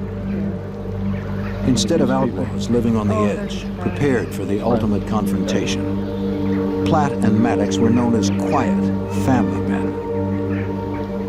Photos showed their families relaxing together. Platt had a wife and 3 children. Maddox was a single dad. They were partners in a landscaping business. Okay, we need fuel for sustenance. But further investigation gave up the lie of their double life. Inside a shed, agents found guns and ammunition, including the .22 Maddox and Platt had stolen from Jose Collazo when they tried to kill him in the Everglades. Agents would also uncover evidence of a bizarre murder pact in which the men may have killed each other's previous wives. No one had been charged in the 2 cases, but now they would be reopened. Within days, agents would confirm that Maddox and Platt had killed 25-year-old Emilio Brielle in the Everglades. A hiker found Brielle's skeletal remains in the Everglades, not far from where Collazo had been assaulted. Then another tragic footnote surfaced. Hey, how did that interview go for you earlier today? Special Agent Steve Warner received a package from the Florida Department of Motor Vehicles. In it was a copy of William Russell Maddox's driver's license. He was the owner of one of the white Ford F-150 pickup trucks agents had located a few weeks before. But there had been a delay in sending the licenses. As they had arrived April 11th or prior to that, Collazo would able to positively identify Maddox, and we probably would have been able to arrest Maddox and also Platt, and 2 FBI agents wouldn't have been killed. But that's not the way the luck worked out in this particular case. The FBI investigation revealed that both of the killers had served in the military. Platt had been a ranger, a member of the Army's elite First Strike Force, which explained the pair's commando tactics, fundamentally different than training received by law enforcement. We don't have an acceptable body count in civilian law enforcement. We're taught one way, and that's defensive type shooting. You take cover, you do not take casualties. And then you look at the way Platt reacted that day. He reacted in a military fashion. He had the heavier weapon. He had the Mini-14 with a 30-round capacity. His back was basically against the wall. He had no place to go, so he advanced forward on our position, laying down suppression fire, and ambushed Grogan and Dove, who were behind the car. As agents finally put the pieces together, a frightening portrait emerged of 2 formidable adversaries. We are not that calm. At the end of the shooting, Platt had 11 hits. Maddox had 6 hits. Platt was literally shot to pieces, and he kept fighting and fighting and fighting and fighting until he ran out of breath. He fought to the last. They were going to die, it's just they weren't dying fast enough. And they weren't prepared to lay down and die. And they weren't about to give up.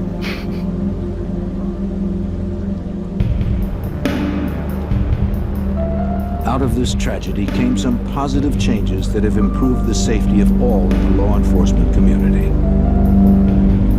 Agents and officers now carry more powerful weapons, and their training better prepares them for violent confrontations like the one on April 11th, 1986.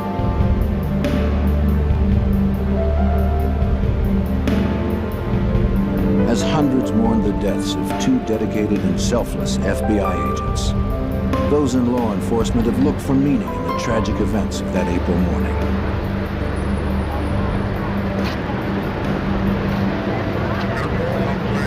Over the years, Gordon McNeil has found some resolution. The story's not Platt and Maddox. It's not important who they were. It's important to recall the courage that was shown by the agents that day and the FBI. They did their job. An attempted cop killing. A drug house shootout.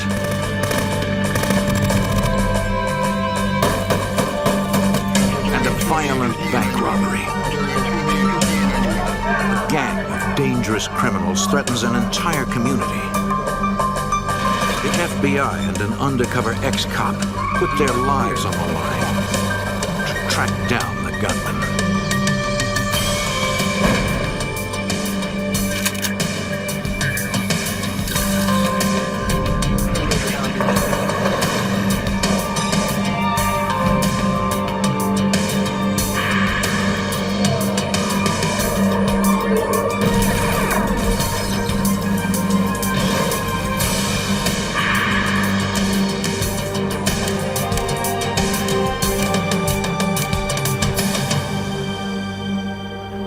In the late 1990s, one criminal terrorized an entire community.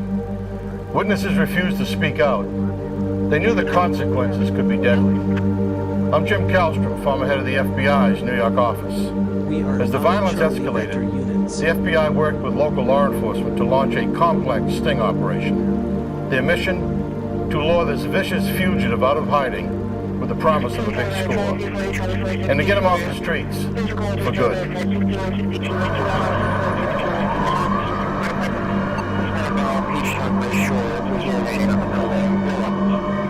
Camden, New Jersey, located just across the river from Philadelphia. It is one of the poorest, most crime-ridden cities in America. On February 12, 1997, Officer Stephen Leone patrols the street.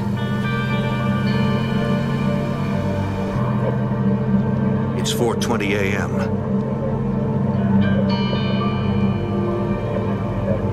Officer Leone stops to catch up on some paperwork. Whatever it is. I heard a massive amount of gunfire coming from the east side of Camden. Gunfire in excess of 50 rounds. Well, it's not unusual to hear gunfire in Camden, so it's a commonplace thing. And I tried to locate a general area before I put out a call for assistance, so we didn't have cops running all over the place.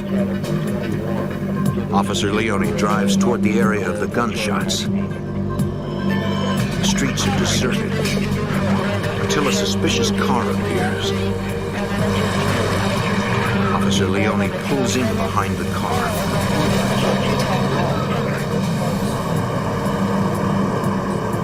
Then it appeared that the vehicle saw that I was a patrol vehicle, and he made a left-hand turn.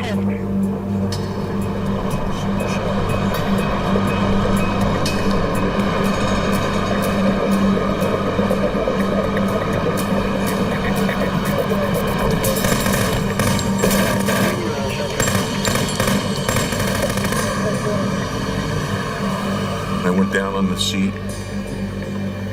We are not in that car. And then I came up and I could taste my own blood.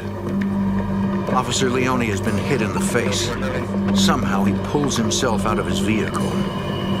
I bailed out of the car to take up a tactical position in the rear of my vehicle in case my assailants attempted to come back or they were still in the area.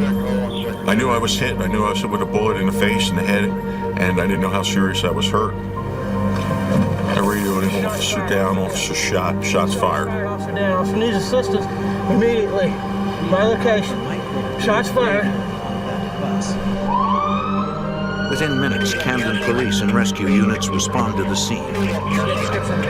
Despite his wounds, Officer Leone gives them a description of the shooter's car.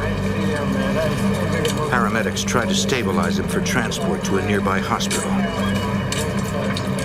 The officer has bullet fragments embedded in his face. I took 3 in the scalp, 1 in my left eye socket, 1 in my right eye socket, and a little piece of my nose. I was lucky I didn't lose my vision.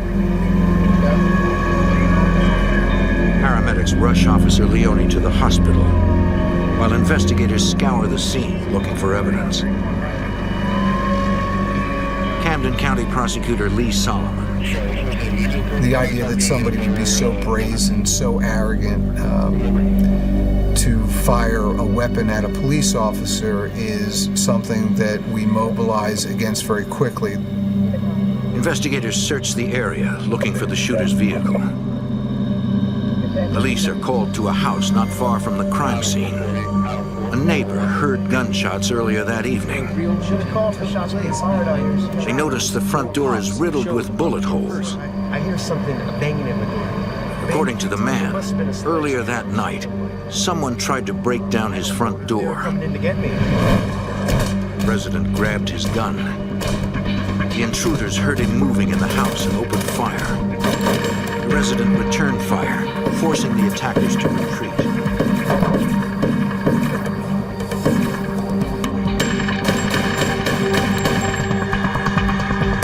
Police believe the attack was what they refer to as a ninja-style robbery, where masked gunmen invade a house to steal drugs and money. Over 50 rounds are fired into the house.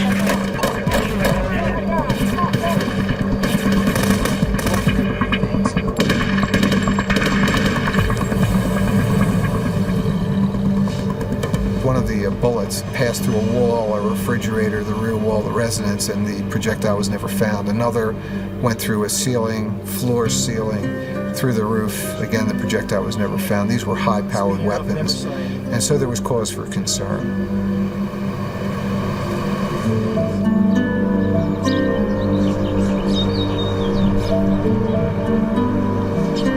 Later that morning, a few blocks away, police discover an abandoned vehicle. The car matches Officer Leone's description of the vehicle used in the shootout.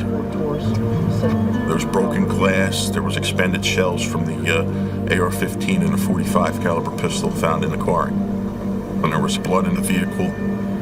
It was apparent to investigators that one of the perpetrators had been wounded. The officer runs the license plate. The car belongs to a woman who lives in the neighborhood. The canine unit picks up the scent from the car and tracks it to the same address listed on the vehicle registration. And it was found 2 or 3 blocks from where I was, the location of my shooting was. A SWAT team prepares to storm the house in case the shooters are still inside. And there was an elementary school which they closed for the day because they thought there'd be a gun battle with these individuals that were heavily armed. Inside the house, there is no sign of the gunman.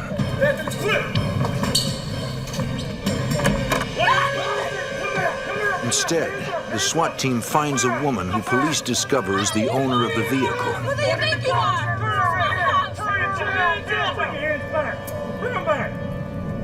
You're not allowed to be in my house, so you have Shut up!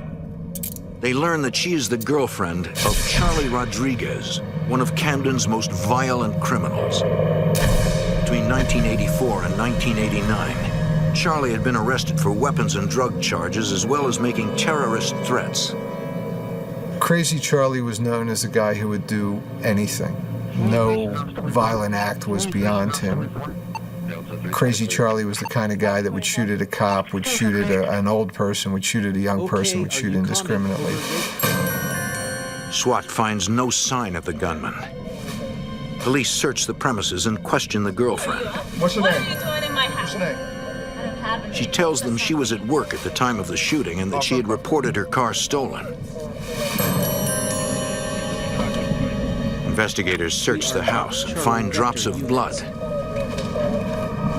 They call for forensics to collect the blood as evidence. Evidence tech to collect some evidence, please. Have some blood on the scene. Okay, we need fuel. Yeah, we're doing it. Investigators canvass the area, questioning the girlfriend's neighbors.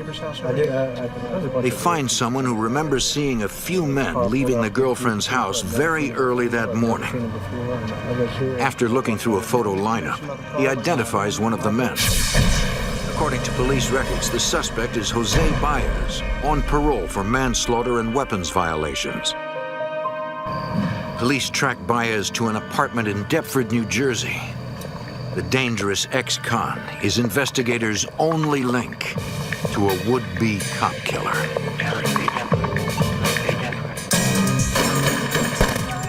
A violent rampage in Camden, New Jersey results in the shooting of a police officer.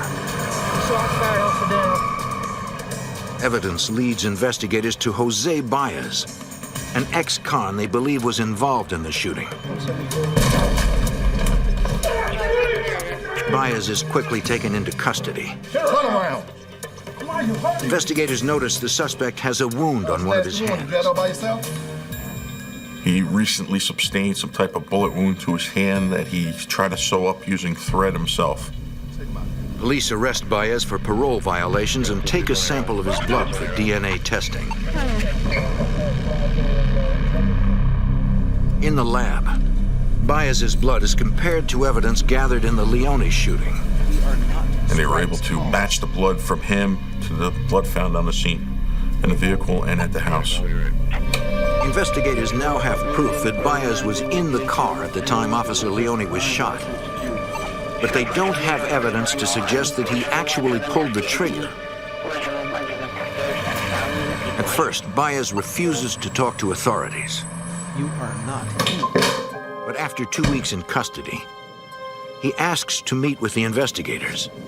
Jose, you already read your rights. I don't have to go over that with you.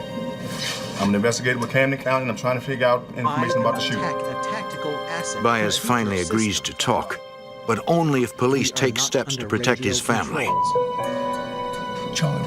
He says that Charlie Rodriguez, Crazy Charlie, was involved in the ninja robbery as well as the Leone shooting. I believe that Baez ultimately cooperated because Charlie had threatened his family. And out of fear that something might happen, he had cooperated. The Camden County Prosecutor's Office obtains a warrant on Charlie Rodriguez for the attempted murder of a police officer. They also offer a $1,000 reward for information leading to his arrest. The state of New Jersey places Charlie Rodriguez on the top 10 list of wanted fugitives. There was a manhunt every day. Every Camden cop and every cop in Camden County was looking for Charlie Rodriguez.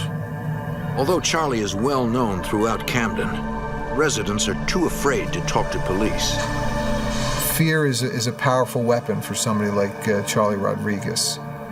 In the month following Officer Leone's shooting, police question their informants. All they learn is that Charlie is hiding somewhere across the river in Philadelphia. Since Charlie is believed to have fled to another state, local police turn to the FBI for help. FBI agent John Tam obtains a federal warrant and leads a multi-state hunt for Charlie Rodriguez. I start by getting good photographs, reviewing his prior criminal records, and I also review prison records to see who their cellmates were, who visited them while they were in prison, and attempt to identify people they might be in contact with. FBI agents cast a wide net.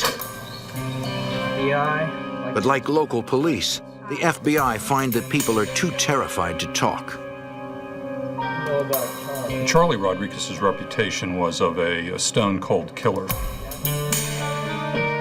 People were very cautious about talking about him. Agents set up surveillance on Charlie's girlfriend, hoping she will lead them to Charlie. Rodriguez had enough self-discipline to stay away from her and keep her away from him, so that wasn't helping us either. Over the next few months, agents continue to question their informants and learn that Charlie is hiding in a tough Philadelphia slum known as the Badlands.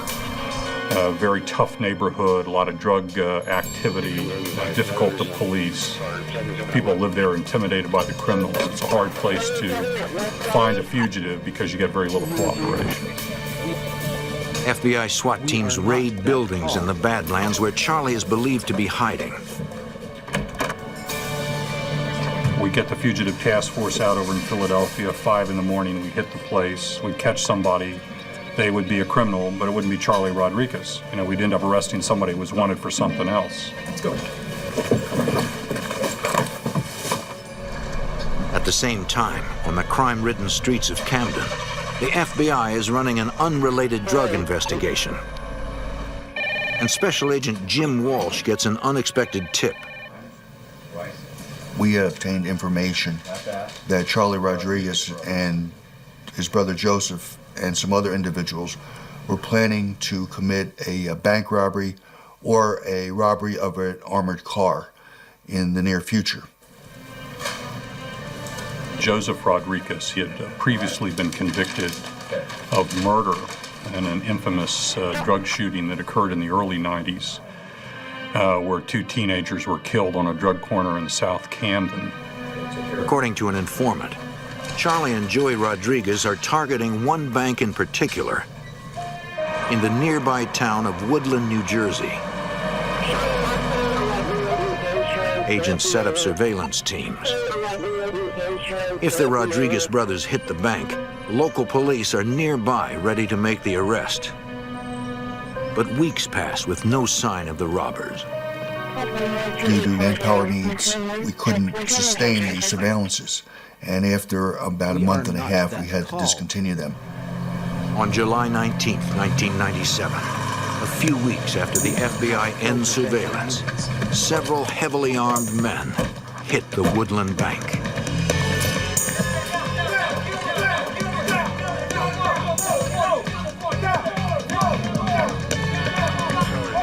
One teller is too frightened to move.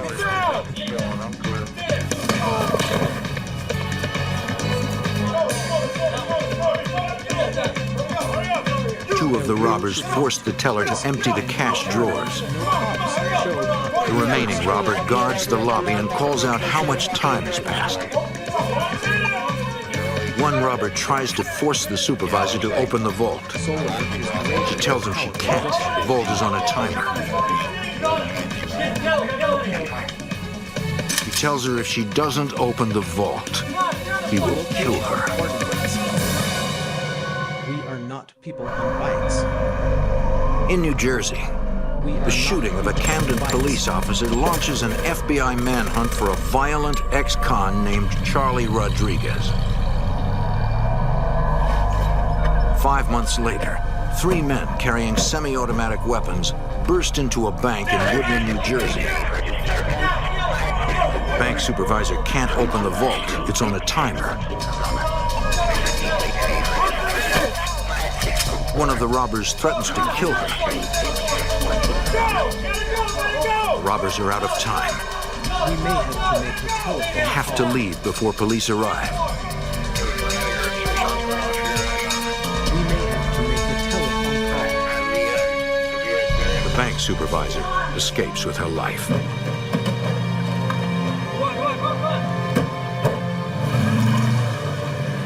See you later. FBI agents John Tam and Jim Walsh investigate the robbery. The customers and the bank employees are terrified. Special Agent Jim Walsh. All the individuals were upset. One woman had to be taken to the hospital. She was so scared she suffered a minor heart attack. Can you describe any one of them at all? Because the violent nature of the bank robbery. I knew immediately that it was Charlie Rodriguez and his brother.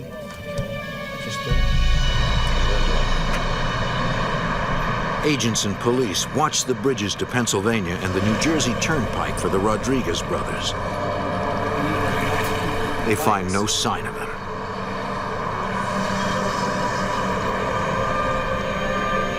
At the FBI office in Cherry Hill, New Jersey, agents Walsh and Tam study surveillance photos and footage from the bank's security cameras, looking for clues.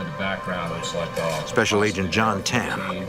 We got a good look at the weapons they were carrying, which were semi-automatic rifles, what is known as an AR-15. It's a very dangerous weapon because standard law enforcement body armor will not stop that round. Although agents feel confident the robbers are Charlie and Joey Rodriguez, they cannot positively ID them from the surveillance. You could not identify them in any way. They were fully clothed. They had gloves on, masks, hats. Joey Rodriguez continues to live openly in Camden. The FBI doesn't have enough evidence to arrest him. Agents watch Joey, hoping he will lead them to Charlie. He realized that he was the connection, if there was any, to his brother, and they stayed away from each other. Over the next 7 months, the Camden, New Jersey area is plagued by a string of bank robberies. The Rodriguez brothers are possible suspects, but police have no hard evidence to link them to the crimes. Moorestown, New Jersey, a bedroom community north of Camden. May 23rd, 1998. More than a year after Officer Leone is shot, 3 men arrive at a Moorestown bank just before 8:30 a.m. They all carry assault rifles or machine pistols.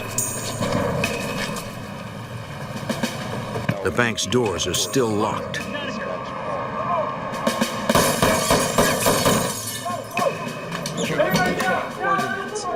The robbers have lost precious time. They realize a bank employee has probably triggered the silent alarm. 2 of the robbers force tellers to empty the cash drawers.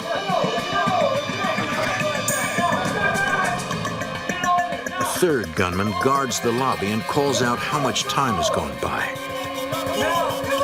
The robbers are tense. They decide the tellers are moving too slowly.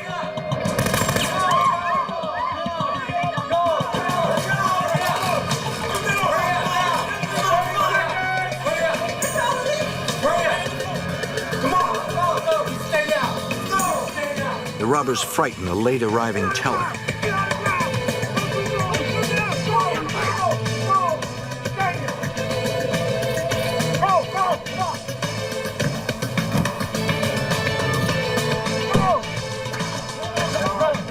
The getaway car won't start. The robbers panic. They threaten the teller, demanding her car keys.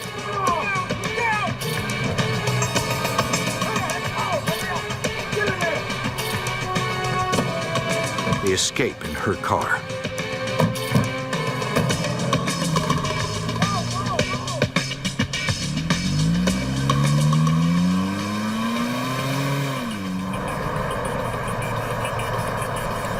Based on the robbers' M.O., agents Tam and Walsh decide that it was probably the Rodriguez brothers.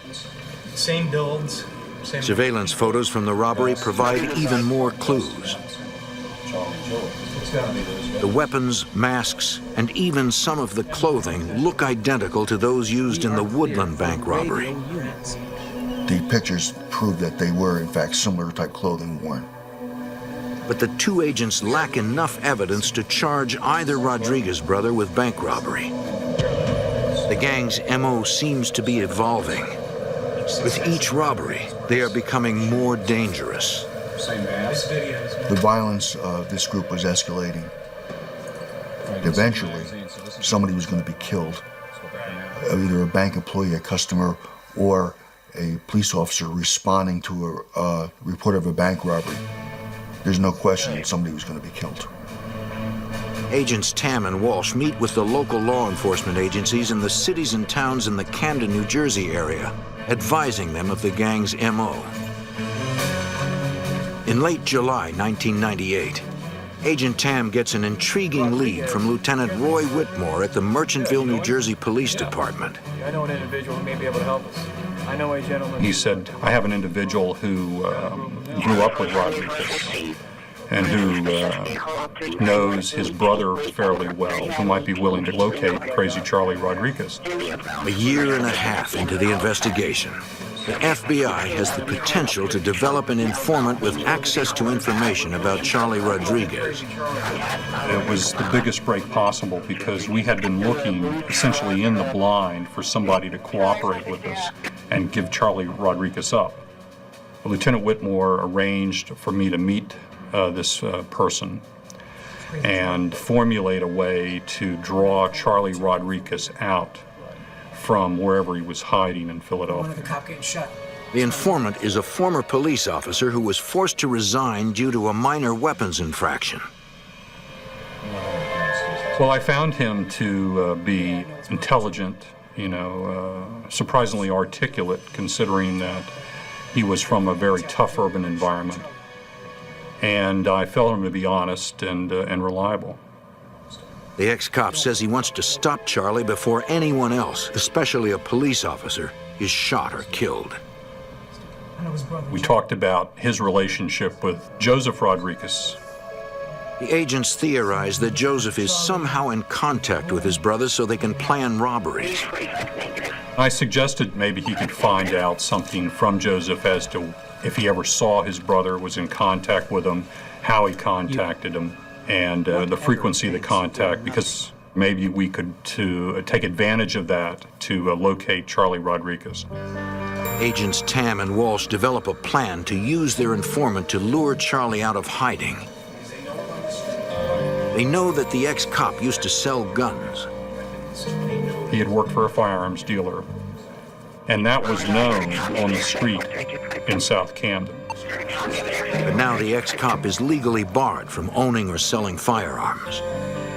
The agents decide to use the informant's background to help establish his cover. He would go to Joseph Rodriguez and ask him if he was interested in buying a handgun. We felt this would be a good introduction that he wanted to now enter the criminal element. I knew that that would interest Charlie Rodriguez because of his violent criminal nature. Criminals are always interested in acquiring new weapons. They can get rid of whatever weapon they've used before and move on to another one not connected with their prior crimes. The ex-cop agrees to approach Joey at a family gathering a few days later.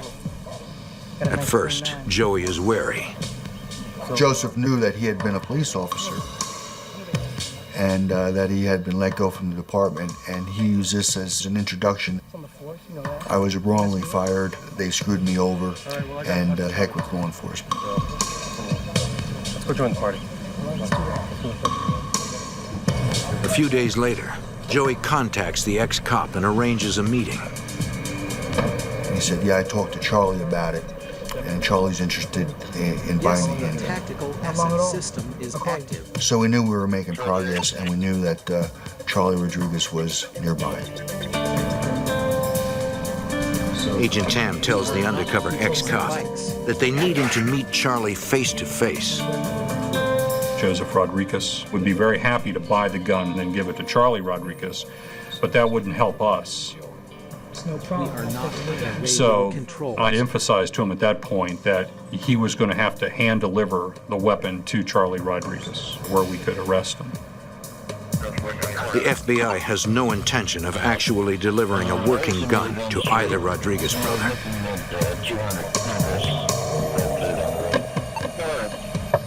The ex-cop goes to Joey's apartment to try to set up the sale. The source was taking tremendous risks.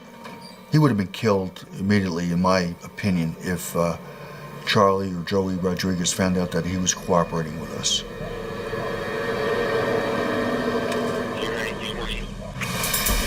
Camden, New Jersey, 1998. An ex-cop embarks on a dangerous undercover operation for the FBI. Charlie Rodriguez, also known as Crazy Charlie, is suspected of shooting a police officer and robbing banks. The ex-cop attempts to infiltrate Charlie's crew by offering to sell him guns. The undercover informant meets with Charlie's brother.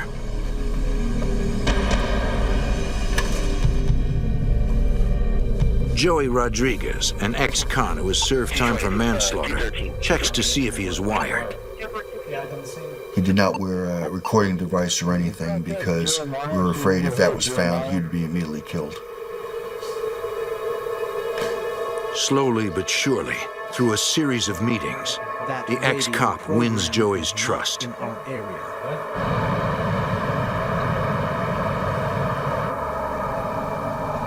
The undercover informant tells FBI agents John Tam and Jim Walsh that Joey even asked him for advice on an upcoming robbery. I said, that's a good idea. Tell them that you're interested in participating. And I thought maybe that would give us more information about where they were, where they might be meeting, and we could interrupt them before they really got the whole thing going. The ex-cop adds that Charlie Rodriguez is looking for a big score this time, $100,000 or more. I said, well, then we're going to suggest a crime for them to commit. If they want to rob somebody, we're going to give them a target to rob. Agents Walsh and Tam plan a sting operation to lure Charlie Rodriguez into the open without endangering the public. The key thing is believability. The criminal has to believe the scenario. There's going to have to be money, there has to be opportunity, there has to be a plausibility that the crime can be committed. I suggested we would have them rob an armored car servicing an automatic teller machine on the New Jersey Turnpike, because this would give us an environment where we could seal off a rest stop where the ATM was located and catch them there. Agents Tam and Walsh pick a location they feel will work well. And we selected a rest stop located in Cherry Hill, New Jersey. The rest stop was located below the grade of the surrounding community. So if there was any gunfire or anything like that, the rounds would tend to be shot into a hill as opposed to flying all over the place. The big thing for us was we felt that it was in a place that we could secure and control. The undercover man pitches the robbery proposal to Joey, who carefully evaluates his every word. He was able to go back to Joseph Rodriguez and say, I know this armored car driver who's willing to cooperate with us. And the armored car driver had significant sports betting debt, gambling debt, and that he wanted to be cut in on the proceeds of the robbery. The undercover ex-cop says the armored car driver will be their inside man and hand over more than $200,000. Well, it may just come to that.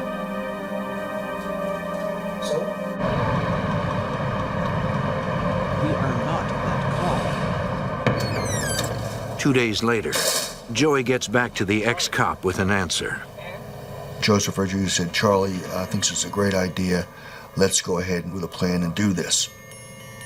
Joey says he wants to check out the rest area with a third person. Who's that? A friend of mine. I don't know. The ex-cop is concerned by the sudden change in plans. Joey says, don't worry about him. He's okay. You can trust him. The newcomer's name is Jose Soto. Soto had an extensive and violent criminal record.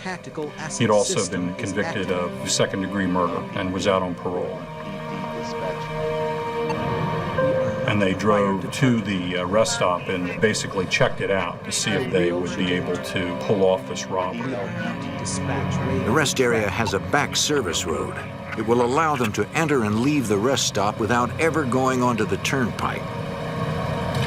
They knew they could get away and probably not be seen by anybody. The robbers liked everything about the location. And the FBI liked everything about their location because it was going to allow us to isolate them in an area where they could not escape and where the public generally would be protected from any sort of firearms activity, any sort of gunshots or anything that might occur. Joey drives around the rest stop, tracing the route the armored car will take as it approaches the ATM. Joseph Rodriguez was familiar with the location and comfortable with it. So rather than having the cooperator have to sell it to Charlie Rodriguez, Joseph Rodriguez sold it to him for us.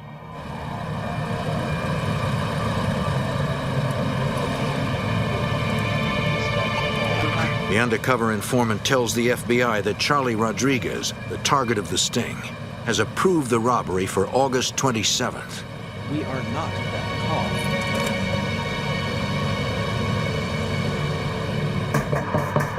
With the plan now in motion, the FBI approaches the agency responsible for the turnpike and the rest area, the New Jersey State Police.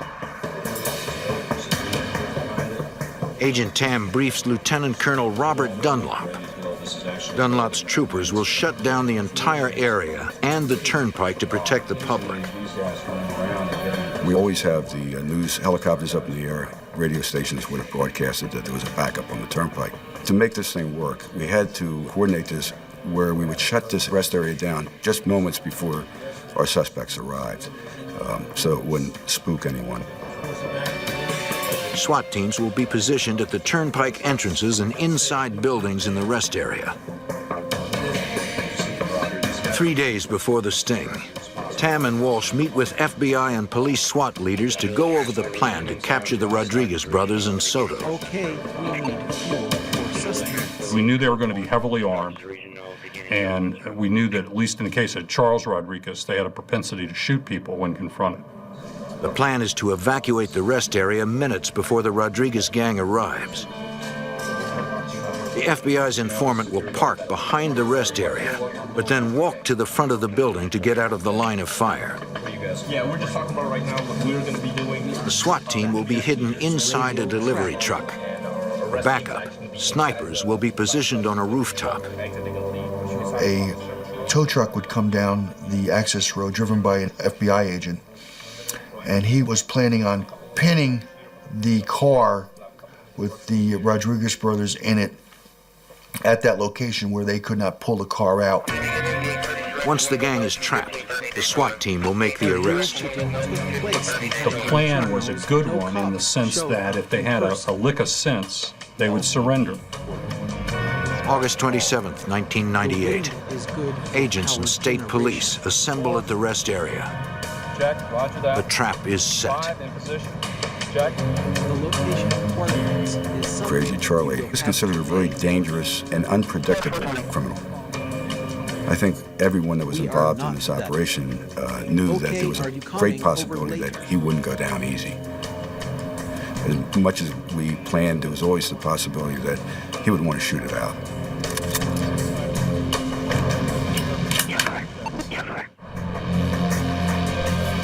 Camden, New Jersey. Charlie Rodriguez is suspected of wounding a police officer and robbing banks. August 27th, 1998. FBI agents John Tam and Jim Walsh have devised a complex sting operation to trap the dangerous fugitive and his crew. Nearly 100 agents and law enforcement officers are in position at a New Jersey rest stop. But Charlie and his crew fail to show. We're wondering where we had gone wrong. Had they found out something about it? Do they now suspect the source? The agents are concerned about their informant, an ex-cop who helped them infiltrate the Rodriguez crew. If Charlie Rodriguez knows he's been set up, he could kill the FBI informant. Early that morning, I get a call from the cooperator. He tells me that the Rodriguez brothers, who were to meet him at his apartment in Merchantville, New Jersey, had not arrived.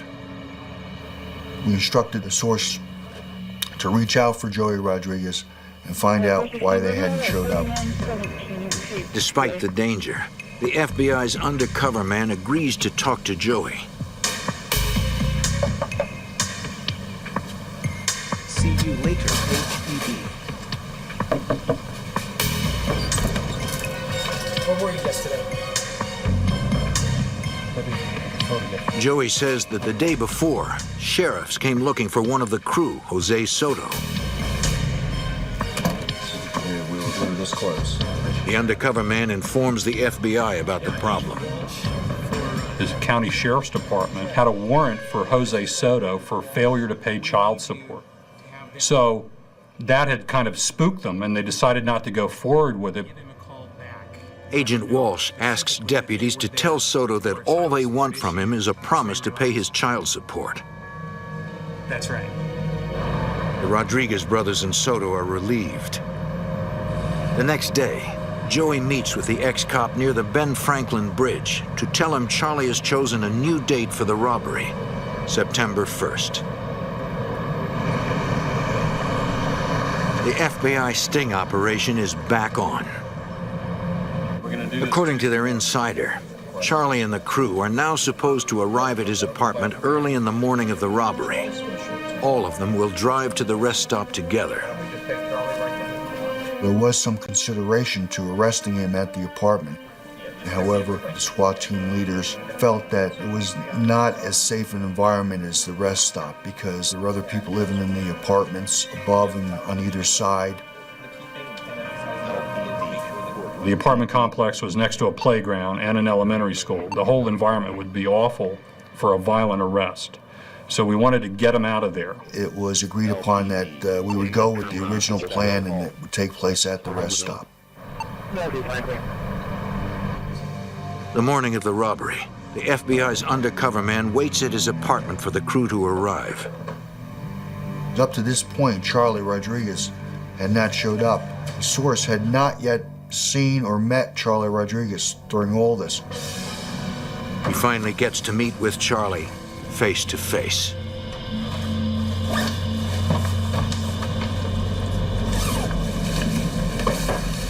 Charlie, it's good to finally see you.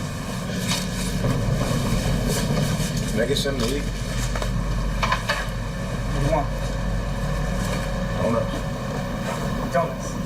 The source has an opportunity to go outside to get orange juice and donuts to bring back to them. He takes the opportunity to call Agent Tam. The robbery is going forward as planned. Yeah, they're in the apartment. It's definitely a go.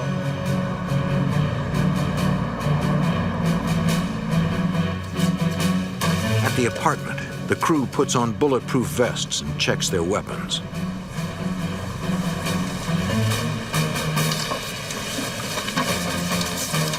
The FBI's inside man puts on a distinctive baseball cap.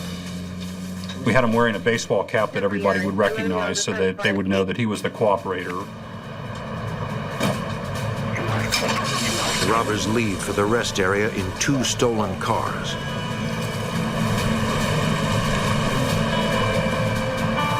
FBI surveillance keeps agents informed of the robbers' location so they can evacuate the rest area before they arrive.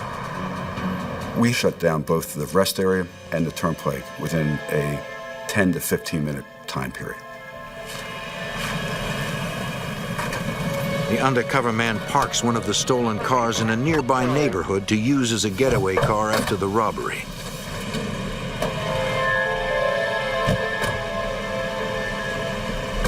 He then drives the Rodriguez brothers and Soto down the back road toward the rest area.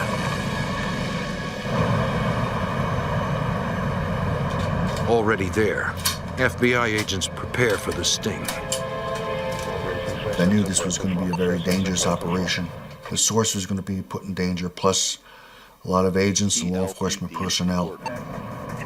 My concern was do we not have anybody seriously injured or killed during this operation. We're just trying to arrest these people with the least amount of injury to anyone. The FBI SWAT team waits inside a delivery truck.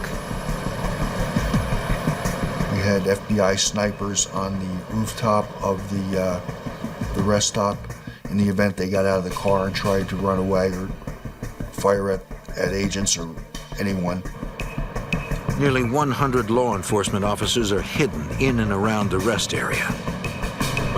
It doesn't matter how many of these operations you've been on, there's always an adrenaline rush just prior to. What's going through my mind is that I hope we don't have gunfire, I hope no one's injured, I hope that we can take these people down without any serious problems. The FBI's informant drives the crew along a back road into the rest area.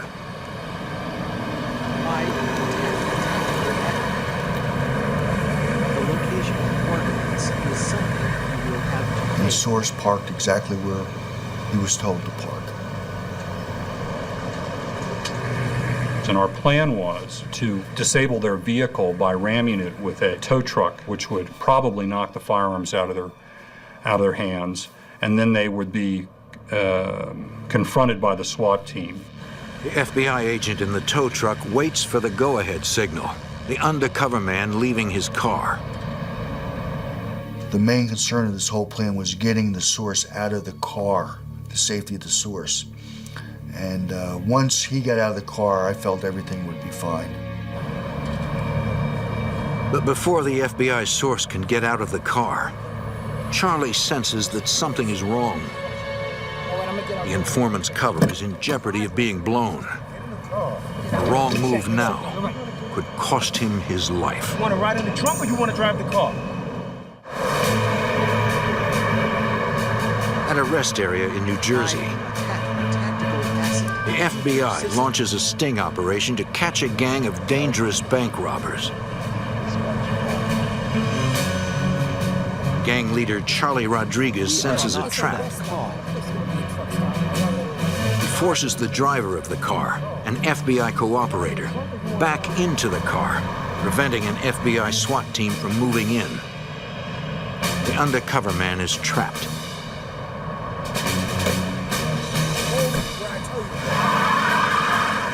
Agent Tam makes a difficult decision.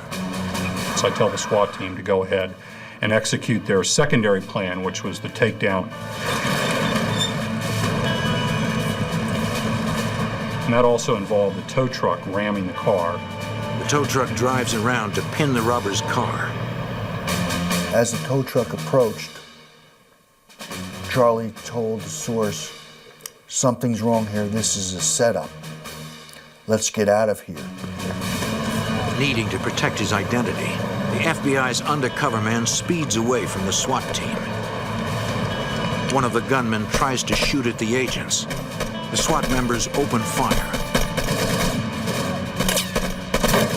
When the gunfire erupted, I think all of us in the back of our minds were saying, I hope we don't end up hitting our confidential source. The tow truck slams into the rear end of the getaway car.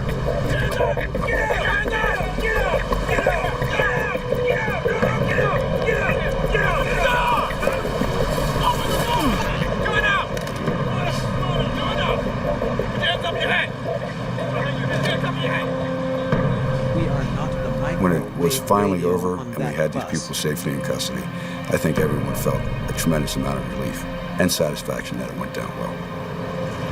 Incredibly, the undercover man has not been wounded.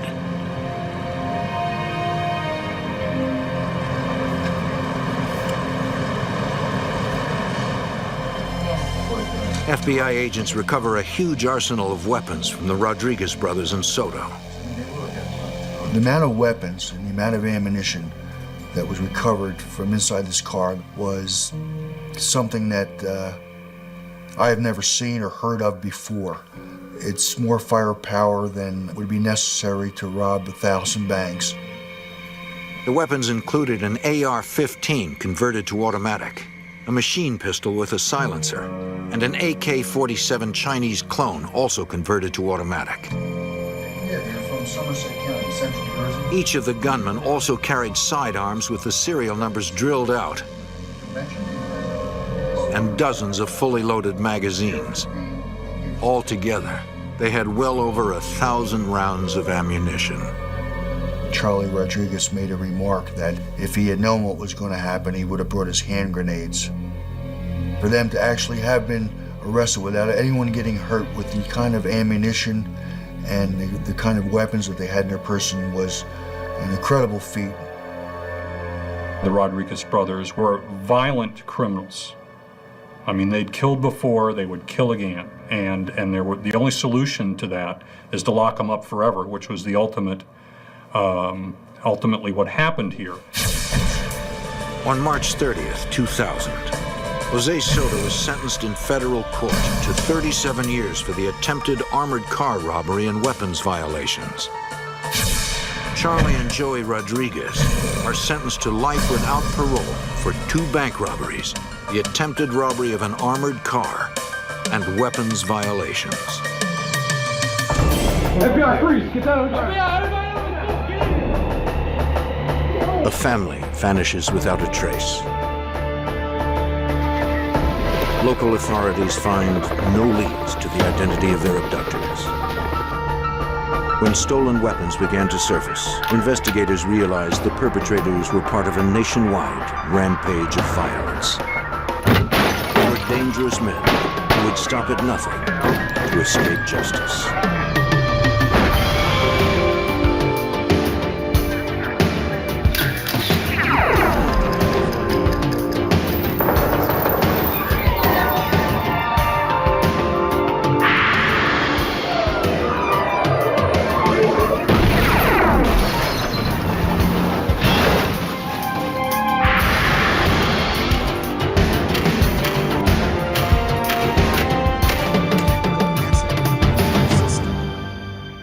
When a family was murdered in Arkansas, it seemed like an isolated event. But soon the crime was revealed to be part of an ever-widening circle of violence that defined a new age of domestic terrorism. I'm Jim Kalstrom, former head of the FBI's New York office. For the killers, the triple homicide in Arkansas was simply a means to an end. They made their way across the country, letting nothing stand between them and their twisted mission. And we would stop at nothing to prevent their rampage.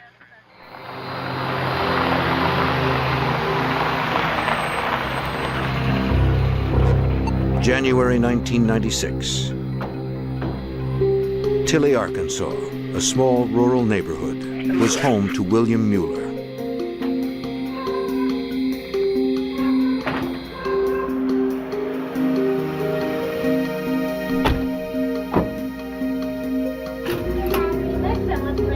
Mueller was a gun enthusiast and self-employed electrician. His wife Nancy homeschooled their 8-year-old daughter Sarah. Returning from a day of work, the Muellers were confronted by 2 men in their home. Get in here! Don't move! Got him? Hands behind your back! Hands behind your back, man!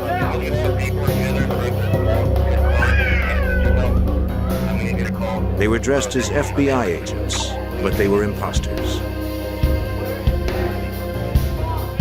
They were after the large supply of weapons and cash that Mueller had in his home. We are not that tall. When the 52-year-old Mueller refused to cooperate, the intruders separated the family and tortured them.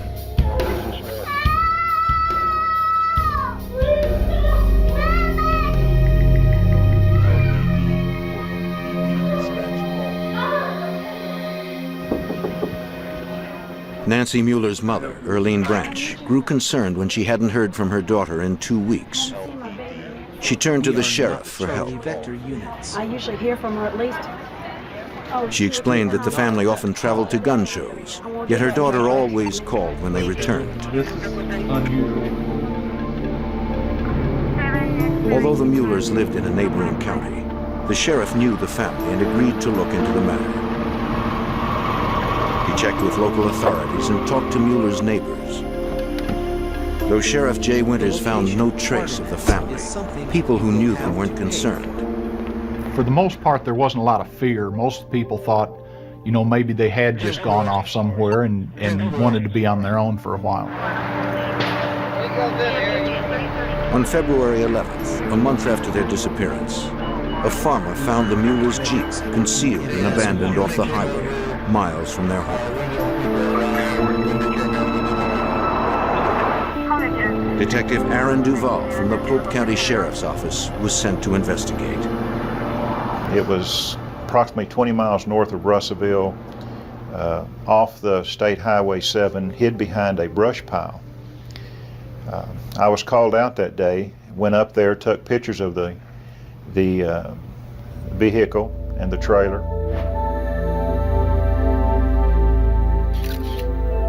Inside the Jeep, Duval found Nancy Mueller's purse. It held her wallet and ID. The trailer, used by Bill Mueller to transport munitions to gun shows, was empty. Several more months passed, and the Muellers were still missing. 40 miles from Tilly, an elderly couple enjoyed a day of fishing in a bayou near Russellville. While waiting for a fish to bite, the woman snagged her line. She pulled up an old tennis shoe.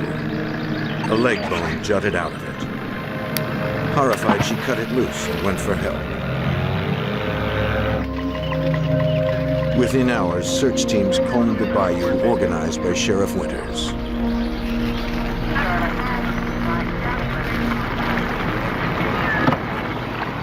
They used large metal hooks to drag the bottom. Divers swam the depths. By day's end, parts of a single body were recovered, a murder victim. And the torso had a rock attached to it.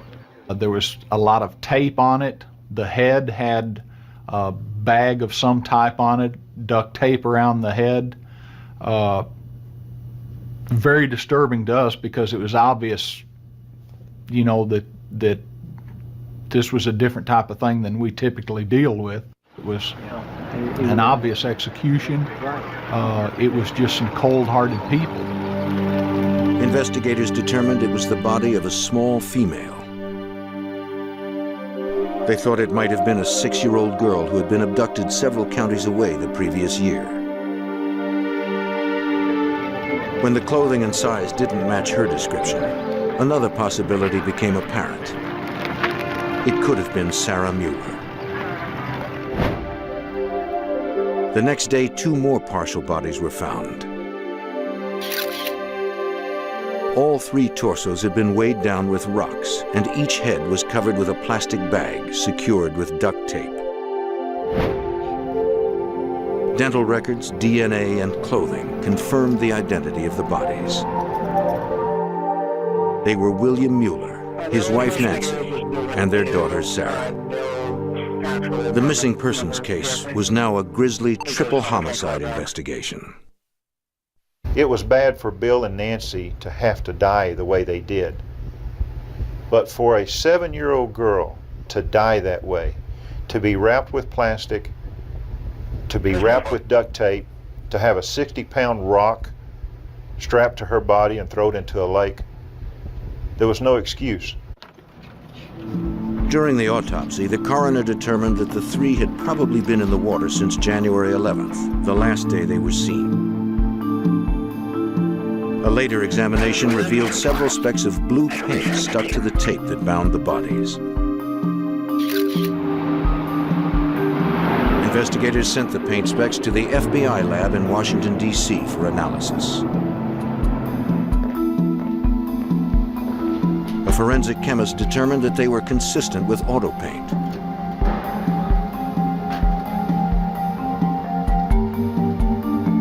The challenge was to match them to a specific make and model.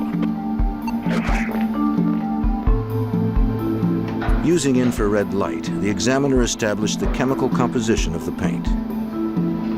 This chemical signature was fed into a computer database containing similar information from every auto make, model, and color dating back to 1934. The results gave the Arkansas investigators their first lead. So we thought that the vehicle that the bodies were transported in possibly was blue. It was determined a particular blue color, metallic blue. The FBI even narrowed it down that it was a General Motors vehicle. Investigators reasoned that they were looking for at least 2 perpetrators. One must have driven the blue car with the bodies in it to the water, while the other followed in the Mueller's Jeep. By the time they dumped the bodies, the Muellers were probably already dead, suffocated by the plastic bags.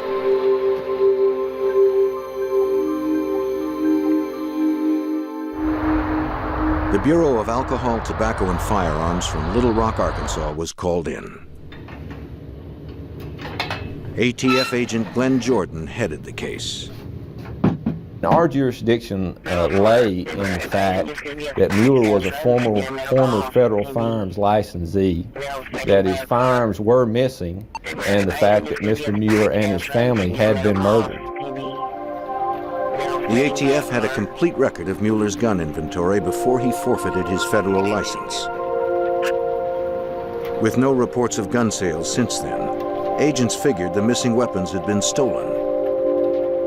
Our goal was to enter the serial numbers of those firearms into the National Crime Information Computer. In case those firearms turned up later, that would give us a lead to follow in the investigation.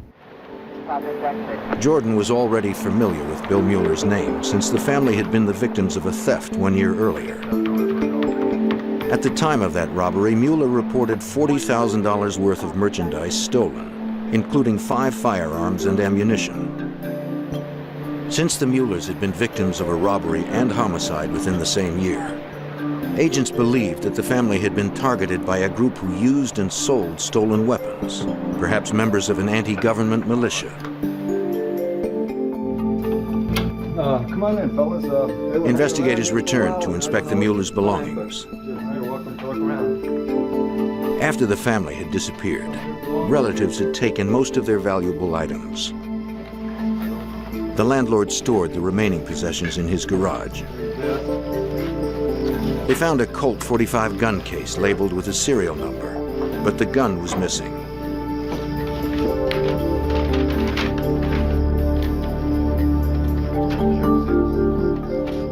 They also found a picture of the family with some friends. The ATF entered the serial number of the Colt .45 into the NCIC, the National Crime Information Center. They got a hit. The handgun had been traced to a man named Travis Brake. He had been arrested 5 months earlier in Seattle, Washington for carrying a concealed weapon. Well, I bought it at a Because the gun he was carrying was now linked to another crime, Brake was arrested again by the Seattle police, this time for possession of a stolen weapon. also involved in a murder. What do you know about it? Jordan and Duval flew to Washington State to question him. Who they were? Mr. Brake was interviewed and advised the Seattle Police Department that he had purchased this handgun at a gun show in Seattle, Washington, and he described 2 individuals that he had purchased the firearm from, one in particularly that he remembered. Investigators showed him the photograph found among the Mueller's possessions. Brake identified one of the men who sold him the gun. That's him, right here. That's him. His name was Keith Collins. Agents asked Bill and Nancy Mueller's friends if they had ever heard of him. Collins had once been close with the Muellers. They had attended gun shows together. Investigators discovered that Keith Collins' real name was Kirby Kehoe. The ATF learned that Kirby Kehoe had an extensive record for firearms violations. Kehoe was also actively involved in the white supremacist movement. Members of this growing faction are strongly anti-government, heavily armed, and considered dangerous. Kirby Kehoe became a prime suspect in the Mueller triple homicide. Investigators needed more evidence before they moved in for an arrest. Almost a year after the triple murder and robbery of Bill, Nancy, and Sarah Mueller, investigators were still hunting for the killers, believed to be militant white supremacists. In Sioux Falls, South Dakota, 11 months after the crime, a trooper noticed a blue Chevy Suburban parked in a handicapped space.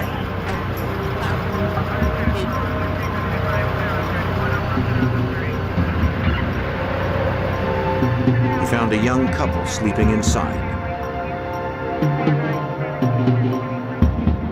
The man said his name was Sean Haynes. Got any info? He and his pregnant girlfriend had pulled over to rest for a while. From the bumper stickers on his truck, the trooper believed he was a white supremacist.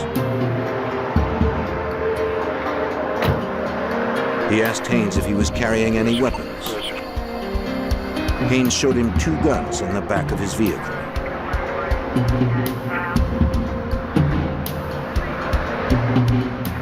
The trooper called in the serial numbers and discovered they had been stolen.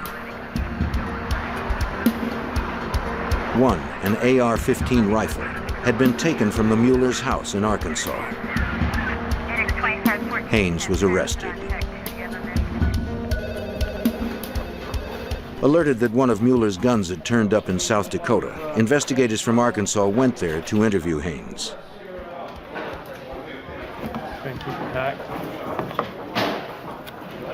Haynes revealed that he had traded another firearm for the AR-15 rifle at a Washington State motel 6 months earlier. Can you explain how they got there? The name of the man he swapped with was Chevy Kehoe, Kirby Kehoe's eldest son. Now Chevy was also connected to the Mueller murders. Investigators weren't through with Haynes, though. They took a paint sample from his blue Suburban. They determined that the sample did not match the paint found on the duct tape wrapped around the Muellers. Haynes had nothing more to offer. The investigation turned to Chevy Kehoe, but he was nowhere to be found. Several weeks later, Ohio State Highway Patrol Officer Harold Harker had a routine assignment: to catch speeders in the small town of Wilmington, not far from Cincinnati. While observing traffic, he noticed a blue Chevy Suburban going slower than the speed limit. Harker, a 25-year veteran who was now retired, recalled how he thought the people inside were acting strangely as they drove by. As it approached, I saw it did not have a front license plate, and as it passed me, the driver didn't acknowledge my presence in any way, didn't look at the patrol car, just kept both hands on the wheel, fixed straight ahead. However, the passenger not only looked at me as he went by, he actually turned in the seat and looked out the rear window to watch me. Harker knew that Washington State required vehicles to have license plates on both front and back. He called in the plate number and followed the Suburban while waiting for his dispatcher to come back with some information. And they returned and told me that the plate apparently did match the vehicle, however it was expired. So at that point I made the determination that once we got into Wilmington where the berms were wider, I would initiate a traffic stop there. Harker's car was equipped with a video camera mounted on the dashboard. A microphone was fastened to Harker's shirt.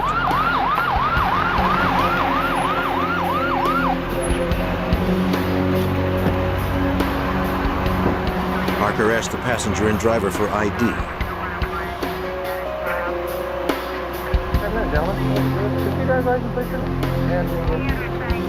While talking to the men, Harker became more troubled.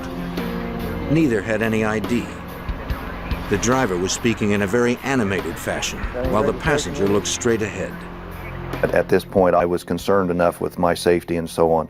I wanted to get the people away from the vehicle, and I wanted to, here again, get them separated, get the driver into my car so that I'm a little more in control of their actions. Let's sit back here with me a second, sir.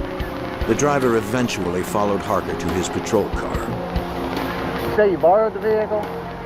You say you borrowed the vehicle? It's actually what I'll tell you what the process is. Okay. When the officer tried to frisk him, the driver quickly stepped back and became defensive. And he actually moved away from me and used the terminology, "I don't want to be violated like that." In 25 years of criminal patrol operations, I had never had anyone use that particular terminology. And that, coupled with the appearance of the two young men, the fact that they had close-cropped military-style haircuts, very clean cut, and the driver had a Marine Corps type cover, I felt comfortable that I was probably dealing with militia personnel at that point. Across the highway, a fellow officer, Deputy Sheriff Robert Gates, saw Harker talking with the driver and turned around to assist him.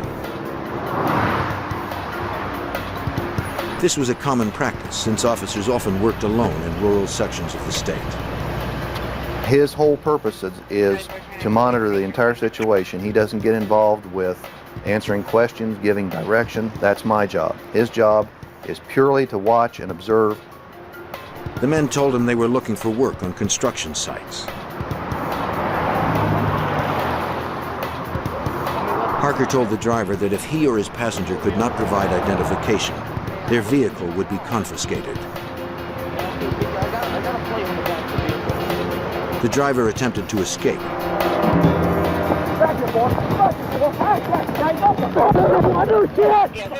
As both officers tried to apprehend him, the passenger jumped from the vehicle and started firing.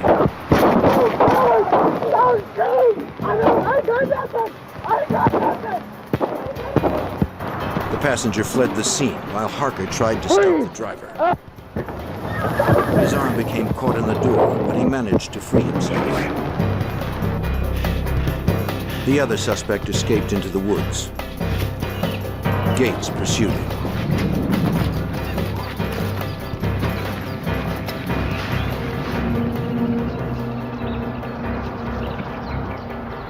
He feared an ambush among the dense trees, so he turned around.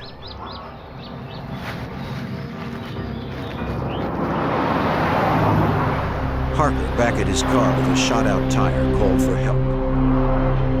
Within moments, the rest of the Wilmington, Ohio Police Department was notified about the shootout. Officer Robert Martin heard the bulletin and then observed a Suburban in an electrical supply company parking lot.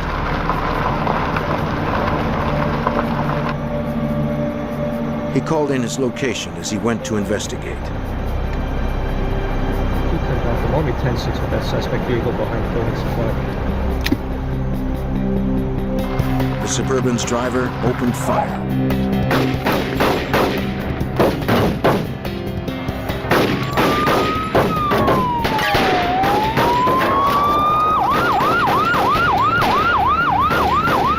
Another policeman arrived to assist him.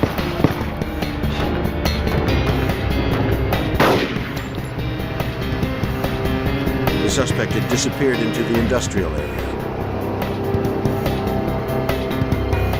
He'd shot 32 rounds. One wounded a bystander. Back at the first shootout site, investigators were trying to piece together what happened and to learn the shooters' identities. Using metal detectors, they searched for shell casings. The entire area was meticulously photographed and all evidence collected. The small town of Wilmington had never seen anything like this. Police mobilized a manhunt for the two armed suspects. The search continued into the night. Reinforcements were brought in from neighboring counties. Police knew the suspects would resort to violence in order to escape. They had to find them before anyone was killed. The suspects in the shootout were still at large. The ATF and Ohio State Police examined the second gunfight location in the Chevy Suburban. The entire crime scene was processed for fingerprints in hopes of determining the shooter's identity.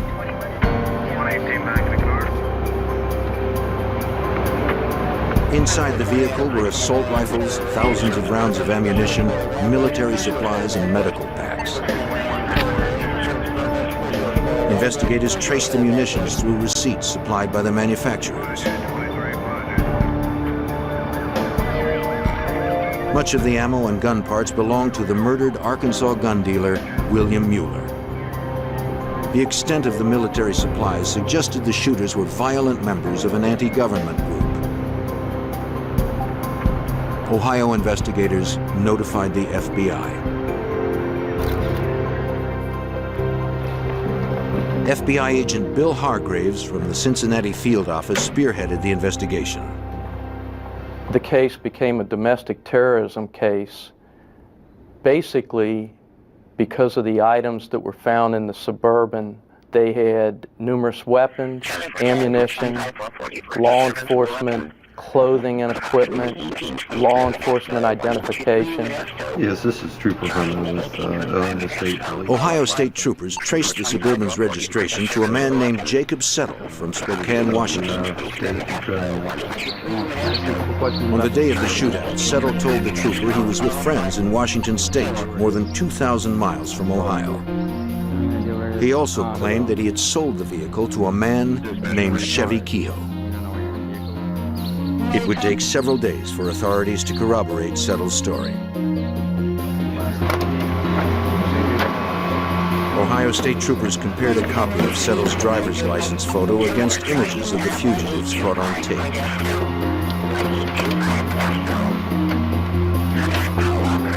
The picture didn't match.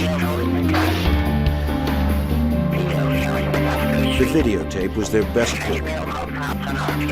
Ohio State Police released the tape nationwide to try to find the shooters' identities.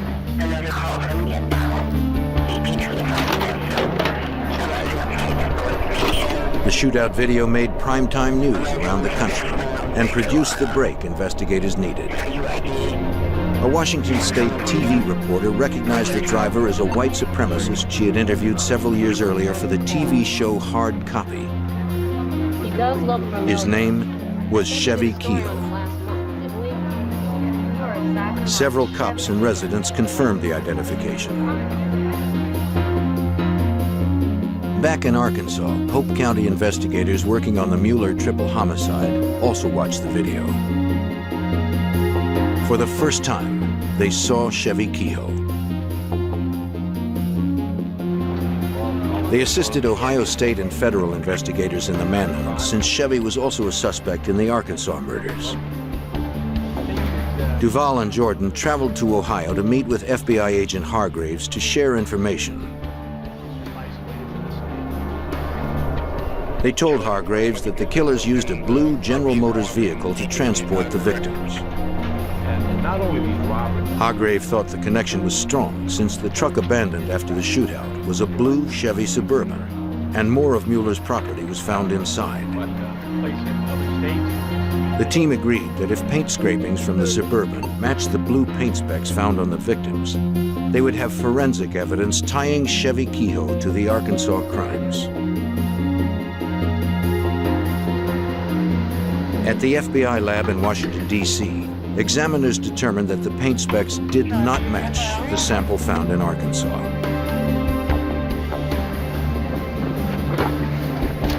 FBI agent Jim Shenandoah was called in, a specialist in tracking domestic terrorists like Chevy Kehoe.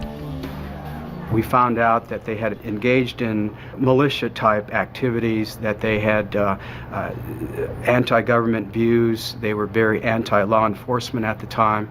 So it really heightened the security in terms of what these suspects were going to do next. Seeking more information on Chevy Kehoe, a Washington State trooper interviewed his father, Kirby, at his home in Colesville. The trooper asked him if he recognized the men in the video. Kirby did not identify his son Chevy, but he said the second man was his younger son Shane. We found this unusual because the video made it fairly easily to identify the driver, who was Chevy, but not quite as easy to identify Shane. We thought that perhaps there might have been some favoritism for one son over the other. The FBI looked into the background of 23-year-old Chevy and 21-year-old Shane Kehoe. Chevy Kehoe was linked to a variety of crimes. In addition to the 3 murders in Arkansas, he was linked to a murder in Washington State and a murder in, we believe, in Idaho. He also committed a series of burglaries, robberies, and extortions, and also interstate transportation of stolen property. APBs were issued for the Kehoe brothers. On February 18th, investigators picked up the Kehoe's trail in Frankfort, Ohio, 45 miles from the shootout site in Wilmington. A Chevy Monte Carlo was found abandoned in a grocery store parking lot.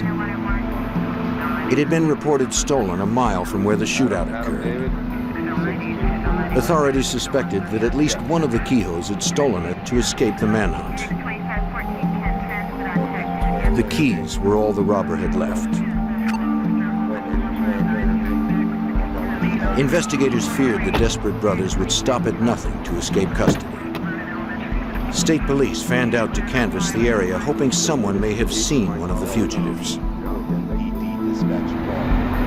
A mile away at the Lake Hill campground, the Kehoe's path reemerged. Investigators learned that the pair had camped there with their families in an RV, but authorities arrived too late. Just 2 days earlier, the motorhome had pulled out. No one knew if the brothers were on board. The FBI released a nationwide APB for the vehicle.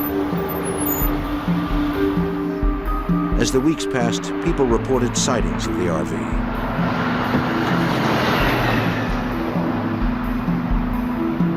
They had also seen women and children in the camper.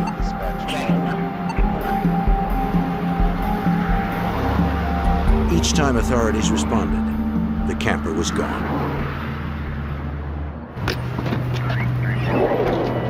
The Kehoe's trail heated up again 150 miles away in Indianapolis, Indiana, where another stolen vehicle was recovered. Inside, investigators found clothing and a gas receipt signed by Chevy Kehoe, but no trace of his brother Shane. The van had been stolen 13 miles from where Chevy fled the blue Suburban after firing on Ohio officers. The Kehoes were still one step ahead. The trail of plundered cars signaled that the Kehoe's crime spree would not cease until authorities stopped them. There it is. We felt early on that if confronted again by law enforcement, that there would be a great probability that there would be another shooting involved and that innocent people would be hurt. Across the country, local and federal investigators were put on high alert. They needed to find the Kehoe brothers before they struck again.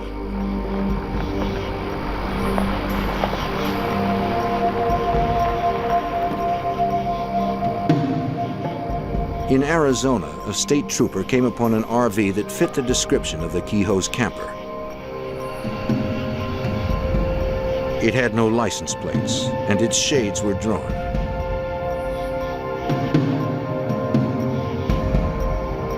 He called in reinforcements.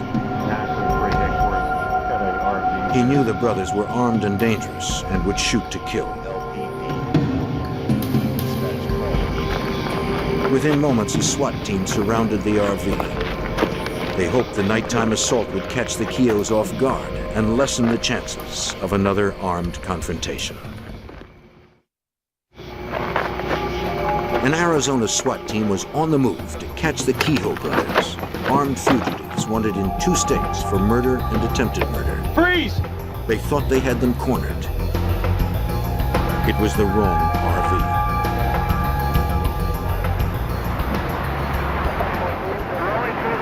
Several days later, a Wyoming highway patrolman found the Keogh's mobile home broken down and abandoned on a desolate stretch of road. The FBI was informed and asked that the RV be towed into town for inspection.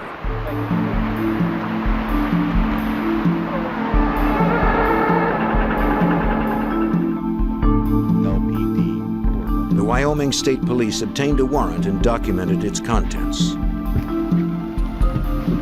This vehicle, like the Suburban, held a large cache of ammunition, guns, several fake FBI jackets, and U.S. Marshals badges. One discovery stopped the officers in their tracks. Hey, come take a look at this. A box of explosive components, including batteries used to detonate bombs. Fearing a booby trap, the troopers called in the ATF bomb squad.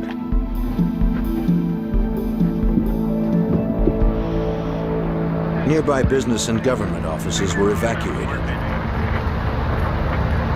Inch by inch, the bomb squad probed the RV. The thorough investigation revealed no live devices.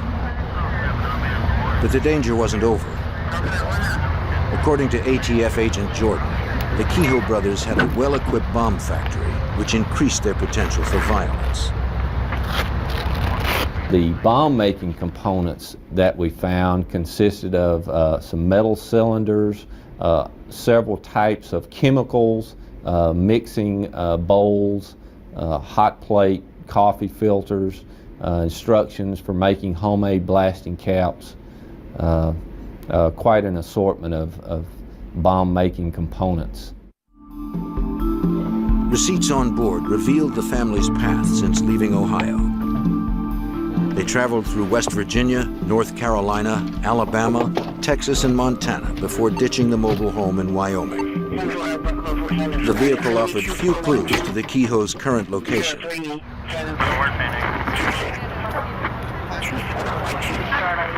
All we knew was that Chevy was last known to be in Indianapolis, where the stolen van was recovered. We presumed that Shane and the family had made it as far as Casper, where the camper had broken down. From that point on, we basically had a cold trail. To entice the public's help, the FBI and ATF announced that they had joined to offer a reward for the pair's arrest and conviction. The fact that it was a serious matter involving law enforcement, the fact that they had some affiliation to supremacy groups, and the fact that they were dangerous individuals, we were able to obtain a $60,000 reward for their apprehension. More than 100 tips came in. The local leads were handled by the Ohio State Police, while the FBI and ATF pursued those from out of state.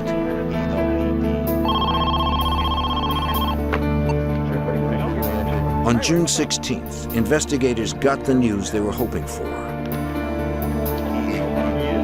The sheriff in Stevens County, Washington, received a call from a friend of Shane Keogh.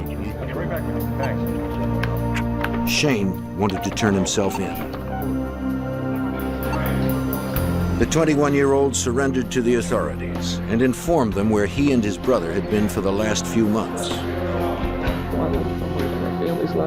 After the Wilmington shootout, Shane had stolen a car and returned to the campground. There he gathered his and his brother's families and drove to Wyoming, where he met Chevy. Soon after the Keoghs were reunited, the RV broke down. Chevy told investigators that he and his brother had finally found refuge with their families on a remote ranch in rural southern Utah. A farmer and his wife had taken them in and offered them room and board in exchange for doing work on the ranch. Soon the situation began to deteriorate. Chevy couldn't control his explosive temper.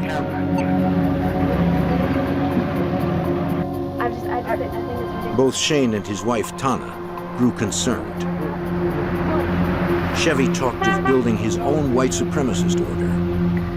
He thought of killing his wife, Karina, because of Native American ancestry in her family. He even talked of murdering his own parents, Kirby and Gloria, in order to raise his 6 younger brothers with his beliefs. On June 12th, almost 4 months after the shootouts in Ohio, Chevy finally turned his growing paranoia on his own brother. Shane explained to us that they had recently gotten into a fight and that he feared for his life as well as the lives of his family. Shane also told investigators that Chevy had several items in his possession that belonged to the Muellers. Chevy had also admitted to suffocating the Mueller family. Not knowing what Chevy would do next, Shane and his family fled Utah in the middle of the night, driving almost 1,000 miles back to Washington State.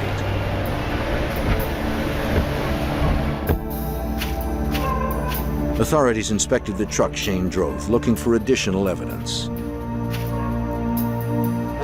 Lab examiners discovered that the vehicle, which belonged to Chevy Kehoe, had been repainted from its original blue color. FBI forensic chemist Ron Mentold explains. We often see repainted vehicles in the laboratory here, and we can determine how it was originally painted. The layers of paint can many times be thought of as a stack of cards that is loosely adhered to each other. Okay, and any one card can be withdrawn from the layer and sampled individually. So the ace of diamonds, which is a primer layer, would be different in chemistry and color from the king of spades, which would be on top. The test results were conclusive. The composition of the blue paint found on the Kehoe's vehicle matched the specs found on the Muellers' bodies. The evidence against Chevy Kehoe was compelling, but capturing him would be no easy task. Investigators would have to travel to Chevy's remote hideout in Utah, where an arrest team could be seen approaching from miles away. Wanted for triple homicide in Arkansas and attempted murder in Ohio, the white supremacist Chevy Kehoe was heavily armed and hiding with his family on an isolated ranch. Apprehending the criminal in the wide open spaces of southern Utah would be dangerous for agents and Chevy's family. The FBI and ATF needed an arrest plan that minimized the risk. Agent Will Long was in charge of coordinating the plan. He is in shadow in order to protect the sensitive nature of his current case. Chevy's children and his wife were there, and we certainly didn't want to get involved in a situation where they were in the middle of a shooting situation or possible hostage situation.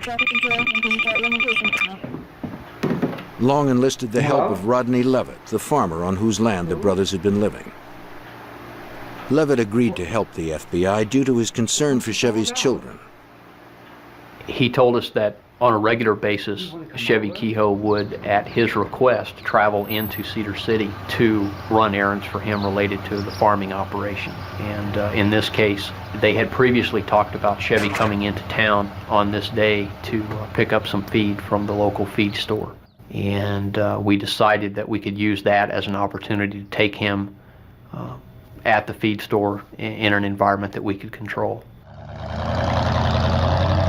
That left agents only 2 hours to get into position before Chevy arrived in town with Levitt. 2 hours is a short amount of time. We placed surveillance units along the road that would be in a position to call out the location of Chevy Kehoe and Mr. Levitt as they made their way into town. The plan was working perfectly until Chevy Kehoe made an unscheduled stop.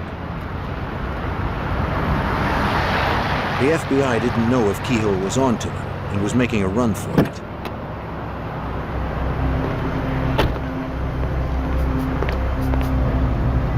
The agent on location radioed in for assistance. He waited for instructions to apprehend Kehoe or get Levitt to safety.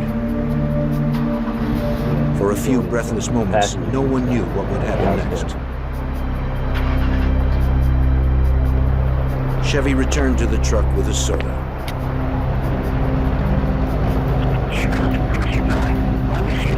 To the undercover agent, it seemed that Chevy had no suspicions and returned to the road. Back in town, more than 25 agents waited for the arrival of Chevy and Levitt. Snipers were positioned on the rooftops, and the feed store was surrounded.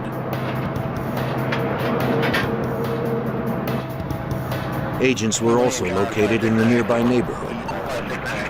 Their objective was to prevent Chevy from escaping and taking hostages. While Agent Long loaded hay in front of the feed store, his plan nearly went awry. As we were listening to the radio, we heard one of the surveillance units call out that Chevy had crossed a landmark that was approximately 1 minute away from the feed store. At that very moment, a farmer unwittingly pulled into the parking spot the FBI was holding for Chevy. Agent Long had a split second to act. Sir, I ran across the parking lot with my badge and credentials in my hand. I told this man that a dangerous fugitive was about to pull into the parking lot and that we were going to arrest him right here, and that he needed to immediately get in his vehicle and get out of the parking lot. The farmer complied, and Long returned to his position. Seconds later, Chevy Kehoe pulled into the parking lot.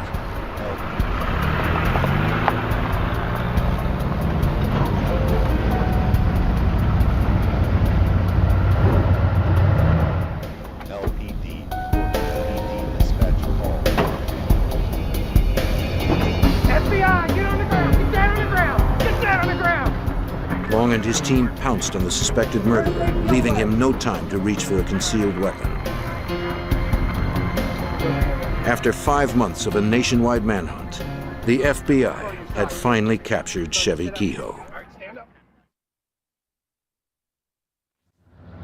Back at the ranch, there was still the matter of taking Chevy's wife, Karina, and their 3 kids into custody. Once again, Levitt offered his help. Apparently, Mr. Levitt had an injured back, and Karina would routinely come out and open the gate for Mr. Levitt to let him into the property as a courtesy to him because of his injury. To open the gate, Karina had to leave the house, giving agents the opportunity to arrest her. Long hid in the back of the truck with 2 other agents. Just as we anticipated, Karina came out and opened the gate, and as she was looking at the gate and concentrating on manipulating the latch, we jumped out of the back of the truck and immediately searched her and found a loaded 9mm pistol in her back pocket. Get out on the ground, ma'am. Get out on the ground. Get out on the ground. Spread your legs. Spread your arms. Long obtained a search warrant for the Kehoe's trailer on the Levitt property. Okay. Before inspecting it, the FBI safely escorted the children outside and entrusted them to the farmer.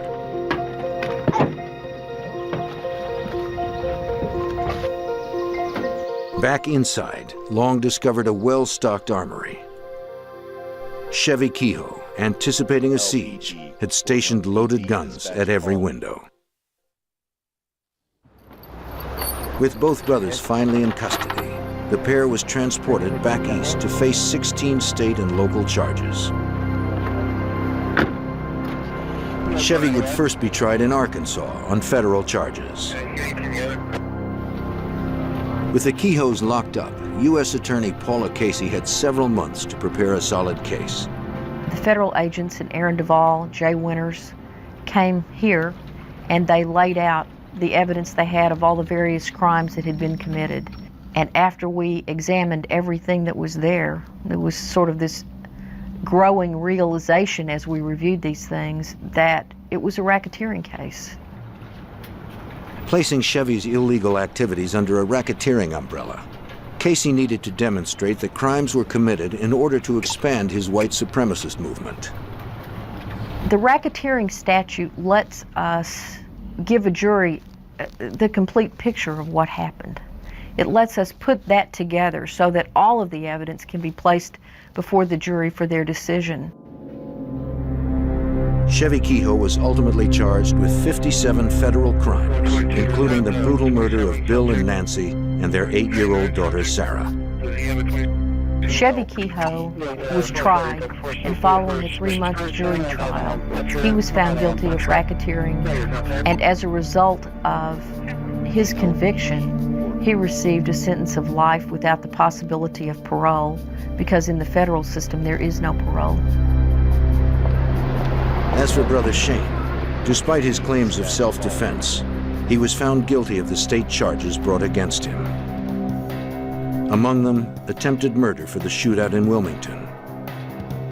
He is currently serving 24.5 years. The reason I think every agency was so cooperative in working on this was just that it was a horrible crime. It was a crime that was obviously hard for anybody to figure out why it happened, exactly how it would happen. It was just one of those things that everybody wanted to help out, and they knew that we couldn't do it all ourselves, and if it had been their case, they wouldn't have been able to do it by themselves either. So it was just a matter of everybody getting together, because the bottom line was there were some bad people out there, and everybody just needed to get involved for a common cause, and that was to put the bad guy behind bars. In the Midwest, a fugitive drug dealer will do anything to avoid capture. His desperate run is fueled by drugs and punctuated by gunfights. As he barrels across 2 states, local and federal authorities are determined to fight back and to stay in pursuit.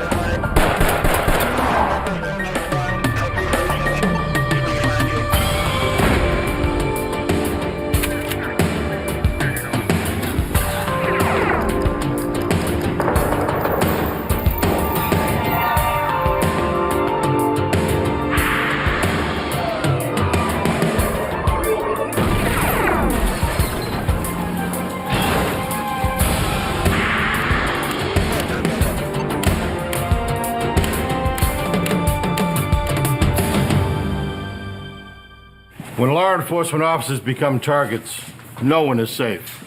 So when a crystal meth dealer on the run from the law began shooting cops, it took more than police to stop him. I'm Jim Kallstrom, former head of the FBI's New York office.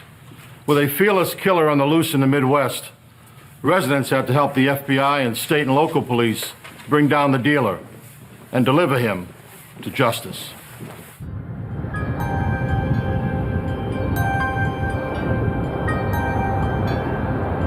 On February 2nd, 2000, on the quiet back roads of Lincoln County, Nebraska, Lincoln County Sheriff's Deputy Stan McKnight was on routine patrol when he saw a vehicle rapidly approach from behind. A maroon pickup truck sped past. McKnight spotted Texas plates on the pickup, but he could not make out the numbers. The deputy began cautious pursuit. Recent weather conditions had created black ice on the roads. Without the benefit of streetlights, the roads appeared normal, but were treacherously covered with patches of slick ice. Subject is now turning off on the side Deputy road. McKnight radioed for assistance. Please alert all available units. Several Nebraska State Patrol troopers mobilized to try to intercept the pickup. Whoever was in the truck seemed to have no regard for his own safety. Since the roads were free of other traffic and no one else was in danger, McKnight decided high-speed pursuit was not worth the risk. It appeared as though he knew the area that he was in, and due to the fact that he would take more chances and drive faster than I would, he was able to disappear. Eventually, the truck vanished into the night. I had called in for assistance from the department and all the deputies and state troopers are working, and we combed the whole area and looking for that vehicle, and it was to no avail. Nebraska police issued a be on the lookout bulletin for the maroon pickup with Texas plates. But that night, no one spotted the vehicle or its driver. A week later, and 40 miles away in North Platte, Nebraska, deputies responded to a call from a farmer. He hadn't used his barn in years. So the farmer was surprised to discover someone had been working there recently, leaving a strange workplace behind. The deputies found chemicals and other items available in farm supply stores. They'd often seen this combination of materials in the area before. They were the ingredients needed to make methamphetamine, an illegal drug. A powerful stimulant, meth is also known as crank or speed. It's easy to make with materials commonly found on farms. In recent years, the Midwestern countryside has seen an epidemic of methamphetamine production, according to Lincoln County, Nebraska Sheriff's Corporal Casey Nelms. Methamphetamine labs are a problem because it's such a rural area, a lot of abandoned farmhouses, farmsteads where people don't live anymore, gives opportunity for these people to go in and manufacture this drug pretty much undetected. The drug is addictive and extremely dangerous. Users feel a temporary high, then intense paranoia and a craving for more. Most users become aggressive and desperate. When meth labs pop up in an area, violent crime follows. During their search of the meth lab in the North Platte barn, deputies found several pieces of mail. They were addressed to Charles Moses Jr. of Nocona, Texas. Deputies contacted Texas authorities asking for information on Moses. They received photos of Moses and learned there were warrants for his arrest for the theft of several firearms. Nebraska investigators also learned Moses drove a maroon pickup truck with Texas plates. The make and model of the truck matched the description of the one that had evaded Deputy McKnight only a week earlier. If Charles Moses was manufacturing methamphetamine, there was a good chance he was using it too. That might explain why Moses drove so recklessly on the night of the chase. The people that use this become very paranoid. They have no pain threshold. Sometimes they're up for days, and they're just a real problem. They're hard to handle.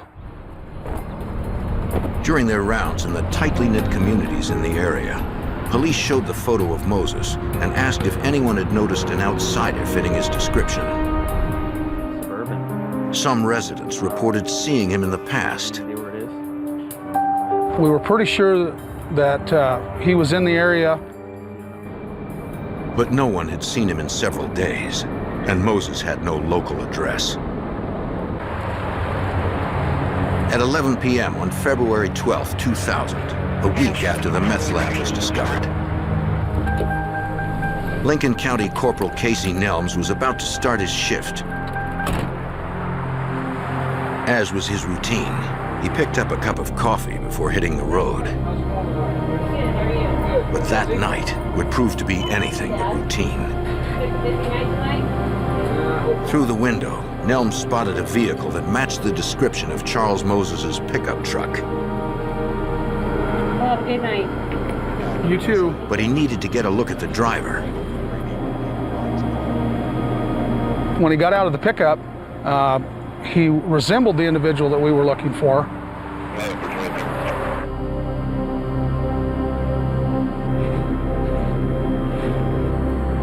The truck had Texas plates.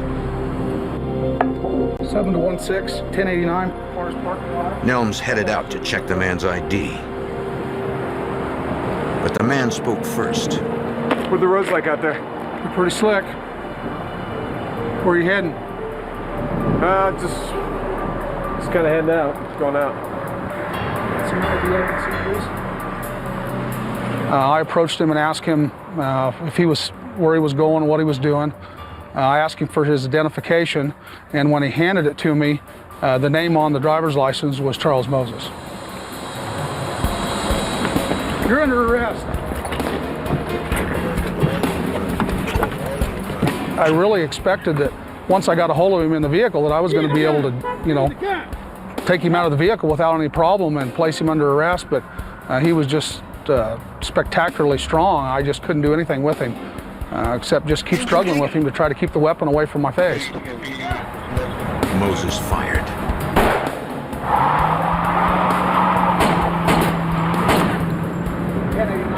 Cars parking lot, shots fired.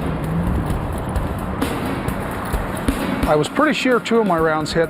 The second round I saw it hit the back of the cab, and the third round it also hit the back of the cab. Nelms tried to follow Moses, but the fugitive drove with the recklessness of a man on methamphetamine and disappeared.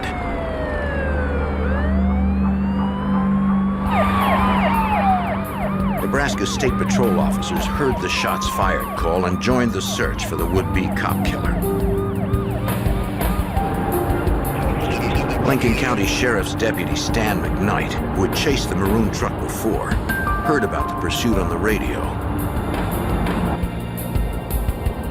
He needed to position himself in a place where he was likely to intercept Moses. There's an area that's commonly called the correction line. It's an area where I could see the best I thought possible 3 different roads intersecting that area. And that was the middle one. I could watch a mile behind me, that one, and a mile in front of me. McKnight waited in the dark, hoping he was in the right place. After about 10 or 15 minutes of sitting there, a vehicle did come from the west at the very road intersection that I was at. And as they got right to the front of my vehicle, I turned my headlights on and I saw the vehicle that was the same identical vehicle that I'd seen less than 2 weeks before. He was traveling in excess of 70 to 80 miles an hour, and being nighttime conditions, it was hard to see him, and he was out of distance me quite rapidly. Deputy McKnight tried to maintain a visual of the pickup truck. But the vehicle seemed to disappear yet again. McKnight changed tactics. At that point, he had pretty much, got ahead of me. At the same time, I had to slow down and check driveways and intersecting road intersections to make sure he hadn't turned off on me. Then the deputy saw a vehicle's brake lights in the distance. It was idling at an empty intersection. Deputy McKnight called for backup. Moses had already fired at one officer. It was too dangerous for the deputy to advance alone. He waited for the backup officers. Before they came, Moses made his move. One bullet entered Stan McKnight's head. Another ripped through his hand.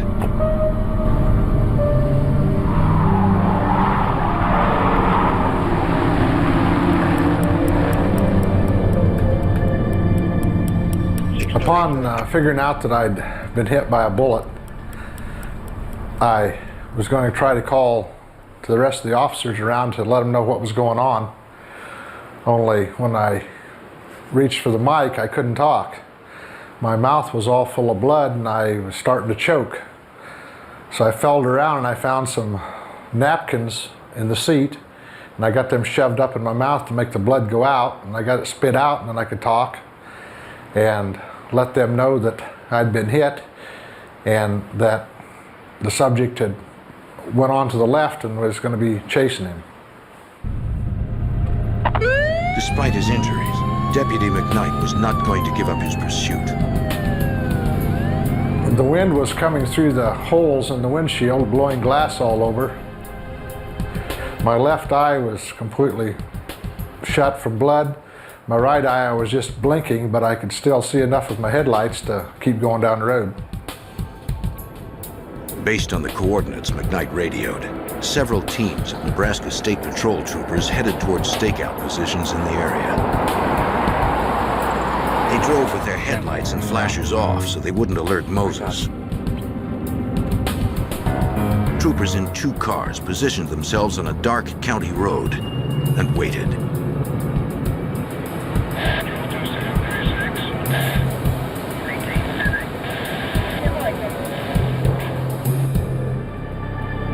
Minutes later, headlights appeared.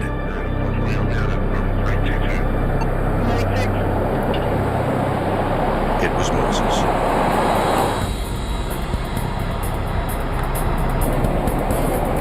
One of the troopers spotted a gun.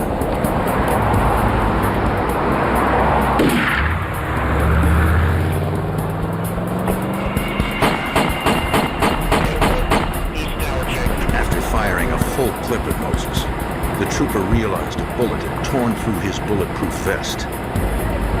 He was losing blood fast. The chest wound appeared to be life-threatening. They called for an ambulance from a hospital dozens of miles away.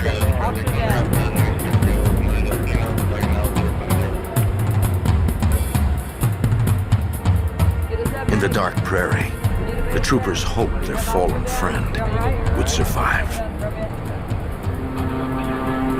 In a frantic escape, Charles Moses had shot both a sheriff's deputy and a state trooper. Though gravely injured, Deputy McKnight continued pursuit of Moses, a man willing to kill to stay on the run. In February of 2000, Nebraska authorities confronted Charles Moses, a Texas fugitive suspected of running a methamphetamine lab.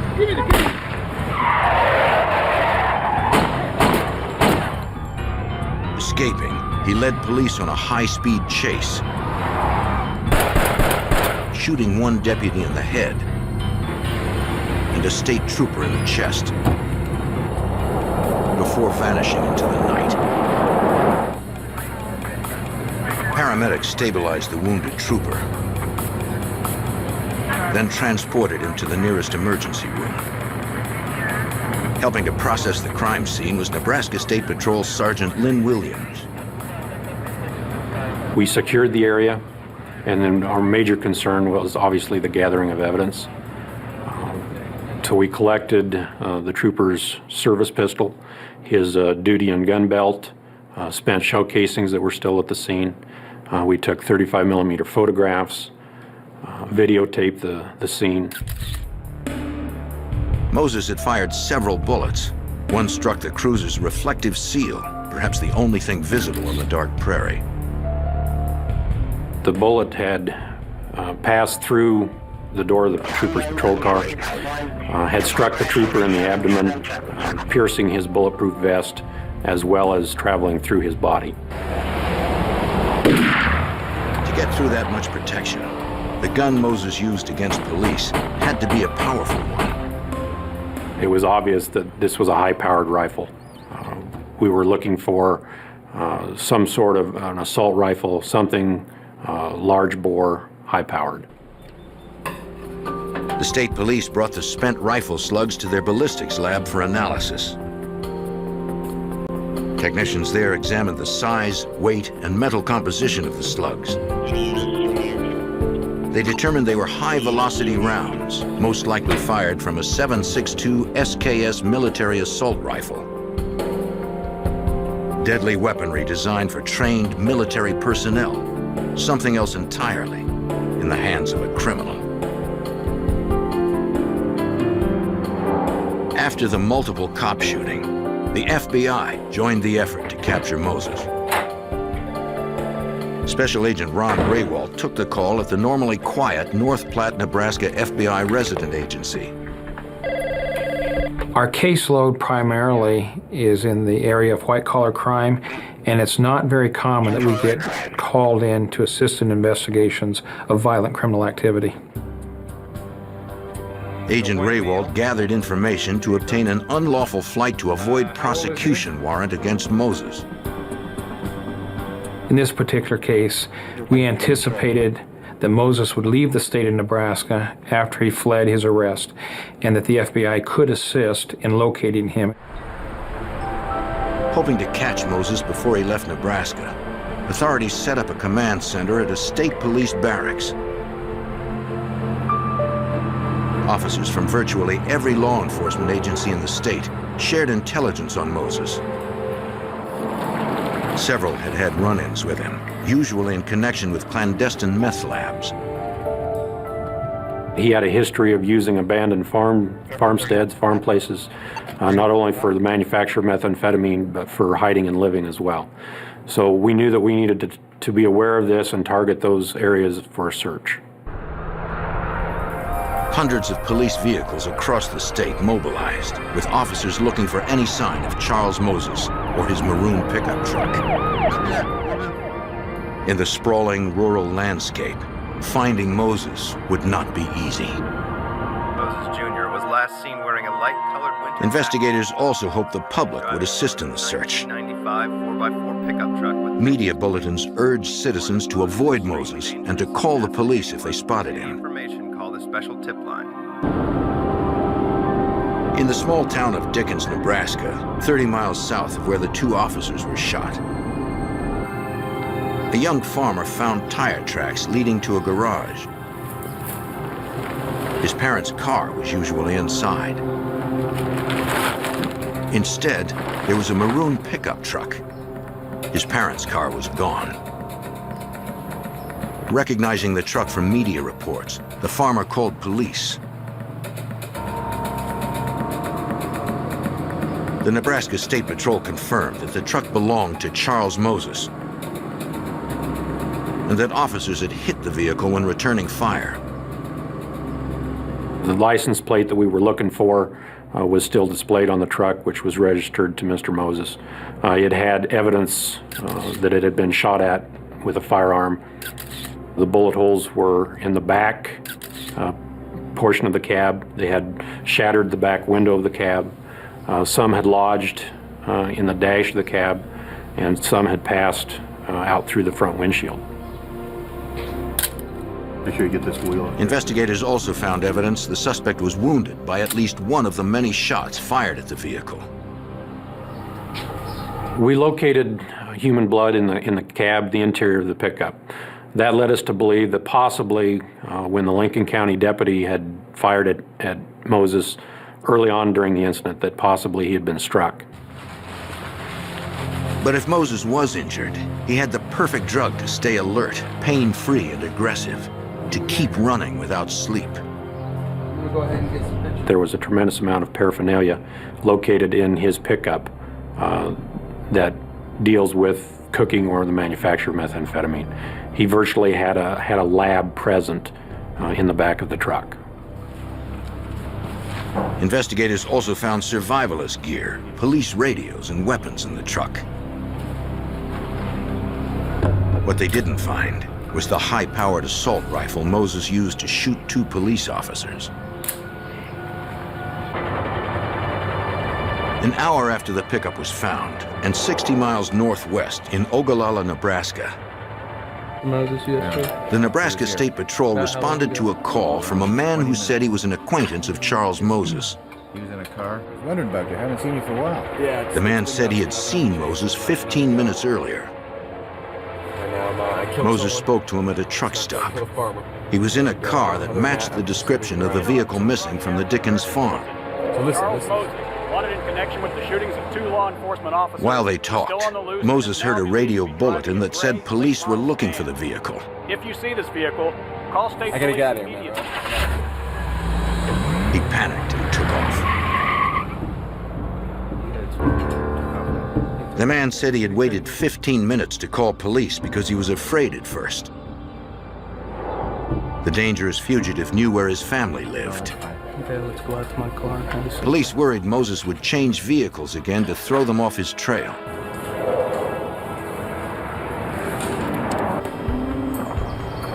Two hours after the last sighting, and 20 miles south of the truck stop in Paxton, Nebraska, a farmer noticed fresh tire tracks outside a house on his family's farmstead, a house that was closed up and unused. He called his family to ask if anyone had been to the house. They hadn't, but they told him about the bulletins, warning of a dangerous fugitive in the area. They said he should leave the place immediately. A relative on the line heard the farmer talking to someone.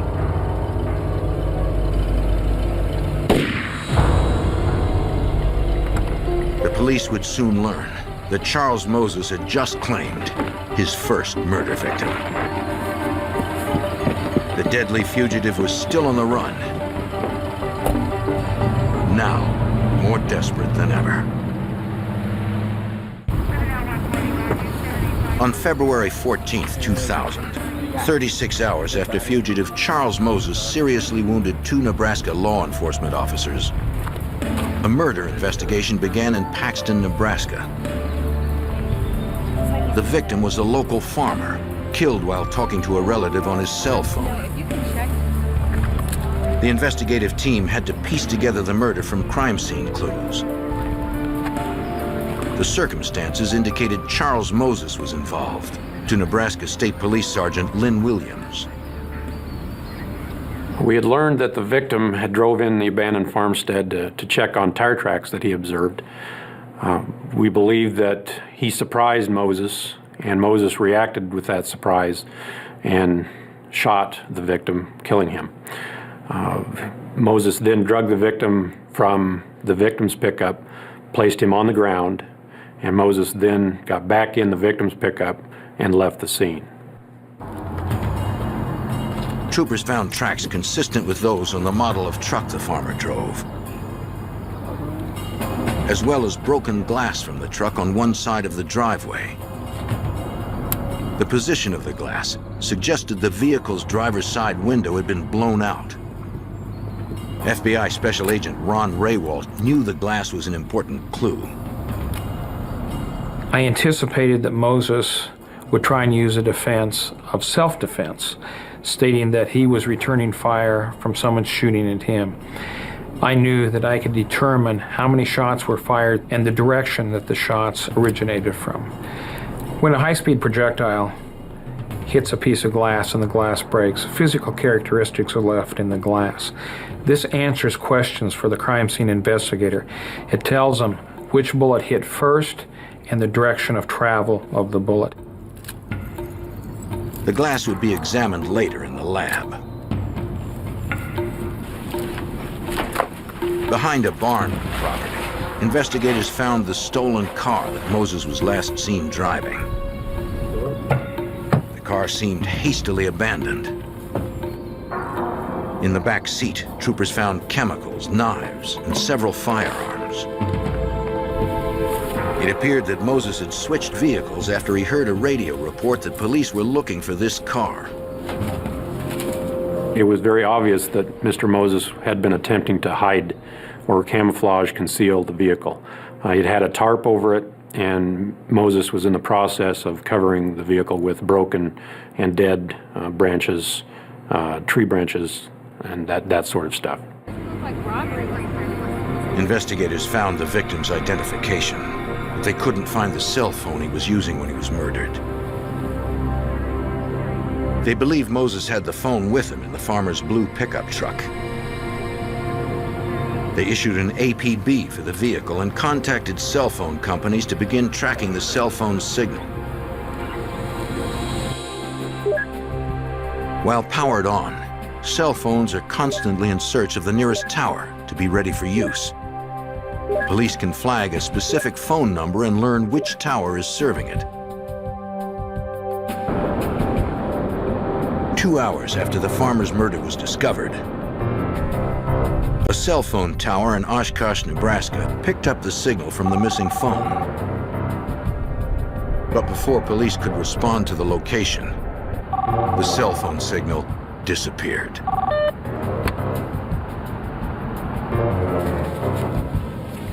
The FBI also studied the glass fragments from the farmstead crime scene. I was able to determine that one bullet had been fired from outside the truck into the truck, and that the bullet thereafter passed through the truck. My examination further disclosed that no shots were fired from inside the truck. This was not self-defense. This was murder. Take a look at this. With the farmer's murder, the theft of his pickup truck, the FBI issued another federal warrant against Charles Moses. The facts of the case had changed significantly, and I was able to change the warrant application process to charge Mr. Moses with the federal carjacking statute with a homicide. Lock their doors. With Charles Moses crisscrossing the state, armed and out of control, Nebraska Governor Mike Johans held a news conference to warn the public. This is a situation that we need to get through. Police are seeking Charles Moses. It was clear the fugitive was ready to kill civilians to get what he wanted. He's considered armed and dangerous. That evening, 80 miles to the west, near the Nebraska-Wyoming border, an elderly woman was enjoying a quiet evening.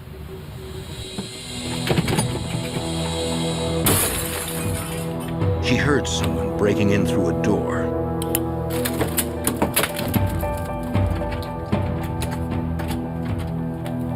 She could hear an intruder walking through the house, then approaching her bedroom. It was too late to escape, so she did her best to hide. The evening news had said Moses killed the last resident he surprised.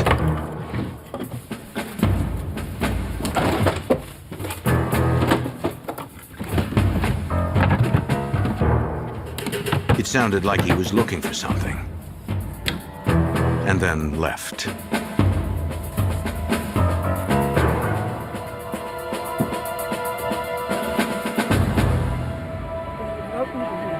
The woman was unharmed and called police from a neighbor's house. She explained that she never saw the man's face.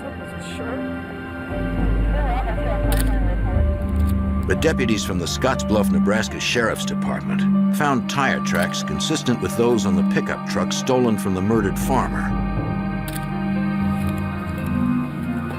They also recovered automotive glass near the left tire track. Its position suggested it came from the driver's side window. The window investigators believe Moses shot out while killing the farmer.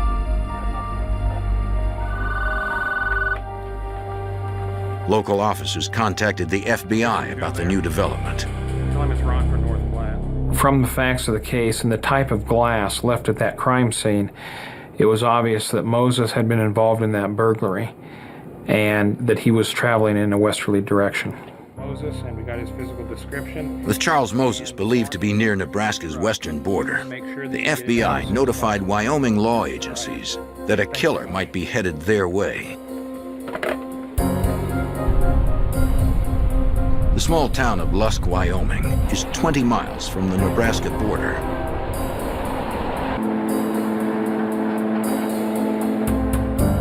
At the Lusk Police Department, Chief Gary Gill received the FBI bulletin. That morning, we heard about Charles Moses from our dispatch. We knew that he was driving a Nebraska pickup truck, blue in color, and that he could be headed in any direction. The Wyoming media warned the public about the fugitive. Around 1 p.m. that afternoon, the media alerts paid off. We heard about the call from a truck driver who had called into dispatch and was relayed to our office that possibly that pickup truck Charles Moses was driving was at the south end parking lot of the truck stop here in Lusk. Assistant Chief Dusty Christman responded to the scene along with Chief Gill.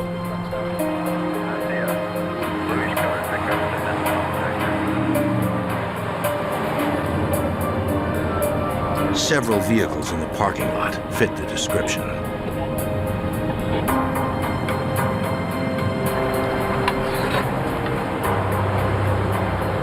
Officers knew one of them might hold a murderer who also tried to kill 2 policemen. We were looking at license plates. We spotted a blue pickup that had matched the description.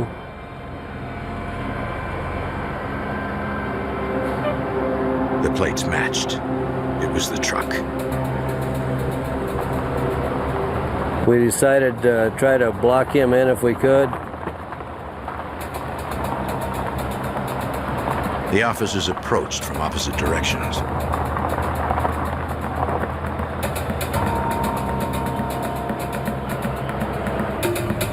Someone was inside, but the officers couldn't tell if it was Moses. The truck's driver's side window appeared to be missing.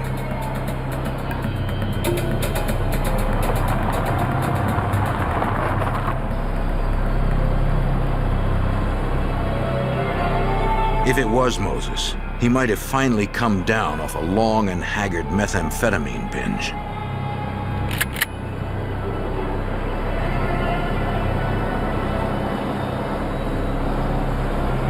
Chief Gill called for backup and waited for more units to arrive. L2, this would be the vehicle I think we're looking for. Then, the driver woke up. He's waking up, he's gonna take off.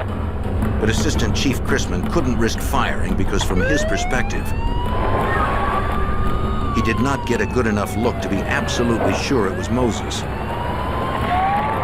It meant another chase. Our biggest fears during the chase is when Moses turned onto Main Street and headed north. We knew he was going to be traveling through our business district and more than likely a high rate of speed. And also the fear of maybe losing him once he got through the city limits and headed north on Highway 85. Weeks after Charles Moses' violent spree began, law enforcement once again had him in their sights. After eluding Nebraska authorities and the FBI, suspected murderer Charles Moses had crossed into Lusk, Wyoming. Lusk police were in pursuit. But Moses had a lead on him and never hesitated for a moment. Mr. Moses finally got away from us off Highway 85 onto our ranch road. The road was very rutted up. Our small vehicles with two-wheel drive could not keep up with him in four-wheel drive in the pickup he had. He went down to a ranch place and across a old dam and up into the pastures through fences and things where we couldn't chase him. Authorities lost him again. So Lusk police teamed with the Niobrara County Sheriff's Department. Sheriff Samuel Reed helped devise a 10-mile perimeter to contain Moses. The perimeter was a very large area. We were fortunate in one way. It sat kind of in the middle of three major highways, and we had another county road that dissected it basically in the middle. But they couldn't rush in. We were unsure what his actions were going to be, so we stayed back a ways knowing that he had a high-powered rifle. Every law enforcement officer in the area, including fish and game wardens, manned roadblocks to look for Moses and warned travelers to stay away from him. They also met with residents living in the 10-mile perimeter, asking them to stay vigilant and call police at the first sign of any suspicious activity. I had a very deep concern that if we did not apprehend Moses before it got dark, that we would have a terrible, terrible time finding him. I knew the ranch people that were there, I was very, very concerned for their safety of him entering the house at gunpoint, taking him hostage and shooting them and taking a vehicle and leaving the area. All right, thanks, sir. Although Moses was somewhere within the 10-mile perimeter, the terrain made it too dangerous for deputies to go in on foot. Without body armor and tactical training, they would be vulnerable to ambush or a sniper attack. For officers to go in there would have been extremely difficult. There are a lot of deep draws, pine trees, ravines that he could get down in. It would have been very, very, very difficult to go in there and find him. Thanks. Special Agent Ron Raywald helped Wyoming authorities with the FBI's federal resources. The Wyoming office of the FBI brought in 2 aircraft to assist in the search on the state highways and the rural roads, trying to locate the vehicle Moses was in. Flying a grid pattern over the area, one of the aircraft spotted the truck Moses was last seen driving. It looked like it was stuck in a ravine. The SWAT team from the Nebraska State Patrol was airlifted to the area. Moses was armed with a high-powered rifle. The SWAT team had to move cautiously, man by man. An aggressive fugitive on powerful drugs could be behind any tree, ready to kill. They positioned themselves above the pickup, but they had no visual of Charles Moses. He might be watching them, waiting for a clean shot. They had to start their search from the truck. To stun and distract anyone near it, they fired a flashbang percussion grenade.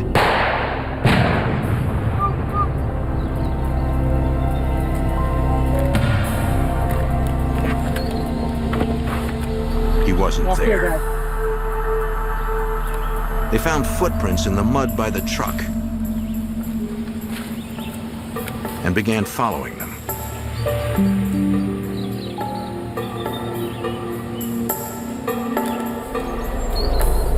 But in the trees, the trail went cold. He had eluded us, the people that were right on the scene. He had eluded a SWAT team that had been flown in out of Nebraska. That night, Moses would surface again. At 8:30 p.m., rancher Jim Kramers and his son Justin heard their dog barking at something behind the house. They knew about Moses, so Justin went out armed. Someone was out there. I've got a gun. Don't go any further. From the brief look, they believed it was Moses. The gunman had to be stopped. Justin, take your rifle, go around back, get on the back side of him, and then you do what you have to do. Okay?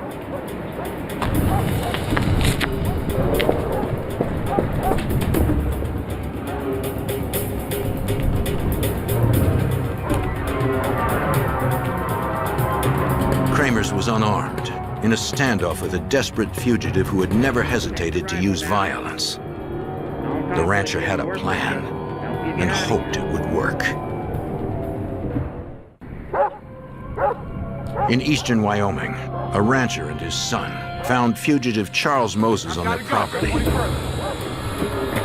From media reports, rancher Jim Kramers knew Moses was wanted for shooting several police officers and killing a farmer for his truck. Justin, get on the back side. Justin Kramers went to cover Moses from the back. The father risked his life, hoping to end the fugitive's rampage without more violence. I was totally unarmed. Moses had a rifle and a large caliber pistol in his hands. Hoping his son could protect him if his plan failed, Jim Kramers offered Moses a deal. He knew the fugitive had been exposed to the day's cold rain showers. And put it there by that wheel. If Moses put down the guns and came inside, the rancher would give him a hot meal and throw his clothes in the dryer. This was a plan in my head that if I got him in the house, I had nothing to fear from him because we would know that he had no weapons. It was too cold, and if he ran out of the house without any of his clothes with him, why, he was not going to be in good shape. I very seldom invite someone into my house that I don't ask them to eat, so I knew he was hungry, so I said, let's have something to eat. Oh, that's the only way we're going to If they got him inside, they would try to call the police without him knowing. By this time, Justin Kramers had Moses in his sights. It looked like Moses was going for it. Then he tensed. All right, I put my rifle down now. Where's the other guy you're with? Right behind you. Jim Kramers hoped Moses would not draw his son into his violence. My greatest concern throughout the ordeal was that my son would not have to shoot someone. I didn't want him, justly or unjustly, I did not want him to have to go through life knowing that he had killed a person. If it did turn violent, Justin could not waver. Justin! One of the fears I had was if I did have to shoot at him that I might miss. I only had one shot while he had up to 6 in his pistol, where I had a single-shot rifle. After weeks of a methamphetamine-induced rampage, Charles Moses finally slowed down. All right, let's go on into the house. We'll get you food. He left his weapons outside. And then we'll plan. I never actually lowered my rifle. I brought it down a small ways, but within quick enough time enough that I could have brought it back up to put on him if I needed to. Inside the warm house and out of his wet clothes, Moses concentrated on his first hot meal in days. I was able to go out the front door of the house and was gone for around 5 minutes while I called the sheriff from my brother's house, and then I was able to come back in the same door while he never realized I was gone. What's going on, Jim?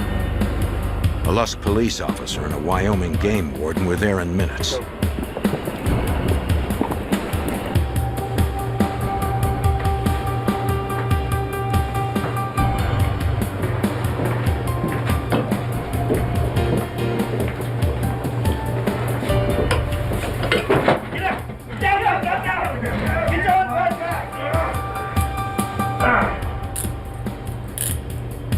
Because of the Kramers' plan, the wild, deadly fugitive had nothing to fight with.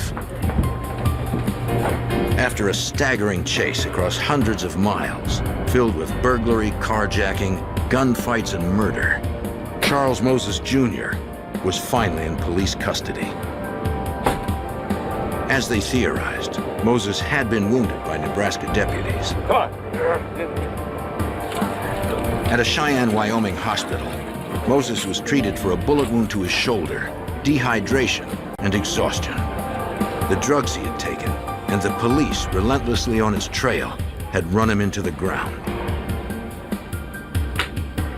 FBI Special Agent Ron Raywalt arranged for Moses to be transported back to Nebraska.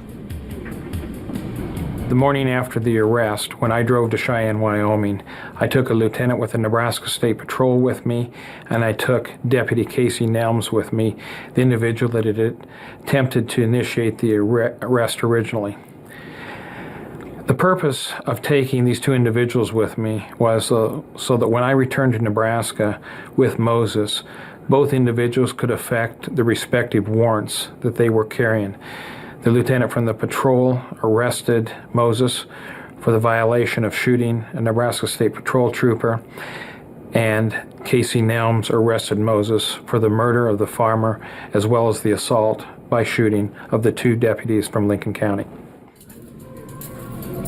Moses initially fought the charges against him. But when confronted with ballistics and other forensic evidence, he plea bargained to avoid the death penalty. Charles Moses Jr. pleaded no contest to second-degree murder and 2 counts of assault on a police officer. He was sentenced to 190 years in prison. The state trooper Moses shot returned to light duty in June of 2000. Moses had also shot Lincoln County Sheriff's Deputy Stan McKnight in the head and hand. He spent nearly 2 months in the hospital. Never willing to give up, McKnight was determined to return to his regular patrol. I had to go back for several different operations, with a total of 9 operations and 23 months of continuing therapy. After the doctors had stated that they had done all that they could for me, I was checked and we went through all the physical dexterity, and I was able to go back to work and maintain and do what I was doing before. Methamphetamine has become the biggest drug problem in the Midwest. Law enforcement there are dedicated to fight it, whatever the cost.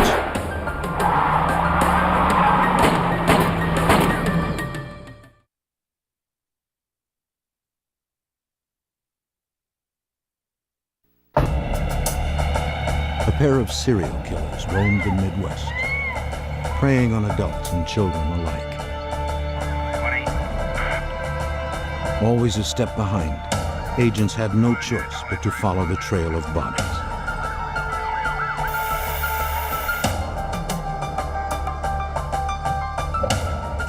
As the crime spree raged out of control, pressure mounted to stop these killers.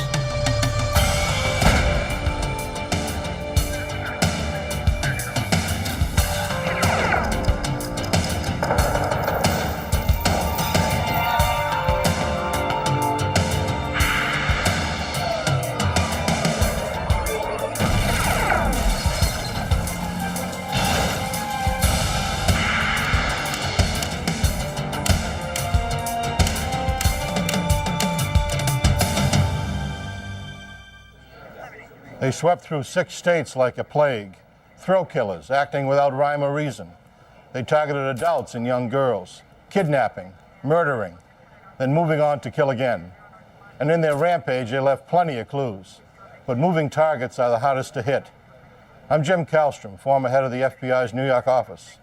The hunt was on for these killers with a knack for eluding authorities. We hoped a nationwide dragnet would bring them to justice.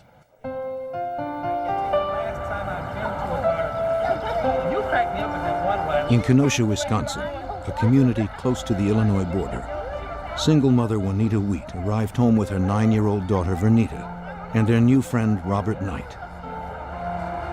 It was getting late on the evening of May 29, 1984, when they returned from a day of fun at a local carnival. Robert told Juanita that he had a belated Mother's Day present for her at his place just a few blocks away. He asked if Vernita could help him carry it back. He promised it would only take an hour. Reluctant at first, Juanita gave in to her daughter's excited pleas. All right. Be goodbye, baby. All right, we'll be right back. Take care, my baby. I will.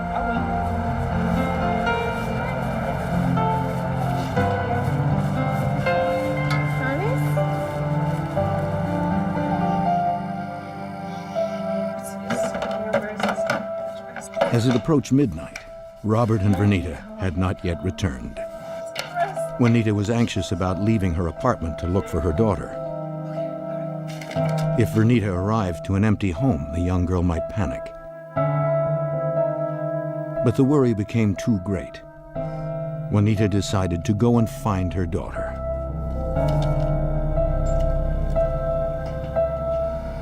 She went to the address Robert had given her. When she arrived, her panic melted into horror. The building that Robert Knight claimed was his home was abandoned.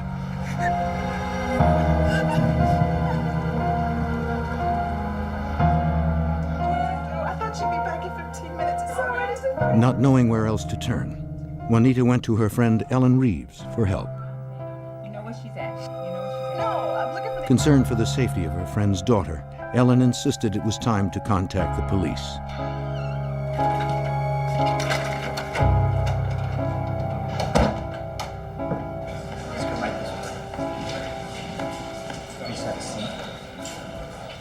Juanita told the officer that her happy, outgoing daughter would not have run away. Any information that you can give me? The officer's focus turned to Robert Knight. Juanita said she had met Robert a month earlier. He introduced himself while riding through the neighborhood on his bike. They had become friendly, and Robert had become fond of young Vernita. Look through. The police didn't have a Robert Knight on record. The officer asked Juanita to check mugshots for anyone who might look like him. Start right here and just look. Juanita scanned 2 books of photos.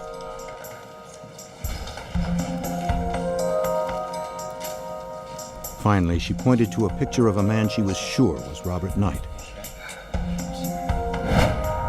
Officers determined that the person Juanita had identified as Robert Knight was really named Alton Coleman. Investigators called the FBI. Special Agent Verdina Passanelli of the FBI's Kenosha, Wisconsin office was assigned the investigation.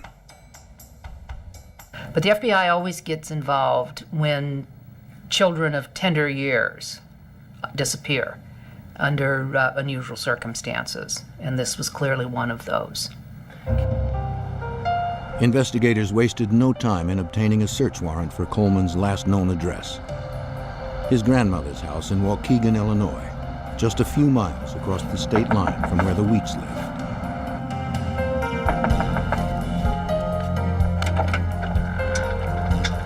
A young woman answered the door. When questioned by the detective, she identified herself as Deborah Brown, Coleman's girlfriend.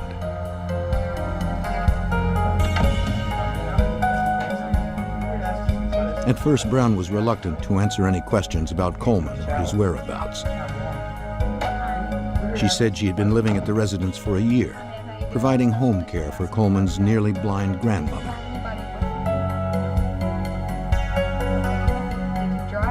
The investigators persisted. They finally convinced Deborah to cooperate. He said he did something bad. Do you know his whereabouts right now? She told them that Coleman had been gone all night, but came home alone at about 8 o'clock in the morning. He had come by to change into a suit for a court appearance later that morning. Coleman had been charged with raping a 14-year-old girl at knife point. Brown also admitted that Coleman had told her he had done something really bad the night before, but he did not explain what. Investigators waited at the house for Coleman's return while other officers canvassed the area. Okay, do you know if did he drive? He was nowhere to be found. The FBI joined forces with local investigators. Detectives from Kenosha and nearby Waukegan, Illinois, already knew Coleman's reputation. He was a violent criminal with a disturbing past. As I learned about Coleman, I realized he was extremely dangerous because the Waukegan Police Department had an extensive arrest record on him.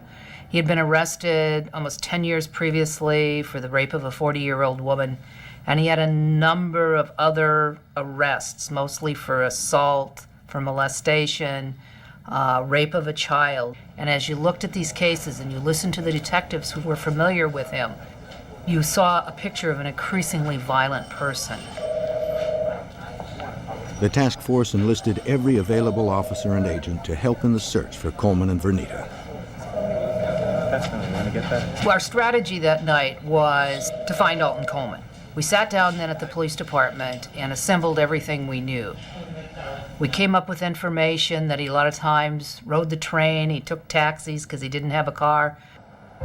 What happened then is we split up into teams and went out and started interviewing people.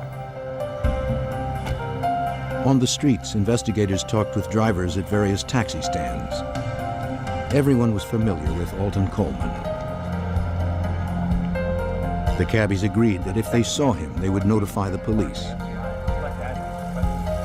The task force offered a $5,000 reward for information leading to Coleman's arrest.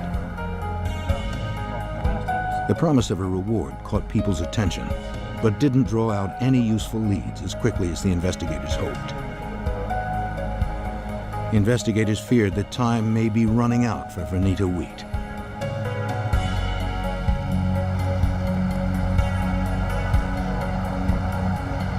On May 31st, 2 days into the investigation, a cab driver in Waukegan who knew Coleman from the neighborhood called in to report he was picking Coleman up.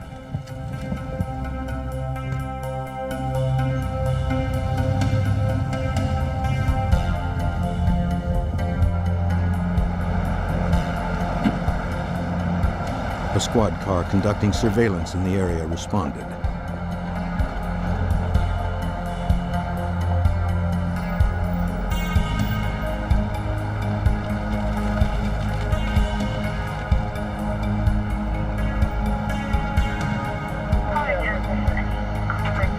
Coleman was dropped off at his sister Terry's place.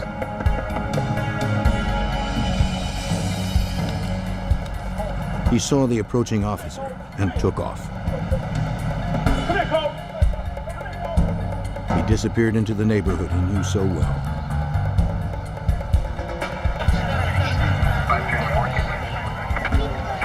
The investigation was only 2 days old, and their suspect was within their grasp.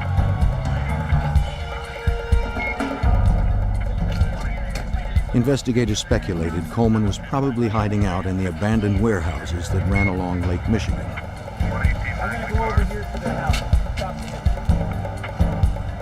Hoping that Coleman might respond to his sister's voice, the detective summoned her.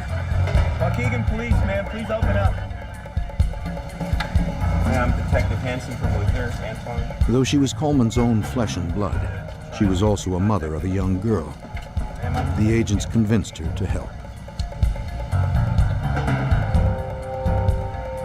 Talking to her brother through a bullhorn, she pleaded with him to turn himself in. Alton, you need to come on out and give yourself up. Meanwhile, officers and agents fanned out and searched the area. But even in such a confined space, finding Coleman would not be easy. Lieutenant Mark Hansen of the Waukegan Police Department was the lead investigator for the task force. This area has a lot of abandoned buildings, a lot of abandoned apartment complexes. It's heavily brushed. It was at nighttime, easy to escape in there and not be seen again. This was 1984. We didn't have helicopters with searchlights. We didn't have infrared. We didn't have the resources to fully encircle an area of that size. The search continued through the night. But after 8 hours, it seemed their suspect and their best chance of finding 9-year-old Vernita had slipped through their fingers. Desperate to generate leads, investigators saturated the local media with details surrounding the abduction. TV and newspapers ran photographs of Vernita Wheat, asking anyone with any information to contact the task force. The news spread quickly. Investigators were flooded with sightings of Coleman from the public. Most were dead ends. But one cab driver who saw Vernita's picture on the news contacted the task force. He remembered picking up Coleman and the little girl on the night of her disappearance. He had assumed they were father and daughter. The cab driver dropped them off around midnight near a scrapyard in the industrial section of Waukegan. That one particular night, where did you take him to?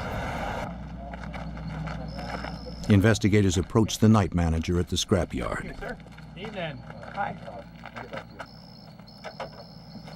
Sir, I'm Detective Hansen, Waukegan Police. Here's my card. This is Agent Showers. He told them that he had in fact seen a man with a young girl on the night in question.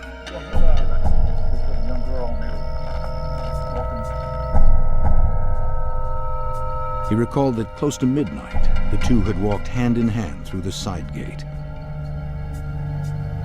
He couldn't really see the man's face, but he did notice that the man had an unusual rolling gait to his walk, a feature that acquaintances of Coleman had described.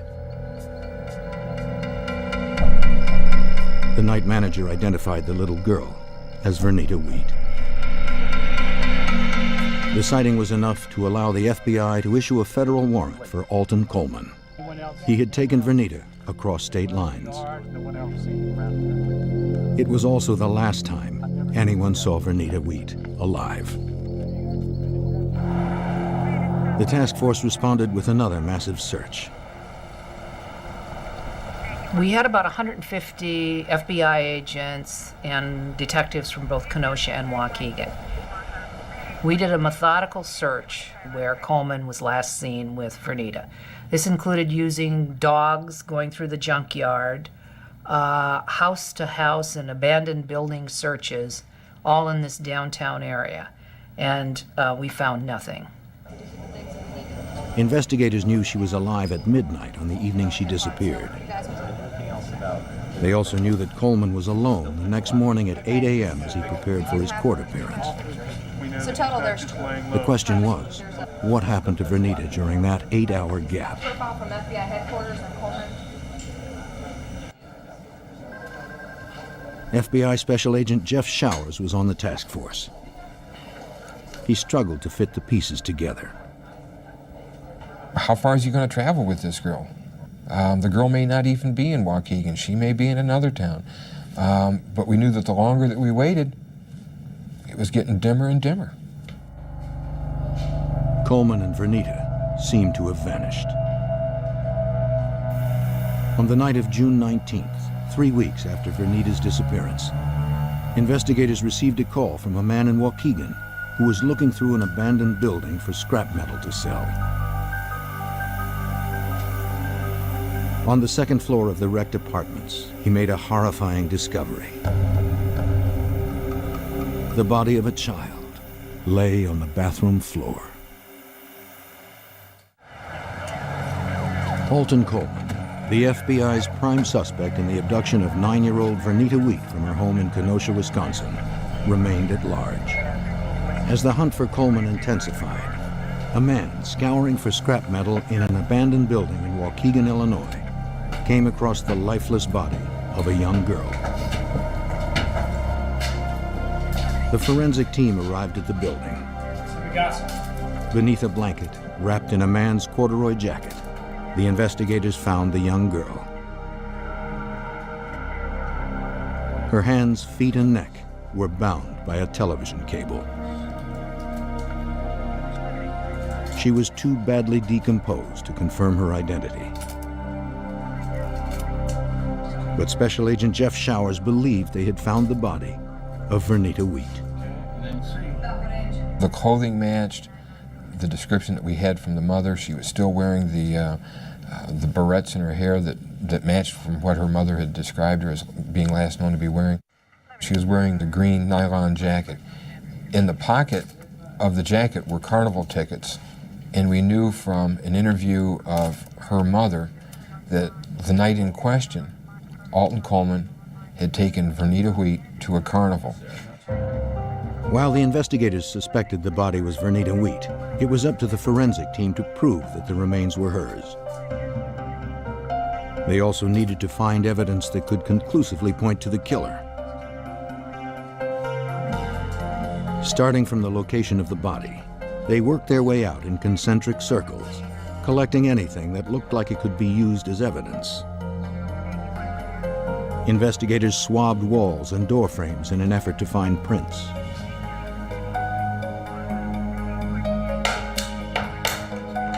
Figuring whoever moved the body into the room had to come in contact with the door, they removed it from its hinges and sent it to the FBI labs in Washington, D.C. Under the lab's microscopes, FBI examiners discerned a thumbprint on the door. Comparison to samples they had on file were conclusive. The thumbprint came from Alton Coleman.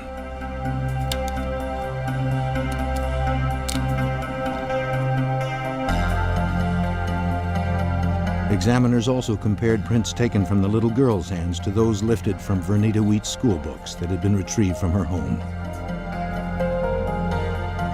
That comparison was also positive. The search for Vernita was over.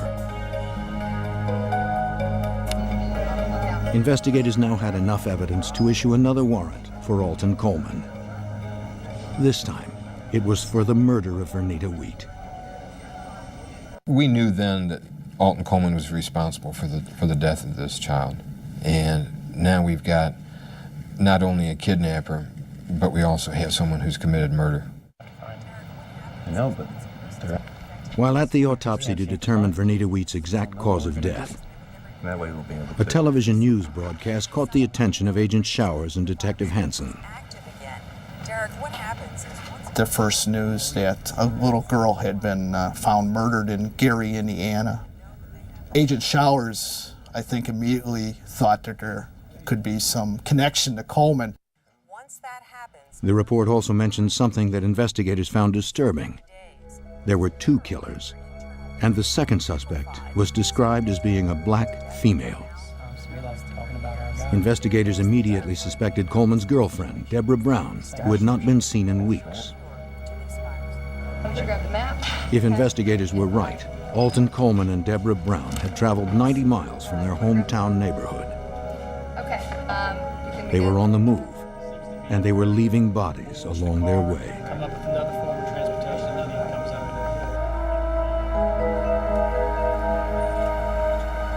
At the hospital in Gary, Indiana, local police officers questioned 9-year-old Mary James about the afternoon of June 16th.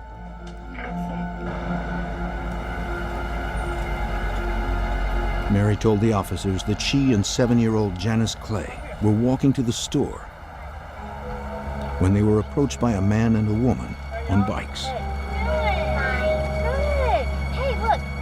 The couple introduced themselves. They told the little girls that they had some clothes that the girls might like.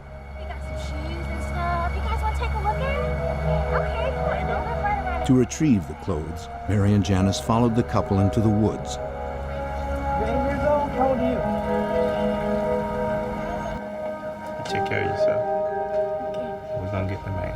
Mary was close to death when she managed to drag herself to the street. I'll show you these photos. I'll show you these photos. She was able to identify Coleman, but could not identify Brown from photographs sent by the FBI. No. However, the girl's description matched Brown exactly. Now, investigators were dealing with 2 killers. We had looked at Deborah Brown up until that point in time as a witness because she had cooperated with us in Waukegan. She had told us about Alton, telling her that he had done something wrong. She showed us the clothes that he had been wearing the night he had come back, when he'd been out all night and when he came back in the morning. So we had looked at her as a witness. We now knew from the investigation in Gary that she was likely assisting him. Investigators struggled to figure out some way to predict Coleman and Brown's next move. Both murders occurred in largely black communities, communities where the two could easily blend in. And they were quick to gain people's trust. These were street people. They had that charm. They didn't have to do any arm twisting. It was always a very easy thing with them. Searching for anything that might help them locate and stop the killers, investigators consulted an FBI behavioral profiler. For the profiler, the escalating pattern of violence was caused by Coleman's legal problems back in Waukegan. He saw the fact that he had taken Vernita the night before a court appearance on the rape of a 14-year-old, and that he had abducted her and then murdered her as an indication that he was responding to the stress of the court appearance, and so that he would continue to murder out of anger and stress and rage. Investigators had reason to fear that the 2 murders were only the beginning of a ferocious crime spree. To capture a serial killer, The profiler suggested a massive national media campaign aimed at the black communities. So we started a publicity campaign, releasing his photograph, releasing pictures of Brown to the media, press releases, everything we could to get his picture out in the forefront. Our hope was that somebody would see him and turn him in. But the task force was always a step behind. On July 8th, agents received information from local Ohio detectives about an elderly woman named Rose Wiggins who reported her daughter missing. Rose explained that earlier in the day she had come by to check on her daughter and found the door locked. Her young grandson, James, was too frightened to open the door. The detective convinced him they were there to help. Now he had nothing to fear.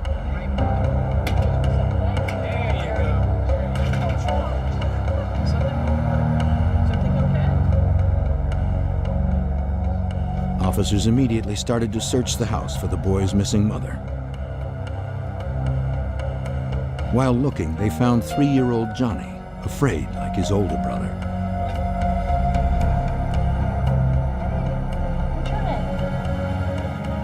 Meanwhile, James told the detective about the man and woman who had been at their house. Well, they were in this house. He showed the 8-year-old photos of the suspects, Coleman and Brown. This is the lady, right? James positively identified them as the couple who were there the night before. You're absolutely sure? Yeah. Okay, Raymond. I'm going. Detective Smith. Searching the house for the boy's mother, the police found blood smeared throughout the kitchen.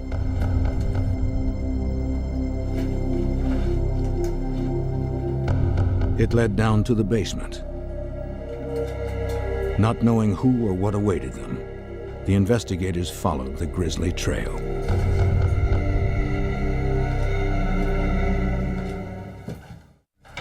In Ohio, police responding to a missing persons call made an alarming discovery. The young son of the missing mother had identified fugitives Coleman and Brown as having been in their home. Blood stained the walls. They proceeded cautiously, not knowing if their suspects could still be lurking in the darkened basement.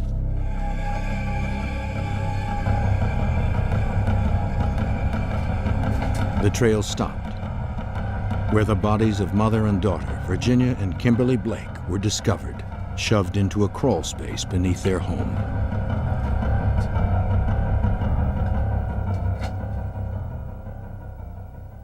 Coleman and Brown, we didn't know where they were, and the violence connected with the murders and the crime scenes was beginning to intensify. The officers continued their search, still believing their suspects could be somewhere in the family's home. But they seemed to have slipped away, leaving behind unmistakable evidence, clippings of jerry-curled hair. James recounted for investigators that his mother, Virginia, had met Coleman and Brown earlier in the day. What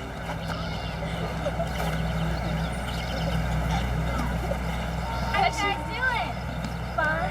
Hey, we just moved to the area down the street. What's your name? The couple stopped by the house and played with the kids. Yes, we live down the street. We're just riding around.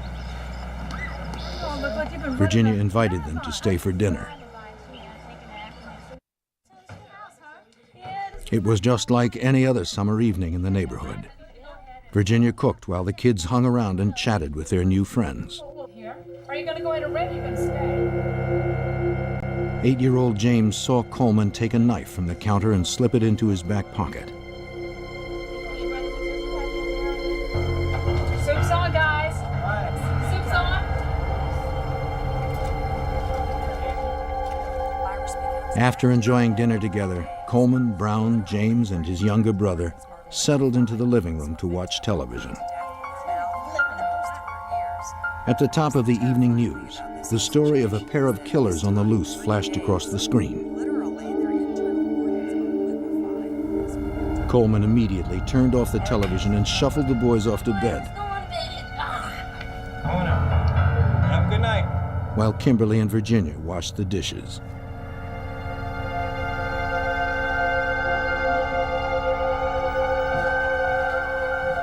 Aware of the growing media attention, Coleman realized he and Deborah needed to change their look. He found some scissors and cut off his hair.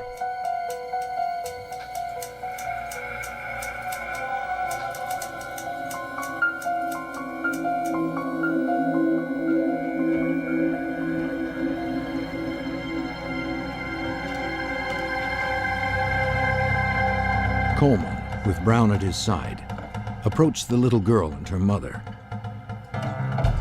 Just upstairs, James and Johnny were asleep.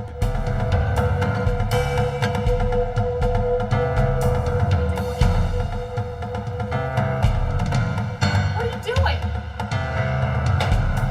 What are you doing? What are you doing? They dragged the slain woman and her daughter downstairs and stuffed them into a crawl space. The pressure was mounting. It was becoming increasingly stressful because here we were for the fourth time catching up with him when we found more bodies. Coleman and Brown's MO was designed to catch their victims off guard. Okay, Raymond, nothing's gonna happen. When someone comes up to your house on a bicycle, you figure them to be local. If they're walking, you may be a little bit suspicious. But if they're riding a bike, they're from the neighborhood. Your guard is automatically down. News of the murdered mother and daughter horrified the community. The savage nature of the killings caused the FBI to add an 11th position on their 10 most wanted fugitives list. It was a rare occurrence. The number 11 ranking was reserved for particularly vicious killers, a description fitting Coleman and Brown.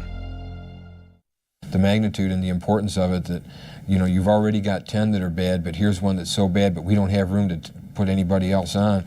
We're going to make an exception and put him on anyway, even though he's number 11.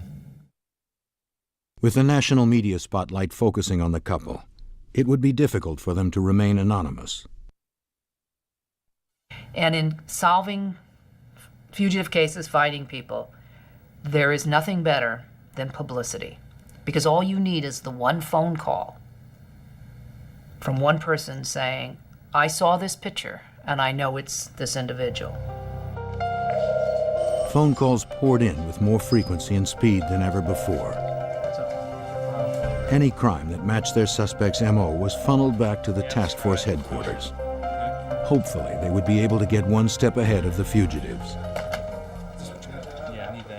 Investigators were sure that Coleman and Brown would tire of a life on the run and return to familiar territory. Agents contacted everyone the two associated with in Waukegan. We would contact them and let them know that we're still looking for them. We would go out and tell them that Alton and Deborah had been involved in another murder case, hoping that that would get them a little bit more on our side. On July 13th, local investigators responded to a frantic 911 call from a suburb of Cincinnati, Ohio. Michelle Stone told the officers what had happened that day. Only 2 people down there? Yeah, they were both young.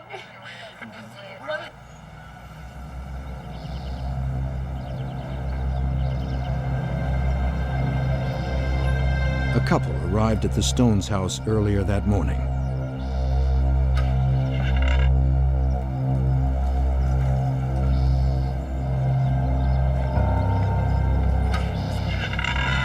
They told Michelle's father, Jack Stone, that they were interested in buying his camper, which was for sale in the driveway. Jack's wife, Anna, joined them on the porch. As Jack and Anna chatted with them, Michelle left for work. I won't be long. I'll see you guys later. You'll be home for dinner? Yeah, I will. All right. Be careful, Mom. Bye-bye. All I remember, I didn't really see them. When she arrived home later that day, Michelle noticed the bikes the couple had arrived on were still in the yard.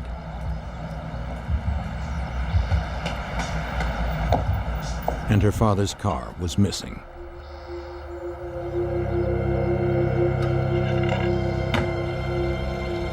Mom? Inside, she found her parents' home had been vandalized. Mom? She had called out to her mother and father. Hearing no response, her mind began to race as she stepped through the shattered glass and overturned furniture littering the room. Dad?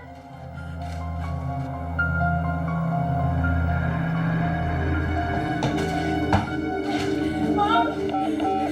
Dad? As she called 911, Michelle could hear a weak voice calling out from another room. Dad? Next to the basement door, she noticed a bloody palm print. Dad? Dad, are you here? She walked down into the dimly lit room, not knowing what or who she might find. Lying next to each other, motionless on the floor, she discovered her parents. Her father, Jack, was barely alive. As she reached to take her mother's pulse, she lifted the sheet. Her mother, Anna, was dead. Michelle waited by her father's side for help to arrive. Dad! My mom had a sheet over her. Over her body. Her parents had been bludgeoned and bound. Michelle's description of the couple that had stopped by her parents' house earlier that day matched the fugitives, Coleman and Brown.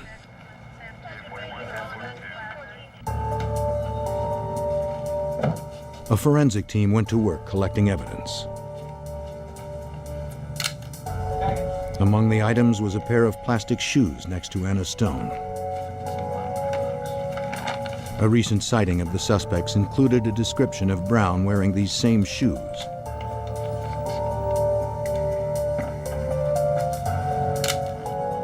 Crime scene technicians also retrieved other bloodied tools found around the body. Later, forensics confirmed the crowbar was used to kill Mrs. Stone. Coleman's prints were all over it. He made no attempt to conceal his crimes. But there was nothing to suggest where the couple had gone. It was all dead ends. Every time we'd find a body, they were gone. You don't have anything as to which way they're going. You have no indicators as to who their next victim's going to be. Depends. If they wanted sexual gratification, they may snatch a child. If they need a vehicle, they may snatch an adult. Just don't know. We've got a couple of mad dogs out there. The crime against the Stones showed the couple was able to gain the trust of people from outside the black urban centers where they had found their first 4 victims. This realization only complicated the investigation. Coleman could fit in anywhere. Or they would come up on a bicycle and start chatting, and he would be looking to play in a card game. Or sometimes they would respond, they wanted to buy something, or they had something for sale. He was an extremely glib person, a real con man. And people trusted him. Plus, he was traveling with a woman. And so people were not nearly as suspect of him as they should have been. Though Coleman's rage continued to intensify, his ability to charm more victims remained consistent. And he was showing no signs of growing tired of the kill.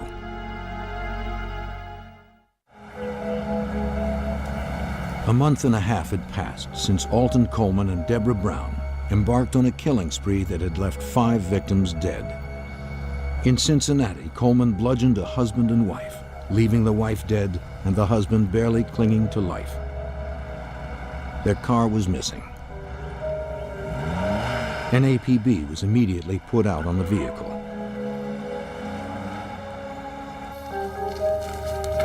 2 days later, a farm worker discovered the abandoned car on his property in Lexington, Kentucky, 105 miles away from the crime in Cincinnati.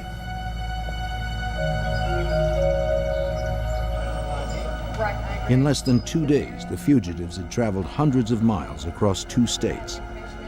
The FBI media blitz was leaving them with few places to hide. But the couple appeared to be heading further away from their home in Illinois, not closer, as investigators had hoped. When you're talking about Alton Coleman and Deborah Brown, they are not a normal killing machine. A normal killing machine is going to be one person. We've now got 2 out there. They're working together. They're feeding off each other, and one's giving support. Those are the problems. We couldn't separate them. We couldn't talk to one. We couldn't talk to either one of them. Knowing Coleman would eventually need to steal a car, the FBI saturated the Lexington, Kentucky area.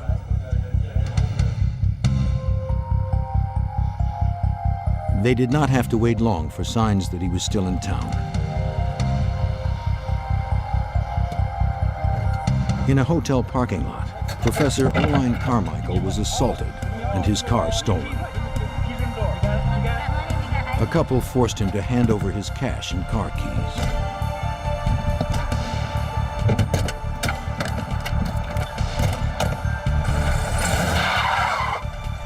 Leaving the professor wounded but still alive, they sped away.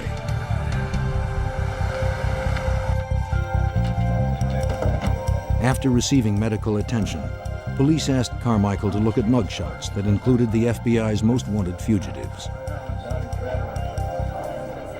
Without hesitating, he pointed to Coleman and Brown. That's sort of without a doubt. Those are 2. The FBI were now only a few hours behind the fugitives. An APB was issued for Carmichael's car.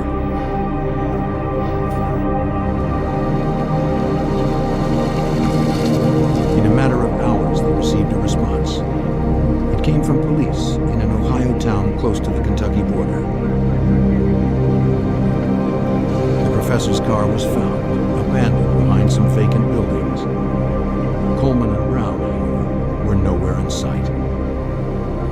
For the experienced agents, finding the car in Ohio meant Coleman and Brown were probably on their way home.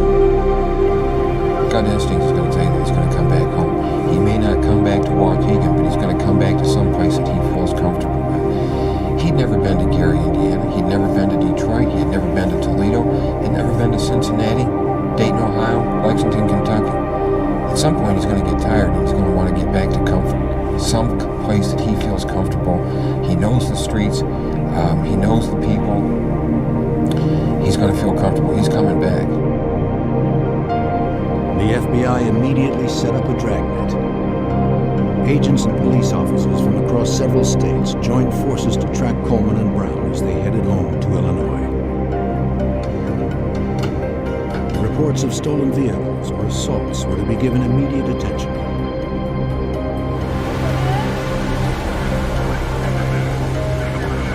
An officer in Dayton, Ohio, responded to a report involving an assault on a stolen car. The call came from an elderly couple, Reverend and Mrs. Gay.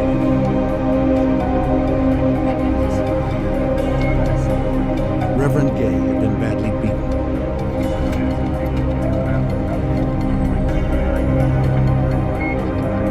Mrs. Gay told the officer that a young couple they had met weeks earlier broke into their house.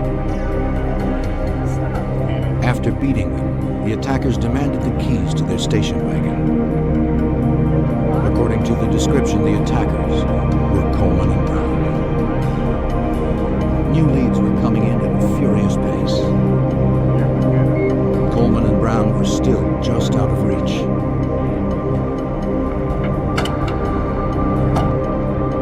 But the FBI was starting to close the gap. The day after the attack in Ohio, detectives involved in the FBI's dragnet discovered a station wagon that had been abandoned near a car wash in Indiana. It belonged to Reverend Gay. Later in the day, some road crew workers on the edge of Interstate 65 outside of Zionsville, Indiana, made a gruesome discovery.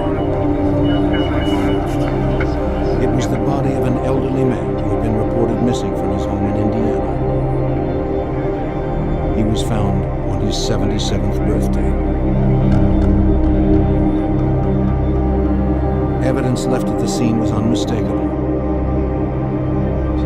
Coleman and Brown had claimed another life. The body was found less than 20 miles from the couple's home turf. The country's most wanted fugitives had come home, and the FBI was waiting for them.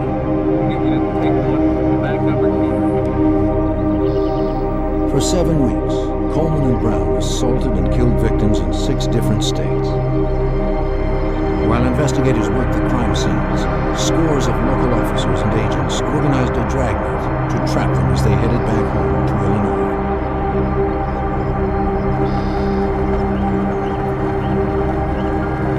The aggressive media campaign was having an impact. On July 20th, in Evanston, Illinois, a man spotted Alton Coleman with Deborah Brown in Mason Park.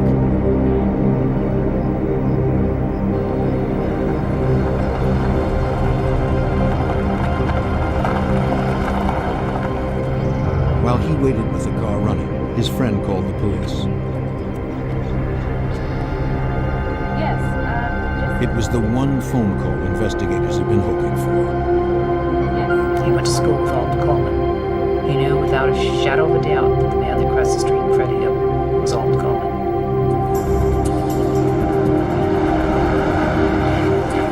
Evanston police responded.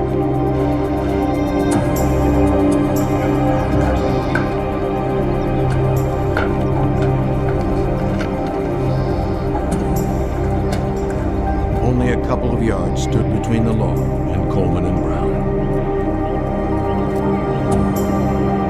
With surprising ease, they were able to corner Coleman. He insisted they had the wrong man. A second pair of officers surrounded Brown. When asked, she gave a different pair of names for herself and Coleman. What's your name? Trina Williams. Having found a knife in the false identification, the officers brought Alton Coleman to the police station. Before the unit be advised to pick up the female, she might have a weapon in her purse. Make sure you check it. The search of Brown's handbag uncovered a .38 caliber pistol. 23607. Yes, over here we got The weapon was all they needed to handcuff her and take her in.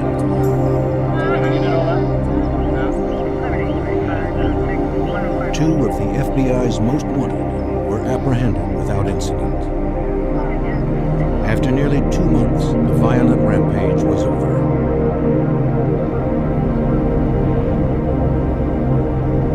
Coleman continued to insist he hadn't been in any of the places where the murders happened. But the forensic evidence collected over the past 7 weeks proved otherwise. Alton Coleman was charged with the federal crime of kidnapping Vernita Wheat, followed by murder charges in 3 other states. Deborah Brown was also charged for her role in the murders.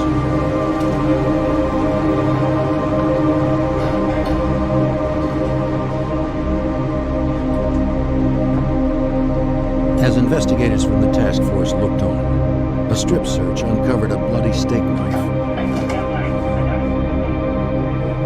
It would be linked to yet another murder, a 15-year-old Ohio girl, Alice Myers. Illinois State's Attorney Matthew Chansey was given the task of prosecuting Alton Coleman. In his mind, the motive was simple. With Vernita Wheat, he crossed the threshold, and once he crossed that threshold, it was easy for him, and I think that he enjoyed it. It wasn't just easy anymore; it was something he liked. He liked doing, and so he looked for every opportunity he could to repeat that. Together, Coleman and Brown had stolen 7 lives.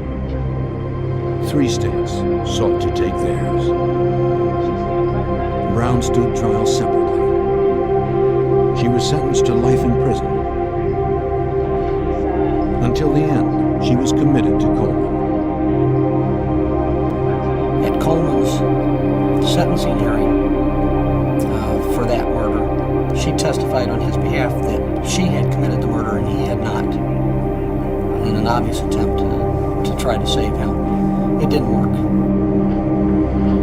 Coleman and Brown's rampage had covered over 1,300 miles in 6 states. For Special Agent Berdina Pessinelli, the intensity of the FBI's hunt prevented more needless murders. Because of the massive investigation that we did and the publicity that we did, that he was caught within 7 weeks when he started. Had we not done that, had we not gotten on this right away, who knows how long he would have gone on killing people. In the end, Alton Coleman was sentenced to death 4 times. He went to prison in Ohio, where he was executed on April 26, 2002.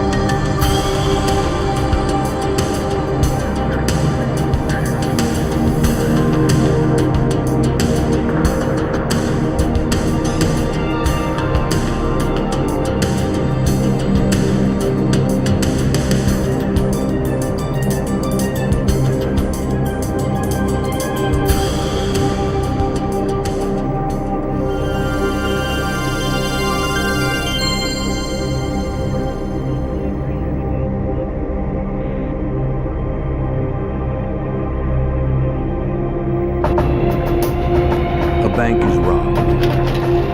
There are no witnesses. Its president is missing without a trace. When a body surfaced, the criminal investigation grew deadly serious.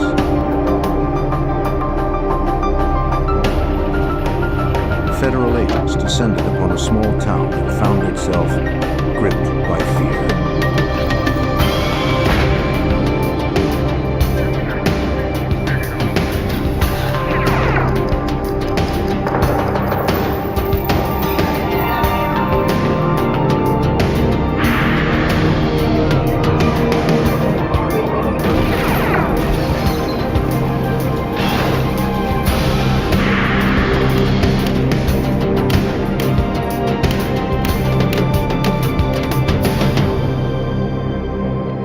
When the small community of Nome, Missouri discovered their bank was robbed, they were shocked. When the bank president turned up missing, they were outraged.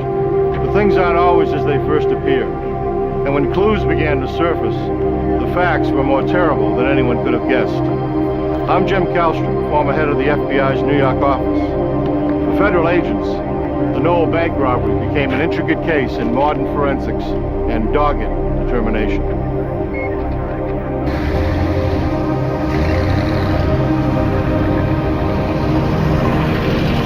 The Cowskin Bridge over Grand Lake, Oklahoma, just after 3 a.m.